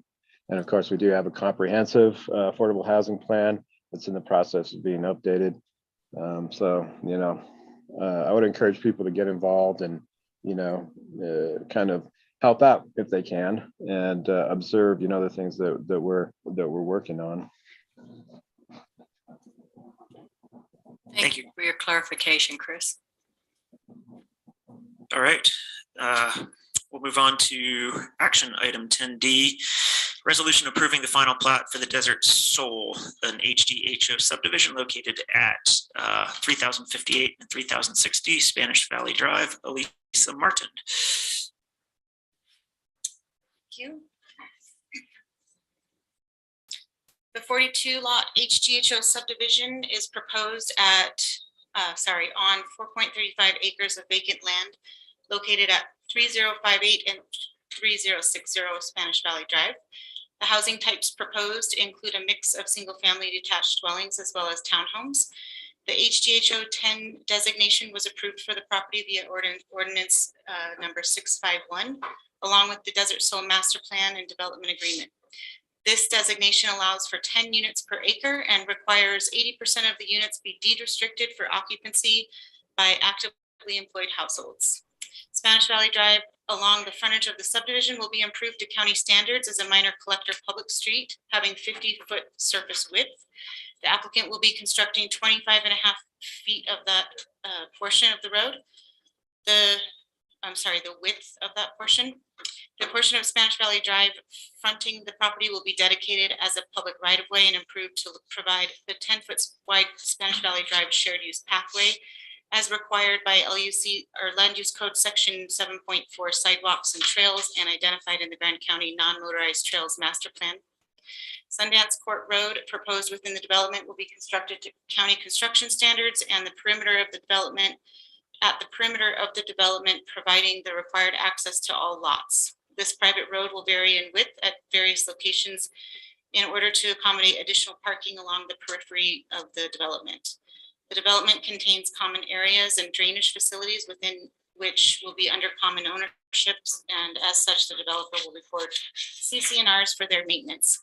The applicant will extend water, sewer, and power to the proposed lots. Drainage ponds will be required and built. Civil plans for such drainage and construction have been approved by the county engineer and Grand Water Sewer and Service Agency. The proposed subdivision is in conformance with the general plan insofar as providing opportunities for local housing. And the project is also in conformance with the provisions of LUC Section 4.7 High Density Housing Overlay Districts, LUC Article 7 Subdivision Standards, and Article 9 Administration and Procedure. Staff's recommendation is to approve the final plat for Desert Soul HDHO. Do you have any questions? I just have a quick one. You referred to it as Sundance Drive, but on this plat it says Desert Soul, and it kind of like goes back and forth in the application. The plat looks like it's called Desert Soul. It's Desert Soul. Desert Soul is the name. It's not. I think there is a Sundance Court Road is the name of the road that's within the development. It used to be there was an Sundance actual a long time name ago. change, yeah. Yeah, they did change the name. Yeah, and so ever since the last when they had their amended development agreement and master plan, which changed it from a 40 lot to a 42 lot subdivision, they had the new name for Desert Soul. Okay. So, yeah. Well, I'd make a motion. Thank you, sir. Yeah. I move to adopt the findings of facts set forth in the staff report dated April 23rd, 2022, and the proposed resolution approving the final plat and subdivision improvements agreement for Desert Soul and HDHO subdivision with the following conditions. 1, continued compliance by the owner with the county engineer's requirements and ordinance number 651, approving the HDHO 10 master plan and related development agreement. 2, submission by the owner of an acceptable completion assurance bond for the incomplete public improvements and infrastructure warranty bond for completed accepted public improvements as established in the SIA to the county in the amount set forth in the SIA prior to the recordation of the final plat. And number 3, recordation by owner of the SIA and CCRs simultaneously with the final plat in the recorder's office. Thank you. That was a mouthful. I have a motioner by Commissioner Stock. I'll second that. And a second by Commissioner Hedin. Any further discussion on this? Yeah, I just had a quick question. This feels like probably the 12th time I've had to vote on something for this project between the Planning Commission and County Commission. And so I usually just ask the same question: is what, if anything, has changed since the last time we looked? Is this just a formality, or has the project been tweaked in some way? Or? So what happened was that the original project was for 40 lots, and they went ahead and reapplied for the HTHO district for 42 lot subdivision. And that was back, it was in like December 2021 or so, towards the late part of 2021, that we came to County Commission, and that new development agreement and master plan was approved for the 42 lots. So now the next step for them is to get their final plat approved for the actual subdivision. So that's what this is. And this will probably be the last time you'll hear it. Probably. Okay, thank you. Anything else? Seeing none, I'll call for a vote. All those in favor of the motion, raise your hand, say aye. Aye. Looks like it passes unanimously, 7-0.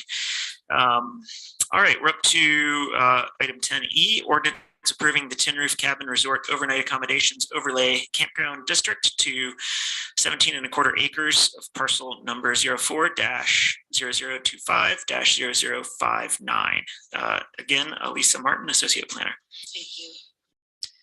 The overnight accommodations overlay campground request is made by property owner Jick Taylor and project representative Tim Keogh. The request is for a partial rezone for 17.25 acres of a 373 acre parcel in the northeast LaSalle Mountain area for the purpose of developing a seasonal 12 cabin rustic resort. The applicant proposes a development that complies with the Wildlands Urban Interface Code. As such, prescribed defensible spaces and fire retardant building materials would be utilized. Cabins will have central heating as opposed to fireplaces or wood stoves, and no exterior fires will be allowed.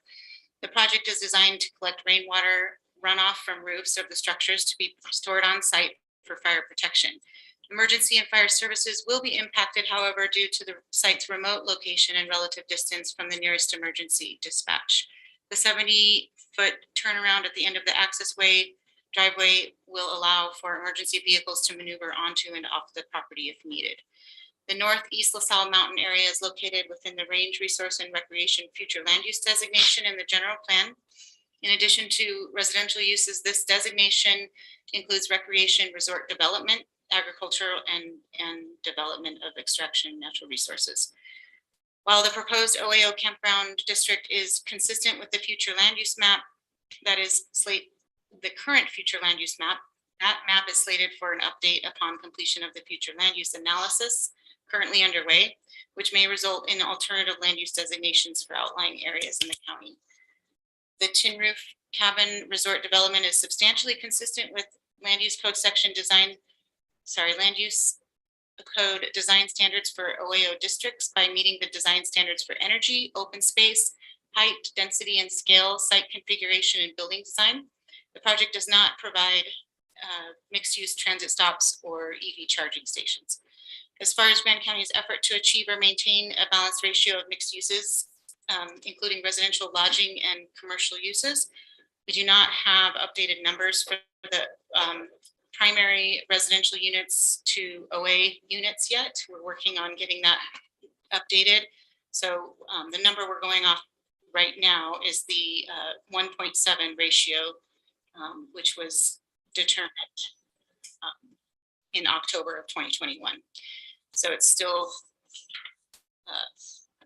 a little high compared to the 1.4. The Grand County Planning Commission voted 4-2 to send an unfavorable recommendation to the Grand County Commission. The Planning Commission stated concerns related to additional volume of traffic as well as potential fire hazard impact on surrounding national forest. The Planning Commission also expressed the importance of evaluating future land use in this area through the current future land use analysis before considering approval of similar applications. The attorney's recommendation is to deny the OAO rezone request, and of the public comments that were submitted during the public hearing period, 2 were against approving the rezone and 1 was in favor. And that's all I have for my summary. Do you have any questions? Just, and maybe Tim or Jick can answer this question. Is this all zoned range and grazing right now? Yeah. Like the remainder? Yeah, that was my assumption, but I just wanted to solidify that. Thank you. Right. Any questions for Elisa? I'll make a motion. Okay. I move to approve the tin roof cabin resort overnight accommodation overlay campground district to 17.25 acres of Grand County parcel number 04-0025-0059 if approving an associate master plan attached here to as Exhibit A and OAO development agreement with the following conditions. Development is limited to 12 recreational vehicle cabins or tent sites for overnight accommodations. 2, overnight accommodations are not permitted on owner developer remaining 356.58 acres, and the owner shall record the development agreement and the real property records of Grand County simultaneously with the ordinance and prior to application for further site plan, construction, or development approvals. Thank you, Mary. I have a motion by Commissioner McGann. Do I have a second on that motion?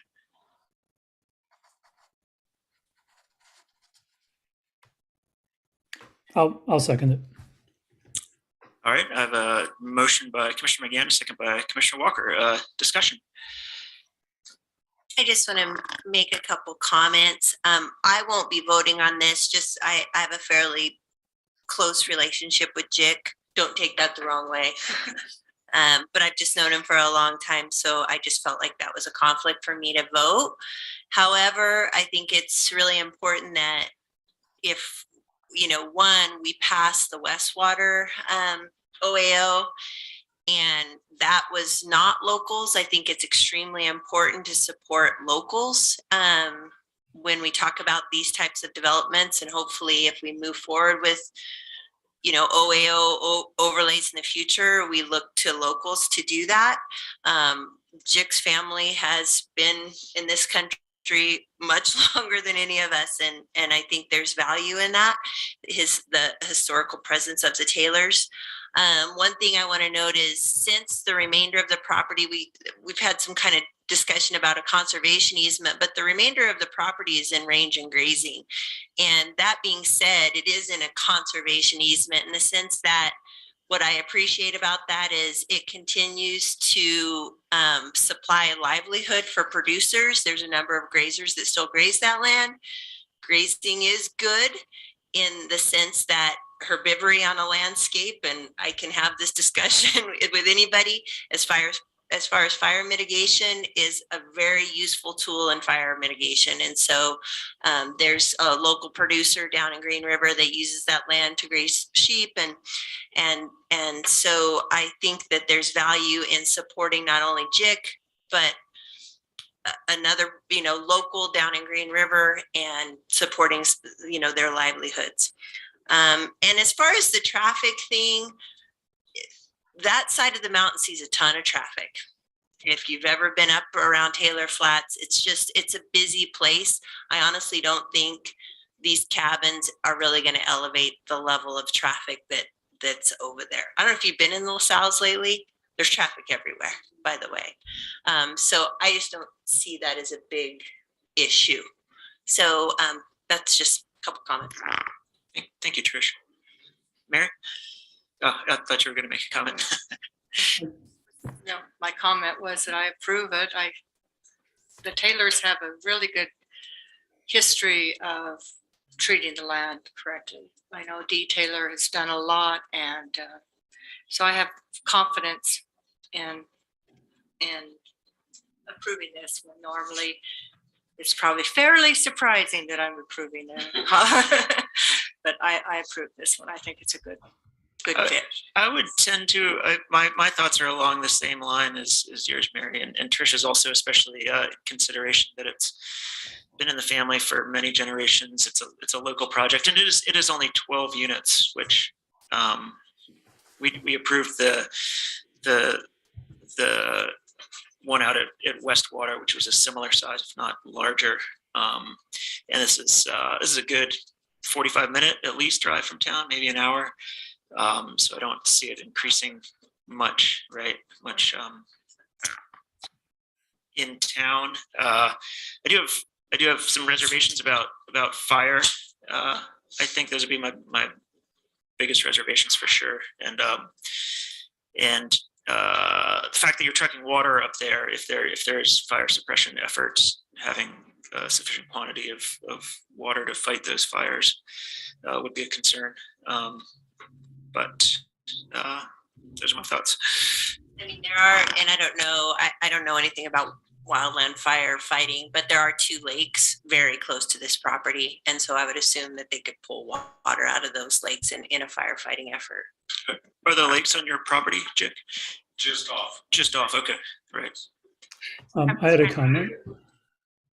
Go ahead, Kevin. Yeah, so I think there's to me this is difficult. I lean slightly toward approving, and I think there are a lot of different considerations, some of which point one way, some point the other. So I'll just kind of go through my thinking. I think one very significant thing is that this is very far from Moab, and when the new overnight accommodation overlay was approved, there was a lot of talk that this was mainly about areas within Moab's zone of influence, and places like Cisco and Thompson were mentioned as explicitly as places where maybe we didn't want to do this. So just for the same the thing we approved last year in Westwater was quite far away. This is too. Another thing that's important to me is it's pretty small. So in terms of like the overall number of visitors in the county, this isn't going to have a big effect. I'm concerned about the fire. I'm sure the people running the place are going to try hard not to start a fire, but there's also the issue of fire that gets started somewhere else. Suddenly there's structures that need to be defended, and other things being equal, I think we should try to steer development away from fire-prone areas. So that's definitely a minus in my book. But again, it's relatively small. People have raised the issue about, are we setting a precedent? I don't think technically we are. And another issue is, should we think about more comprehensive planning in this area instead of just kind of piecemealing it? I personally think if there were to be an additional request in this area for significant development, then we should maybe hit the pause button and look in a more comprehensive way. But just given the ownership patterns, I'm guessing that's probably not going to happen real soon. And so, but I do want to make it clear, I don't think that by saying yes to this, we're going to say yes to any similar thing that's within a few miles.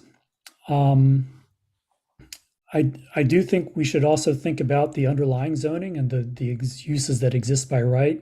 Trish said that, and I'm sorry to pick on you, Trish, but I'm about to do so. Because it's range and grazing, it's effectively a conservation easement. I think that's actually very far from true. We allow 5-acre subdivisions in range and grazing, which means that they could recreate like a Willow Basin or even a Castle Valley style of development here, and we pretty much have to say yes to that. So in that context, I think having 12 cabins doesn't seem like such a big deal. I do think as we continue to revise our planning, we should think about density in the range and grazing zone for the future. So I've probably forgotten one or two, but those are some of my things, and I think I lean toward approving. I guess I did want to address. I think over the comment that we've heard the most frequently in terms of overnight accommodations is don't approve anything until stuff in the pipeline has been built. And at this point, I think a little bit more than half of the pipeline has been built. So we've still got quite a lot in the pipeline. I think my response would be, this is far from Moab and it's really quite small. So I think we always anticipated that we'd be making the rare exception. And this is one of those cases where I think it makes sense to make an exception. Thanks. Thank you, Kevin. Anyone? Sarah? I think Kevin brought up a good point about density. In this zone, the underlying zone, they're allowed one structure per every 5 acres. So we're giving them essentially, if we prove this, a density bonus without getting any open space in return. And that would be part of the requirement if it was a housing density bonus. So I don't know. I just think that when we're looking at developments like this, especially where you're increasing the density in a really otherwise remote and not very dense area that we need to be coupling it with a designated conservation area. And I don't quite know the path forward to that, but I think it's not approving this tonight. And I am very concerned about fire. I know you guys are thinking that through, and I know you've agreed to follow the Utah State Code on Wildland Urban Interface, which I was trying to read through, and it seems like it directs you to work with the fire district to come up with a plan, and that will come up with the like size of cisterns that you need to have on site. And Castle Valley Fire District is the closest, but it's not actually the district that would be serving you. It would be the Moab Fire District. So I don't know, I just bring this up like it's very, very far from the Moab Fire District.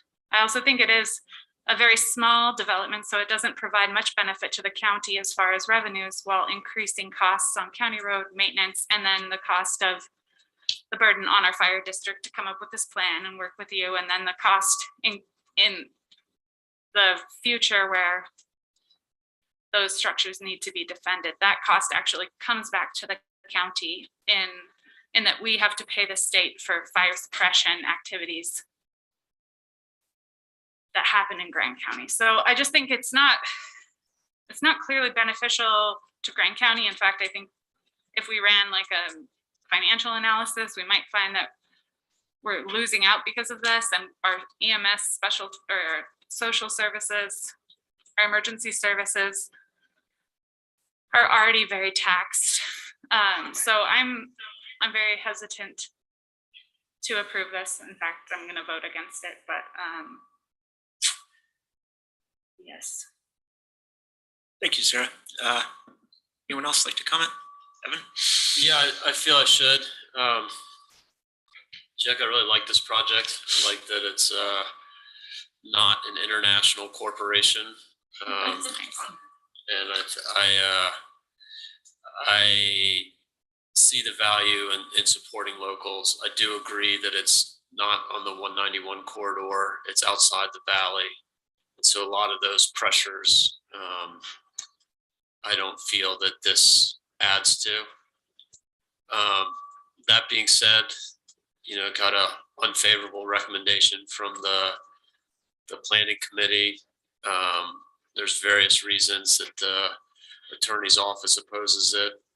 And I was one of the few that were on the commission when we removed the overnight accommodations as a use by right.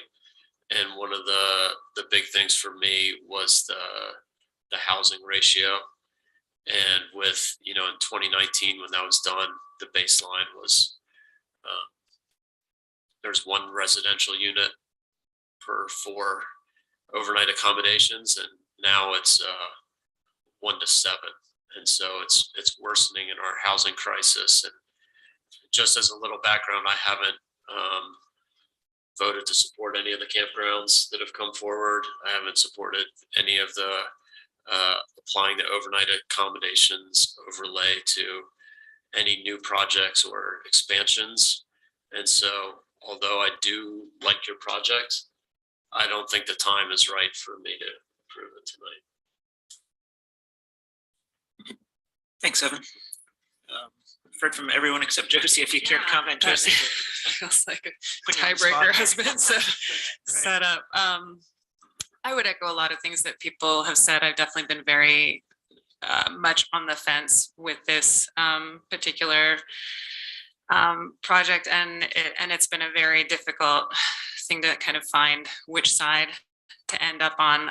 A lot of what other people have echoed have been causes of concern for me. I think my predilection is to have kind of a hard line around objective things like that ratio of housing to overnight units. And I have historically been very hesitant to approve anything that has a larger sort of analysis process that could be attached to it, like a carrying capacity analysis, or as Kevin said, possibly a larger evaluation of range and grazing in kind of the outer lands and what that might look like with density and things like that.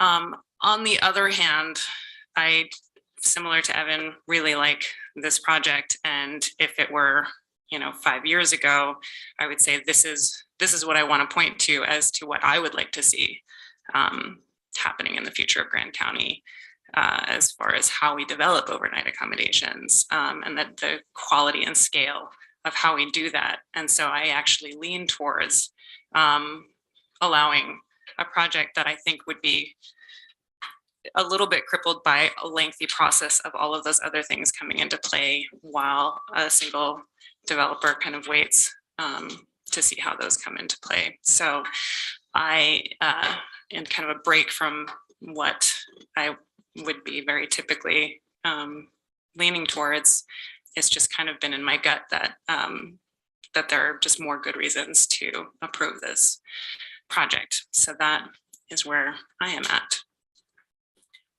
Yes, Mary? I make it short. I was in on a lot of the conversations with the state legislators when we did our overnight rental, our overnight overlay moratorium, and I think Christine was there too. They were pretty adamant that we could not, say no all the time. And so I lean towards any time I see a development that I think is pretty good, that, I might not want any more overnight rentals, but when I think it's not causing that much harm and that it could do some, be good and it's helping a local, I just want to make sure that the state legislators don't see us as no, because my fear is, just like we saw with our, OHVs, that they'll come in and take away some of our rights. So that's one of my other concerns. Great, thank you. Before I call for a vote, does anyone else have last comment? Seeing none, we have a motion on the table to approve by Commissioner McGann and a second by Commissioner Walker. So I'll call for a vote. All in favor, raise your hands or say aye. Aye. All opposed, raise your hand, say aye. And Trish indicated that you are abstaining. Motion passes 4-2. Thank you, guys. Good luck. I hope it goes well. Thank you. All right, we're on to item 10F. Ordinance to rezone property located at 10 West Old Highway 6 and 50 in Thompson Springs on Grand County parcel number 07-0021-0073. And again, Lisa Martin, Associate Planner. Thank you. I'll try to keep this summary of the staff report very brief. This rezone request is for 1.83 acres of property located in Thompson Springs to change from range and grazing to general business in order to accommodate the refurbishing of existing structures on the lot into mixed commercial uses, including a cafe, outdoor entertainment area, and a mixed retail space. Historically, the property was used for commercial purposes, including the old Silver Grill Cafe, which operated through the mid-90s. While development cannot occur on the subject property at this time or as a result of this rezone, due to the moratorium on new water connections, the TSSD recommended that the county favorably consider this rezone application, as there are efforts currently underway to address the water deficit such that the TSSD will be able to provide water connections at a future date. And that was just from their words, not necessarily coming from speculation on our part, but they did provide a letter stating that. The subject property is located within the Range Resource and Recreation area, as well as the rural center area of the future land use map. It is anticipated that the future land use analysis that's currently underway will identify this area for commercial use in an update. The applicant was informed by P&Z staff at the time of their application that a future land use analysis was underway, which may result in a comprehensive rezone for Thompson. And thus there could be a benefit to wait until that was complete. But the applicant felt that it was important for their timeline to not wait for a possible comprehensive rezone and to also take the chance that water may become available sooner than later. Planning and zoning staff did not encourage the applicant either way to pursue the rezone application, but did provide information on current conditions as we knew them at the time. and remained neutral. As the land use analysis has evolved over time, staff has begun to reconsider the path of a comprehensive rezone, which may or may not be the best course of action as opposed to individual rezone requests that align with the future land use map. We do intend to hold town meetings in Thompson and consult with the Land Use Steering Committee at a future time once the land use analysis is complete, so that we can determine together with the community what the best path forward would be for a comprehensive rezone or another path. The general business district is described in the land use code as designed to accommodate a wide variety of commercial activities to make Grand County a more attractive and energetic place to live, work, shop, and to enhance the economic development of Grand County. General business allows the following uses related to commercial activity: restaurant, bar, or lounge, theater, all other indoor recreational and offices, outfitter guide with a conditional use permit, personal service oriented, building materials, sales and yard, and all other retail sales other than greenhouses and nurseries or repair, general, self-storage other than RV and boat storage, and does allow auto repair garage with the CUP, car wash, fuel service with CUP, vehicle sales, and ATV sales with a CUP.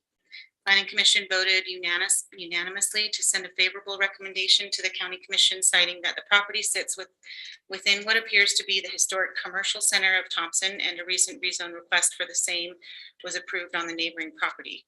The attorney's recommendation is to deny, citing reasons related to the current use of the property not being commercial and the lack of water to serve new development due to the moratorium. And that's it for my staff report summary. Do you have any questions? I had a question. So I know that there's a water moratorium for new hookups right now. That seems to me a different process besides this rezone. Yeah. I don't know. Can you speak to that? Like, Yeah, so the rezone does not authorize the property owner to, for example, get site plan approval for any commercial development through planning and zoning. We have to have the will serve letter from the service district that water will be provided. So that right there stops any kind of movement forward in that regard. And then also for building permits, it would require the will serve from the TSSD. So the rezone could, if it was approved, the applicant basically is kind of in limbo until, or the property owner, sorry, is waiting until the moratorium is lifted and they can get a water connection to really do any development. thank you. I'm comfortable with those stipulations. Yeah, I am as well, especially as it's historically been used for commercial. Yeah, Mary? I move to approve an ordinance to rezone property located on 15 West Old Highway 6 and 50 in Thompson Springs on Grand County parcel number 07-0021-0073 to the general business GB zoning district based on it appears to me that the zone for this property was adopted in error. It will benefit the derived by the community or area by granting this proposed rezoning, and it is compatible with the surrounding areas. Thank you. I have a motion by Mary. Do I have a second? I'll second that. Second by Trish. Further discussion? All right. Kevin, yeah. I'm inclined to vote for this. Sorry about that noise in the background. In general, I think, if someone's asking for some kind of spot zone change, there needs to be a really good reason for it. And I do think in general we should avoid this kind of thing. And in this case, we do have a comprehensive rezone of Thompson on the horizon. So all of that points against it. On the other hand, I do think this very clearly was, zoned in error. It's not range and grazing. General business makes sense. So that that's why I'm inclined to do it. But I just did want to re-express my general, bias against piecemeal rezoning to accommodate individual projects, which we're often asked to do. So. Right. Thank you, Kevin. Anyone else have a comment? Seeing none, I will call for a vote. All in favor of the motion, raise your hand, say aye. Aye. And the motion passes unanimously, 7-0. So we are on to item 10G. Kane Creek Preservation and Development, LLC, request to Grand County to provide sanitary sewer service. Gabriel Wojtek, our Grand County County Clerk. So we opened up a public hearing at the last meeting. We received no public comment during that hearing. As the attorney clarified, Grand County isn't a sewer service, sanitary service provider. So, and this is essentially is kind of a hoop to jump through so this developer can proceed with a petition to create a local district. So yeah, that's not really much else to say that I can explain on it. All right, thanks, Gabe. I'd make a motion. Thank you, Evan. I move to deny the request of Kane Creek Preservation and Development LLC for Grand County to provide sanitary sewer service at the parcel specified in the request. Motion by Commissioner Clapper, second by Commissioner McGann. Any further discussion? What would happen if we approved it? And it took a really long time. Good question. We're not a sewer provider, so then we'd have to try to come up with providing sewer. That's a good question. Create a lot of work for ourselves and others, for sure. We have like 100 years to become a provider. Great. All right. All in favor of the motion, raise your hand, say aye. Aye. Motion passes unanimously, 7-0. We are up to item 10H, resolution updating section 8, benefits. All employees of the Grand County Employee Handbook. And Renee Baker. Sure. Good evening.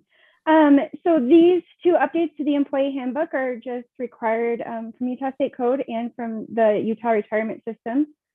So the first one, the update to the retirement section, is just for the positions that can exempt from Utah retirement coverage. This is different than the FSLA exemption. This exemption is just related to those who in positions who can choose not to be covered by Utah retirement systems. I reached out to a few of our other counties and just see what they do. And most of those came back that they only allow elected officials to be eligible for that exemption. So that's the URS exemption. And then the second part of this is just an update to our bereavement leave. The House Bill 449 passed this year at state legislation, which just stated that we should include miscarriage or loss of pregnancy as a acceptable use of our bereavement leave. Thanks, Renee. Anyone have a question for Renee? I'd make a motion. Okay, thanks, Sarah. I move to approve the resolution titled "A Resolution of the Grand County Commission updating the Grand County Employee Handbook, Section 8, Benefits, All Employees, Retirement, and Bereavement Leave, effective 6/22/22. Thank you. Motion by Commissioner Stock, second by Commissioner Clapper. Further question or comment? I'd like to comment that I'm very pleased that you're adding bereavement for cases of miscarriage. I think that's excellent. I can't say enough about that. I think that's great. So, yeah. I agree, Jack. I think it was just something that has always just, it's never been spelled out in the policy, but I think we would have allowed it either way. So yeah, this just spells it out. So yeah, it's nice that it is. All right, I'll call for a vote. All in favor of the motion, raise your hand, say aye. Motion passes unanimously, 7-0. All right, we're on to item 10I, resolution to amend the Grand County Economic Development Advisory Board, EDAB, resolution number 3228. August Granith, Economic Development Director. Hi. All right, August. We haven't left.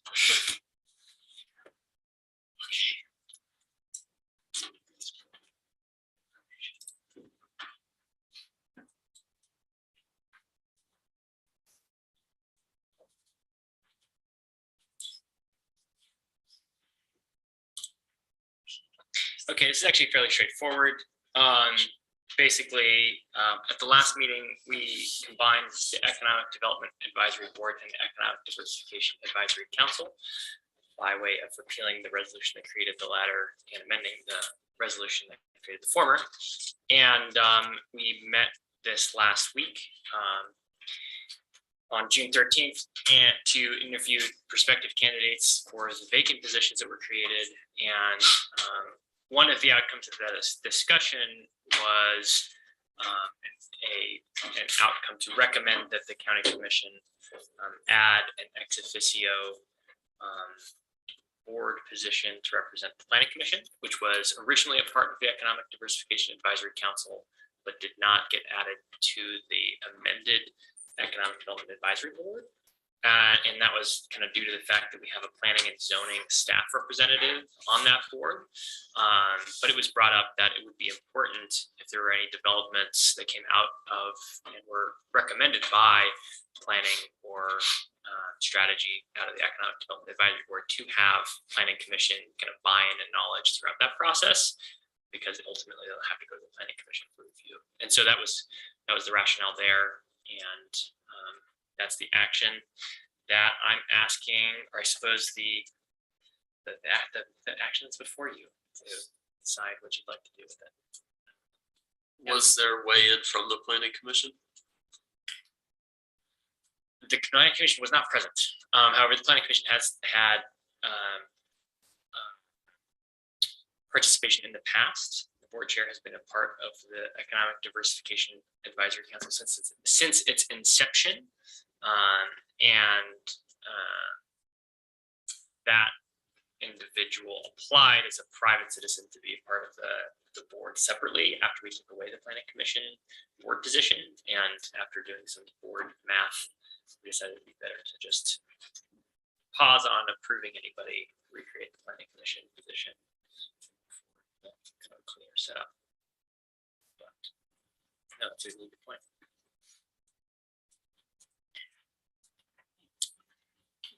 Go ahead, sir. I'll make a motion to approve the resolution amending resolution number 3228 Economic Development Advisory Board and add an ex officio position to the board to be filled by a member of the Grant County Planning Commission. Thank you. Motion by Sarah. Do I have a second? Sure. Second by Trish. Further discussion? Seeing none, I'll call for a vote. All those in favor of the motion, raise your hand, say aye. All right, motion passes unanimously, 7-0. As well sit in the hot seat for a while, August, on it. We are up to 10J, awarding media agency independent contractor agreement to Love Communications. August. So we went through a pretty tight turnaround on this.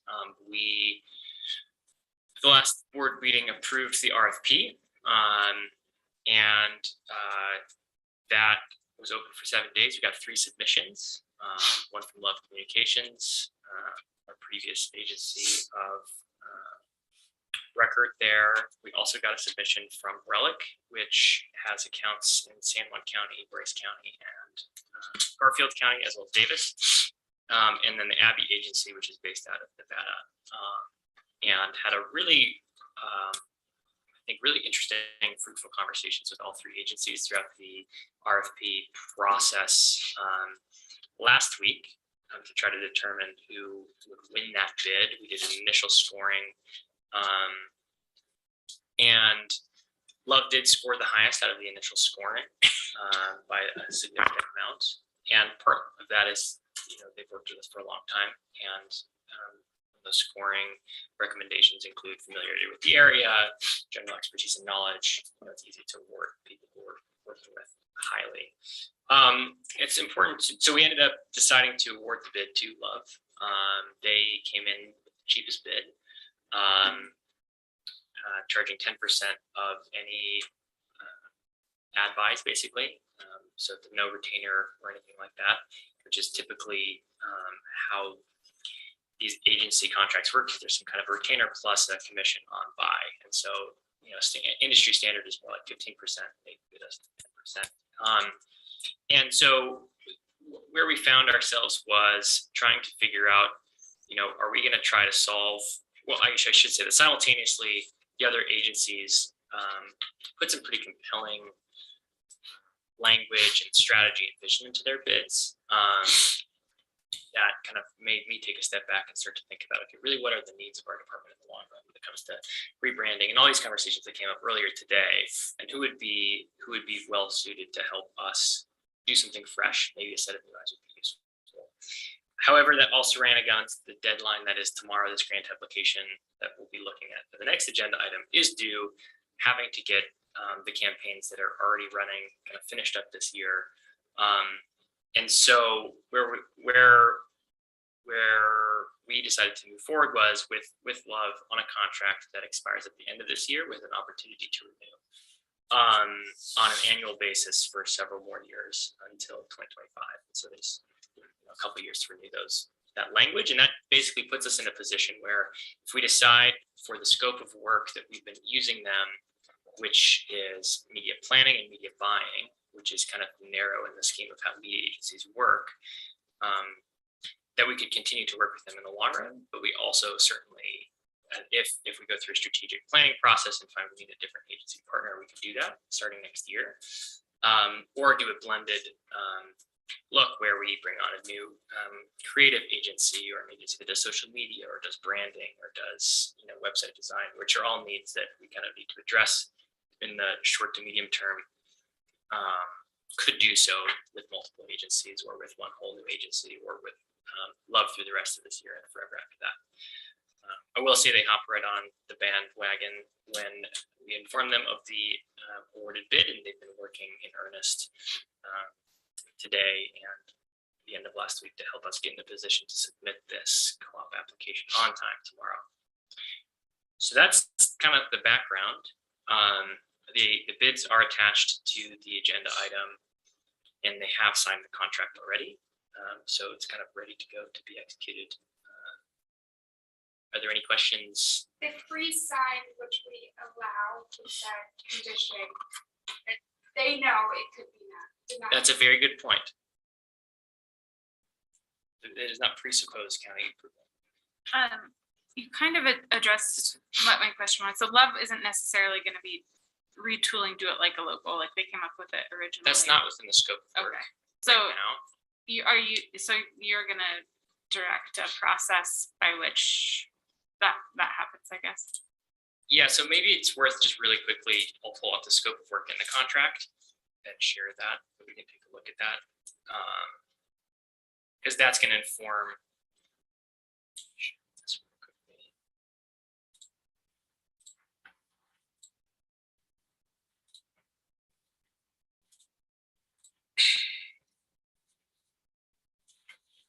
So it's I'll maybe go specifically to the project schedule. So specifically, we're asking them to help us basically develop a strategy and media plan to support our application to the co-op application due tomorrow, and do the same for the campaign we were awarded last year that the county supported last year that we still have to implement this year. That we want to get off the ground before we get through the interview process for the applications, which is in 2 weeks, or 3 weeks, I should say, and then basically execute those plans through the end of this year and recommend a strategy for next year, but not necessarily saying that they will be the implementation partner for that strategy. And to your specific question, yeah, it doesn't include like you're going to help us retool whatever our like bigger picture responsible recreation strategy and campaign is. And that's really what the question that we got pushed back from some of the other agencies was, if you want to have a really cheap and effective media plan and buyer, you should absolutely go with Love. But if you're trying to do a larger strategy and really think through what are our goals and where are we going, it might be good to add to the scope of work. At this point, scope of work was in the RFP. We're already this far down the rabbit hole. We need to kind of get this executed, but I see going forward a handful of potentially new RFP on the horizon, I guess I should say, that would include that kind of work in it. Yeah. I have a couple of questions, which kind of dovetails on that. So it sounds like if we were to expand the scope of work to kind of retool and rebrand, that probably wouldn't happen within this year anyway.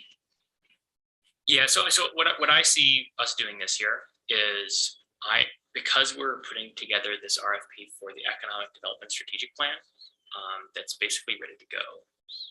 At the last Travel Council Board meeting, we discussed the possibility of trying to do something similar with tourism strategy specifically. And that way, because in trying to scope out an economic development strategic plan, doing tourism planning, although it's linked, you're going to have different consultants doing that work and different like engagements with stakeholders. And maybe those are the same meetings, but the first hour is one and the second hour is the other or something like that. But I want to, it's not in the budget right now to do that. But it's a good place to start that conversation. Is that something that I want to figure out? If that's something that we can fast track in terms of the development of an RFP so that we issue those around the same time, so that going into 2023, we have a clear vision of what we're going to do for 23, 24, 25 before the economic diversification carve out of TRT gets sunsetted, unless the sunset clause is repealed. And so we have clarity of vision for 3 years, at least generally, we can kind of build and execute based on that plan. And that would include all of that kind of stuff. Yeah, my second question, and I do think that would be great to kind of fast track for 2023, is are you maintaining relationships with the other two bidders in the eventuality that maybe we would kind of shift gears next year? Absolutely, and I want to make sure that it's clear that Love has done an excellent job, and they've done a lot of work for us outside of having an active contract with them, and so they've done very good by us, and they've been our account for a long time. And so if there's a way to keep them involved, even if it's in like a strategic media buying capacity, I think that could be useful. But in talking to the other agency, it was refreshing to have aggressive, strong vision, and I think opening that up to longer than 7 days is going to increase the number of places that are able to submit to that RFP. I'm kind of amazed that they were able to pull that in. Was that with Relic or Abbey or both? I would say they were both really wonderful. The Relic agency, I think, has gone through a lot of changes. They worked with us in the past and did botch a website redesign that Robert is really, he's kind of burnt on Relic forever in our office. But I think that they've gone through a lot of changes. And I guess I'm open to seeing what are the other possibilities are. And to your question, yes, I tried my best to be super clear about expectations, let them know quickly that they didn't win the bid, and keep the door open for more conversation rather than rejection. We lost that. So, yeah. Right. Any other questions for August or discussion? Yeah, Gabe, go ahead.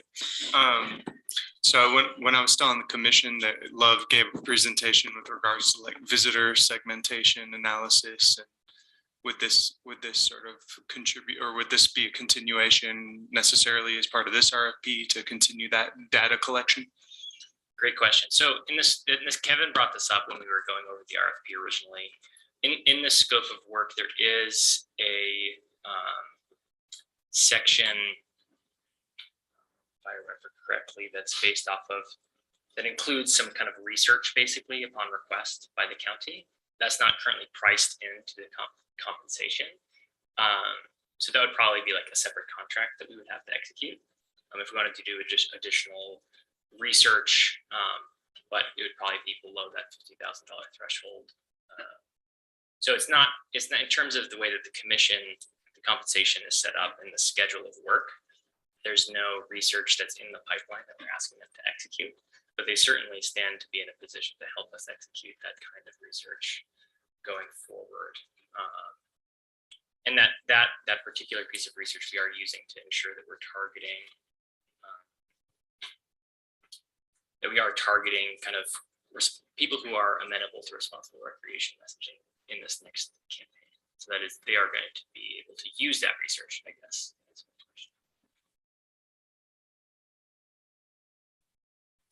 And I suppose we could always amend this contract if there's a different additional research. research. Yeah, I just think it's great to have that data available for the commission to make decisions, and maintaining an unbroken relationship with this firm to be able to collect the same type of data to increase the scale of, or the amount of that sample size is always great for the commission in the future to make their decisions. Yeah, thank you. Any other discussion, or would someone like to make a motion? I move to approve the Media Agency Independent Contract Agreement, ICA, with Love Communication. Thank you, Mary. I'll second that. Thanks, Trish. Motion by Mary, I have a second by Trish. Any further discussion before vote? I mean, I would add that it sounds like Love has been a great partner in a lot of ways, and they have certain efficacies that are clear and probably really useful to us this year. I was not particularly impressed with Do It Like a Local, and so like their general sort of creative and visioning did not feel very representative of Moab. It kind of felt imposed from the outside, and also very kind of non-specific and empty in a lot of ways. So, you know, I, for one, am definitely interested in sort of trying something new in the future to do something radically different. Wasn't sure how you feel about that campaign. I know I've already used that line today. Sorry. Just trying to keep myself awake. All right, I'll call for a vote. All those in favor of the motion, raise your hand, say aye. Looks like the motion passes unanimously, 7-0. Up to, let me see, we are up to item 10K, letter of support for the Economic Development Department's Utah Office of Tourism Cooperative Marketing Program Round 2022 application and grant match. Back to August. Awesome. So the language in the packet, both documents have been updated. They had some placeholder information in there. So I'm sharing my screen with the newest document, and that's largely because of this contract and rigmarole and trying to get them on board to help us put together an application. So anyway, this morning we met with them and kind of clarified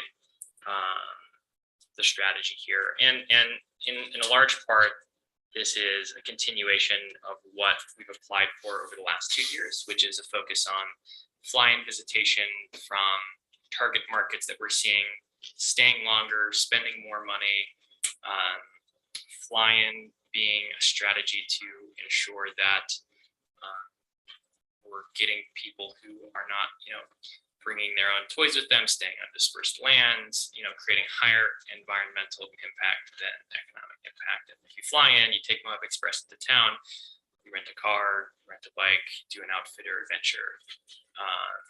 That's kind of the theory behind targeted fly-in. And then additionally, if we are supporting fly-in, then we've had conversations with SkyWest, in terms of creating a collaborative relationship, and originally thinking, can we try to keep that Salt Lake flight open in the winter where it currently doesn't operate? And they said that's a lot due to seasonality and how the federal subsidy works. And so, I don't think a realistic expectation of this campaign is that it's going to keep those flights open, but I think that continuing a good faith relationship with SkyWest as they're serving our essential air service market, could yield in longer terms if those load factors are increasing and those flights are busy, considering to increase service to Canyonlands Airport. Also, the more that Canyonlands Airport is being used, the more fees that we get to support the operations of Canyonlands Airport. The big ask basically is a $250,000 grant match out of next year's TRT. So this is basically a pledge, much like if you're pledging to KZMU, you can pay later, but you put yourself on the books now. And this is so that we can offer a letter of financial commitment to the Co-op Advisory Board during the application process. We'd be asking for a $250,000 grant from the state to execute a total $500,000 campaign. So this would probably be the biggest campaign we'd be launching next year. There would obviously be a focus on responsible recreation messaging, encouraging folks when they are here to explore responsible recreation activities, and that would be pervading throughout the messaging of the actual campaign. Target audiences are going to be informed by that audience segmentation research. So looking at, what types of folks are likely to be receptive to responsible recreation messaging, to be intercepted.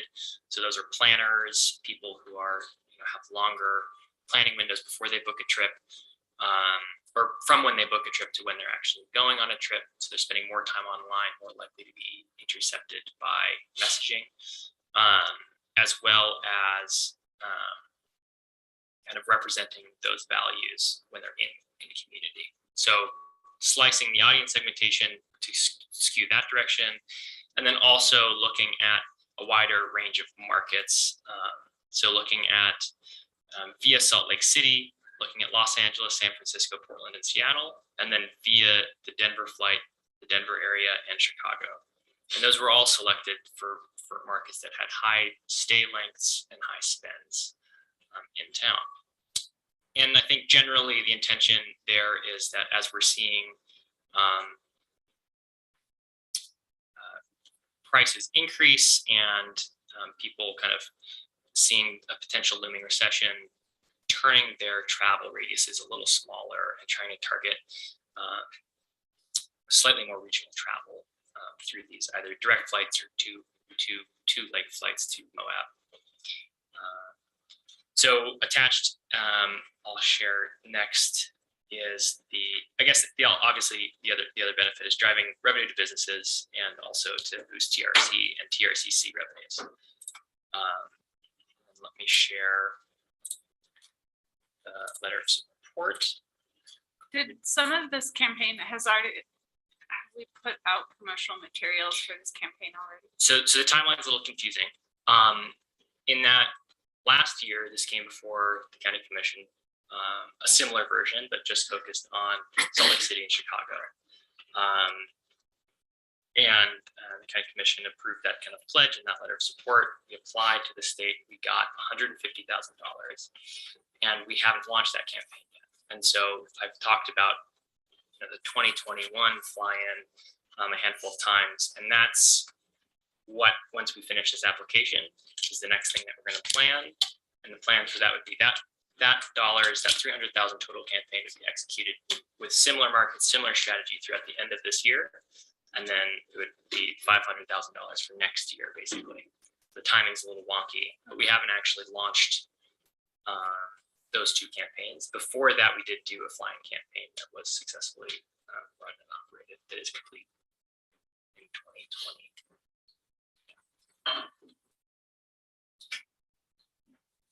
Yeah, Trish? It looked like you were ready to say something. I think I'm ready to say something. Did you guys have more? Yeah, I was thinking about making a motion. All right, I just want to make sure I'm on the right one. I got it. Okay. I move to approve the letter of support for the Grand County Economic Development Department's EDB application and grant match for the round 2022 Utah Office of Tourism Cooperative Marketing Program. Thank you, Trish. Do you have a second? Second by Mary. Further discussion? Seeing none, I'll call for a vote. All in favor of the motion, raise your hand, say aye. Looks like that passes 7-0, unanimous. All right, thanks, August. I think you're off the hook. Thank you. All right. Stick around. That's fun. We're up to item 10L, resolution repealing resolution 3146 from 2018 and approving the respect our neighbors' rights and the rule of law regarding use of fireworks on and around the 4th of July celebration. Was this you, Mallory? It is, and right. This is an easy one, I hope. So in the past, this has come before the commission, but it's always been reaffirming, and that's from 2018. So what this is just updating it, if you will, with stronger language, in my opinion, And I hope you all feel the same way, but definitely room to adjust, especially after the presentation. So I'm hoping, I know Mark Horowitz made some comments, or he sent some comments in. So I hope this shows that we do take it seriously. And Alicia's also made some flyers. We're talking with the city. So definitely something we're aware of. And the primary message that we're hoping is coming across is leave it to the professionals. So versus your own fireworks, let them do it. They know what they're doing. It's planned every year. It's kind of the same thing. So hopefully that's an easy one. All right. Yeah. Thanks. Thanks for taking that on, Mallory. Sarah? I move to adopt the resolution repealing and replacing the resolution 3146 to respect our neighbors' rights and the rule of law regarding the use of illegal fireworks. Thank you. I'll second that. All right. The motion was by Sarah, second by Trish. Any further discussion? Where's the wits? Yeah. He's dropped out. I know it. All right. I will call for a vote. All those in favor of the motion, raise your hand, say aye. All right, and that passes unanimously as well.